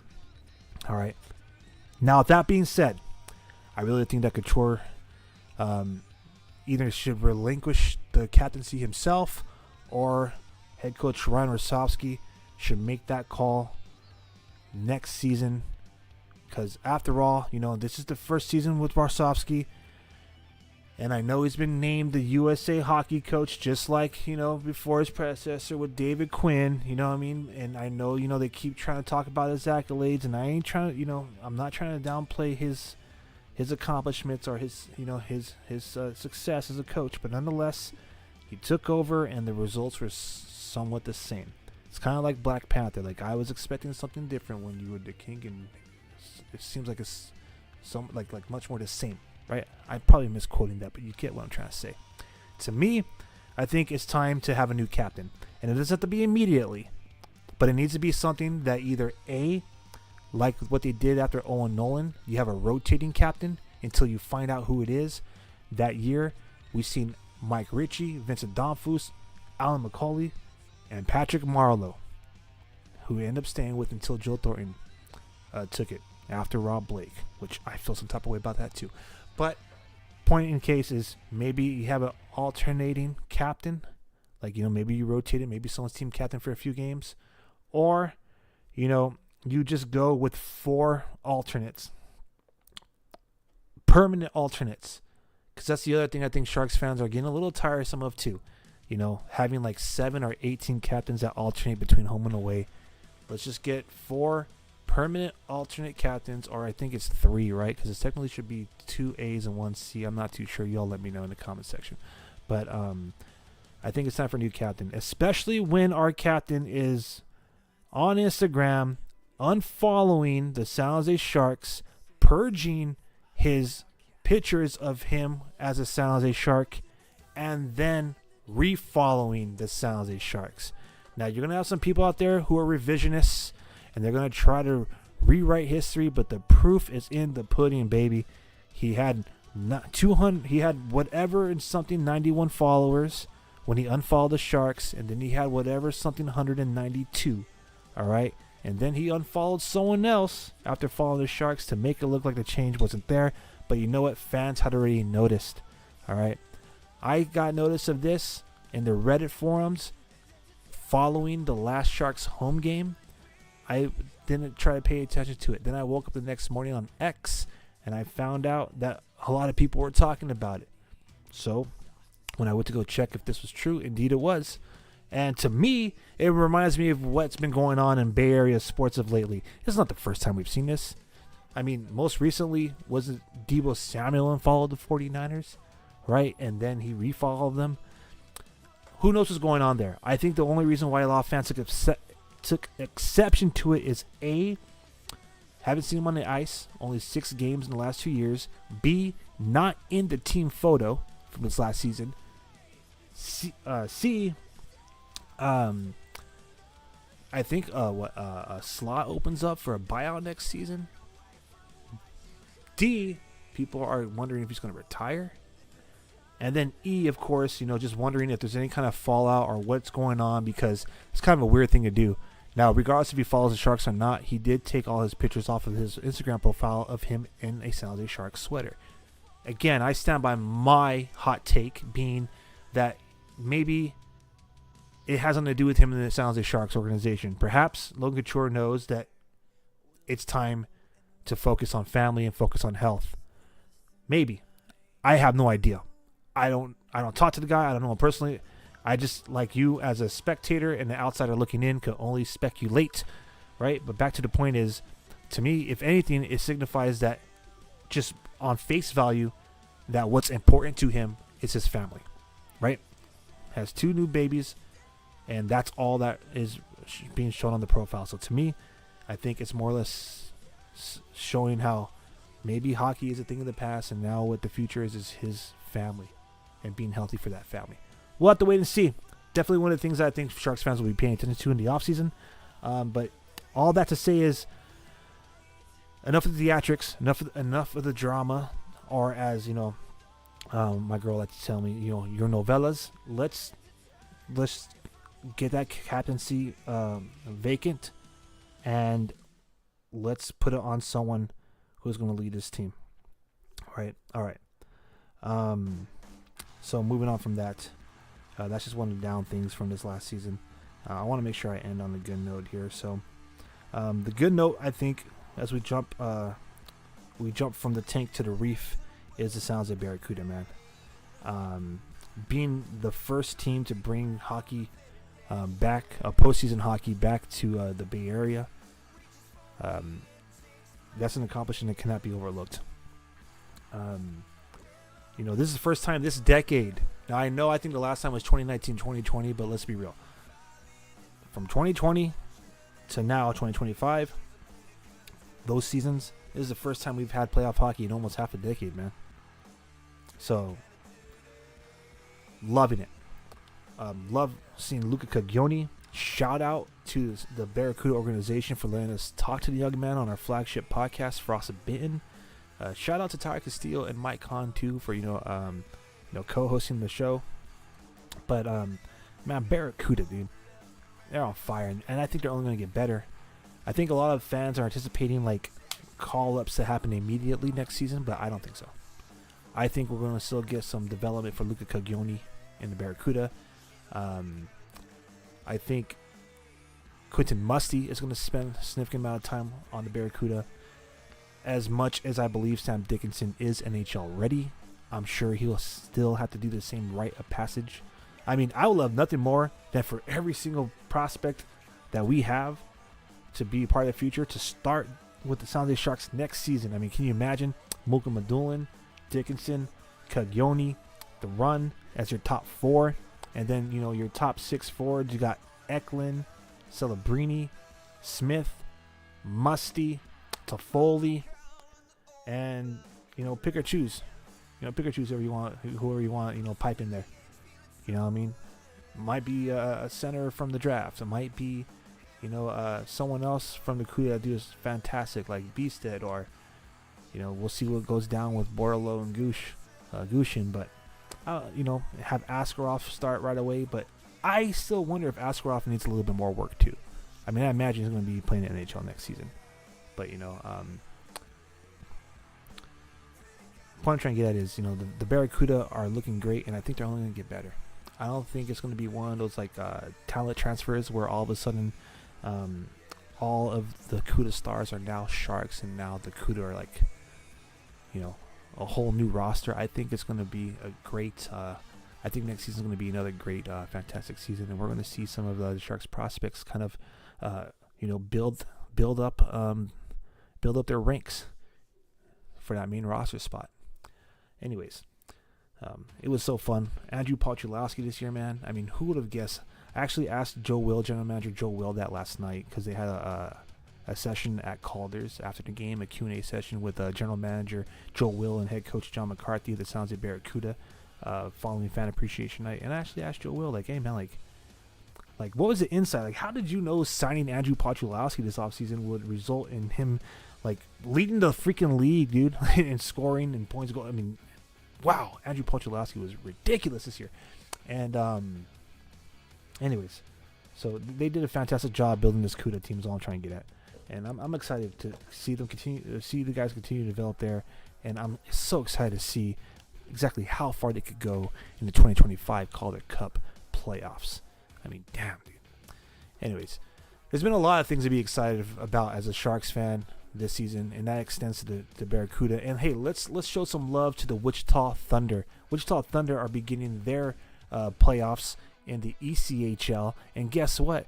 Some deep-rooted playoff rivalry is going to play out in the ECHL because they're playing in the first round of their playoff series the Tahoe Night Monsters. That's right, the Vegas Golden Knights ECHL affiliate is going to go face off against the San Jose Sharks ECHL affiliate, Wichita Thunder.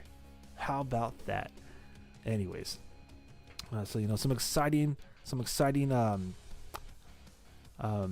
you know, postseason hockey for our prospects. Not to mention the fact that we've seen some prospects compete in the NCAA Frozen Four this season, and, you know, some other teams like the London Knights and Sudbury Wolves, they're all competing in the postseason in their respective leagues as well. So even though the main roster has been struggling, damn, dude, I mean, just the core, the pipeline in general, it's been outstanding. It's been ecstatic. So, you know, some fun stuff to look forward to is all I'm trying to get at. You know, especially as the season is on the eve of you know, ending here. And I mean, the next big thing for Sharks territory specifically, I mean, not CUDA country. The next big thing for CUDA country is the playoffs, but the next big thing for Sharks territory for the main roster is going to be the first week of May, in which they do the draft lottery. So it'll be fun to see if you know, the Sharks could actually win it again. I mean, that'd be dope.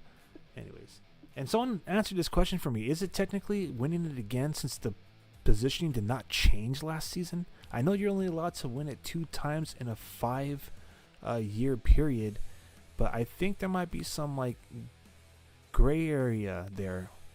I mean, technically the Sharks, nothing changed. I mean, I guess they technically did win it because, you know, it's a lottery.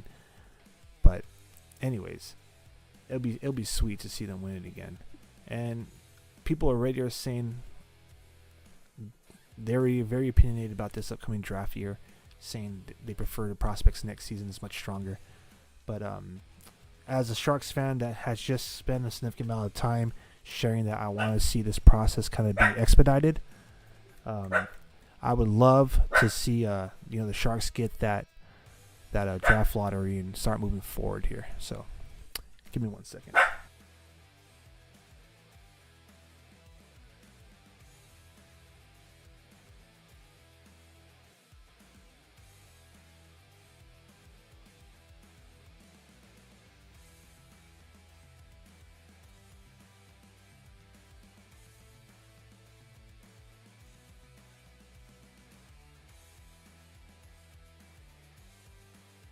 All right. So yeah, I mean, just hindsight's 2020, but it's been fantastic, man. It's been amazing. Back to some of the cool things that went down for Sharks this season, or not so much. Man.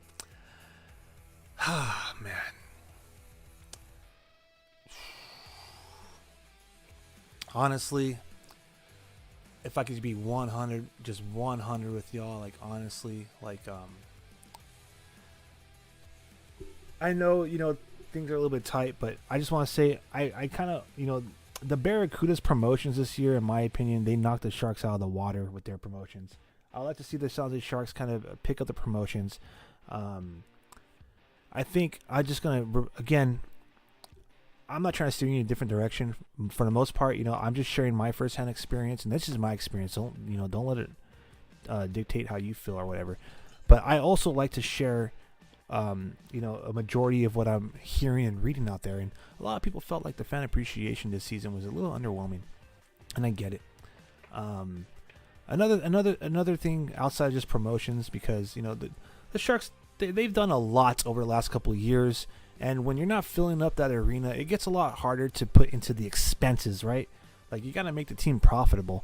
And when they're doing things like, and I'm not trying to take their sides, I'm just trying to, play advocate here just a little bit. You have to take into consideration that, like, they're pouring money into upkeeping this arena, and that's going to lead me to my next topic here. So, you understand, like, maybe the promotions might be lacking a little bit, but like friendship bracelets, those cards, reflective cards, like gimmicky stuff like that. I don't care. I could care less for that. But that's just me. All right. Anyways. What I thought was awesome this season. All right. And I'll be real with you, man. I spent a lot. Some people will joke about like having deep pockets with this team. I'm telling you, man, I got like practically purchase orders or invoices, man, because on average per game it was like, and I'm not trying to flex, but on average per game when I was going there, it was like almost 300 plus a game. I picked up so many new jerseys this year, so much new merch, and that's what I'm trying to get, man. The one thing I do like this season, even though they're not giveaways, but it's still stuff that's available for us fans. I love the amount of like accessories that are being out there. So I know this is kind of this isn't a new thing. This was like last season, but like the chains, the Teal chains with the logos on it, the specifically not the two-handed shark like mittens to do the chomp, but the one-handed shark, like I guess glove, I don't know what to call it, but it looks like it's an actual shark, and you slide it on, it takes up like your forearm and your hand, and the shoulder sharky, that was freaking on point, dude. That was amazing. Honestly, I want a shoulder frenzy. So what I'm trying to say is, like, even though the giveaways were kind of slacking this season, what was macking was the merch. I remember for the most part, the last few years, the merch is so and so, but this season specifically, maybe starting a little bit from last season, but this season specifically, the merch has been on point. Absolutely love it. With that being said, I wish that we could get some more Fnatic, I believe, away jerseys available in the pro shop. Also, I know I'm jumping a little ahead here, but next season is the 35th anniversary. I want to see the San Jose Sharks bring it back. We want to see those inaugural sweaters. We want to see a white inaugural jersey. We've seen Teal 2 times in a row already, 25th and 30th. I would love to see a white inaugural jersey. Honestly, if you're going to go Teal again, please bring back not the Mitchell and Ness version of Marlowe and Thornton, but please bring back an official NHL jersey of, from the 99 or the 98, 99 to the, what was it? Right before they went to the Reebok Edge, 2008, 2009? Like one of the most iconic jerseys ever. Not just with the inaugural logo, but with the gray shoulders, the black undercut underneath on the sides, the gray stripe on the bottom of the base by the torso. That was one of the absolute best jerseys in hockey. Probably second to the inaugural Heritage jersey, right? But that was one of the best. They tried to do a reverse retro of it on 1.0. Kind of fell flat. They should have probably reversed the teal and the black on the sleeves. But back to the point. I would love to see that one come back too. So one of those, both of those, I'll be freaking standing. Please. All right. Some final thoughts here as we reflect on what has been a pretty chill season. Another great season as a San Jose Sharks fan. And obviously even better season as a Barracuda fan. I want to know if the CUDA are going to keep that logo. So the one thing I love about the CUDA this season is that they finally adopted a logo where the CUDA isn't holding up a hockey stick for a slap shot anymore. Now it's more in unison with the San Jose Sharks logo. It's chomping through the hockey stick. I love it. We see it on their social media profile pages. We see it as their icon on their on the AHL.com webpage. And we also see it, obviously, as it was introduced on the covert jersey for the 10th anniversary season. Which, by the way, those are beautiful as well. I caught one of those jerseys, and I'm glad I did. And I know there's a lot of fans out there that would love to see a 10th anniversary jersey be available again. Every time I wear one at the Tech CU, people ask, where did you get that? They can't get it no more. So thank God we got it. But back to the point. I would love to see the CUDA adopt that full time on all jerseys, on all of them. The grays, the whites. All right. While we're still talking here and reminiscing, and thank you all, by the way. You all outstanding. You all are jawsome. Some other things that I just want to throw out there as we kind of have our season finale here of our watch along party. Now this post game is kind of becoming like a reflecting on the past season here in Sharks territory. Can we stop with the freaking sleepover stuff? I don't want to sound like a downer, but I know I'm not the only one out there that doesn't want to hear about a grown man in his 30s having sleepovers with a bunch of young men who are 18. Maybe it's just me. I don't know. I get it. You got to try to keep the team fun, as they say, during this season in which the gameplay doesn't support the narrative. But, yeah, on that note, the Sharks are fun if you want to consider it like a forced, uninspiring narrative, man. Like, if that's what fun is, and that's what they've been for most of the season. Just find more ways to freaking market these young people as men. It's pretty obvious that they're being put up to this from a marketing standpoint, in my opinion. If these are real life bets, then who cares what I think? I'm not in the locker room. If this is how they're going to bond, then so be it. But, when I hear milk and cookies, I think about Toronto Maple Leafs because they have the sponsors Milk and Oreo. So it makes no sense to me. Anyways, that's just me, that's just my thing. But would love to see, Macklin Celebrini and Will Smith be respected as individual stars. Obviously, they're going to be professional and give and acknowledge their teammates and their contributions toward their success. But can we stop asking Toffoli about Macklin and sleeping over with Macklin Celebrini and Will Smith? And can we stop asking Will Smith to comment on Macklin Celebrini and vice versa? Like, the bets are cool and all the other stuff, but the child's play, I get it if your target audience is like 10-year-olds. then I get it if you want to grow the game with your younger generation. But I'm thinking for the most part, for the majority of your following, your fan base, not the ones that are like overly hyped and like, you know, just eating it up on social media. I just mean like the people that you really want to market to, the ones who you want to get in those seats. I don't think that's doing it. That's just my opinion, though. That's just my opinion. All right. That's, again, we're riding a wave here. The best things and the not so much. So, all right. So, with that being said, I hope next season on social media, the hashtag SJ Sharks comes back with the Sharks hash flag. That'll be nice. You know, at one point they had Sharks territory with the Sharks hash flag. Either or would be nice. Both would be outstanding. It'll be awesome. Someone take notes from the DJing at the Tech CU Arena, because the vibe there is 1000% on point. Kind of hit or miss sometimes at the tank. Also, I know I'm going to probably get a lot of backlash for this recommendation, but can we try to find something with the goal song? All right. That's it. I think that's pretty much all I have to share as a Sharks fan. It's been fun going to every game. Can't wait to go to the last game of the season this Wednesday. Can't wait to watch the Barracuda compete in the postseason. Got a couple more games ahead of us. They're important. They're important because it's all about trying to get home ice advantage. And yeah, I think that's all I got. Gotta do something about that parking, please. $40 is steep.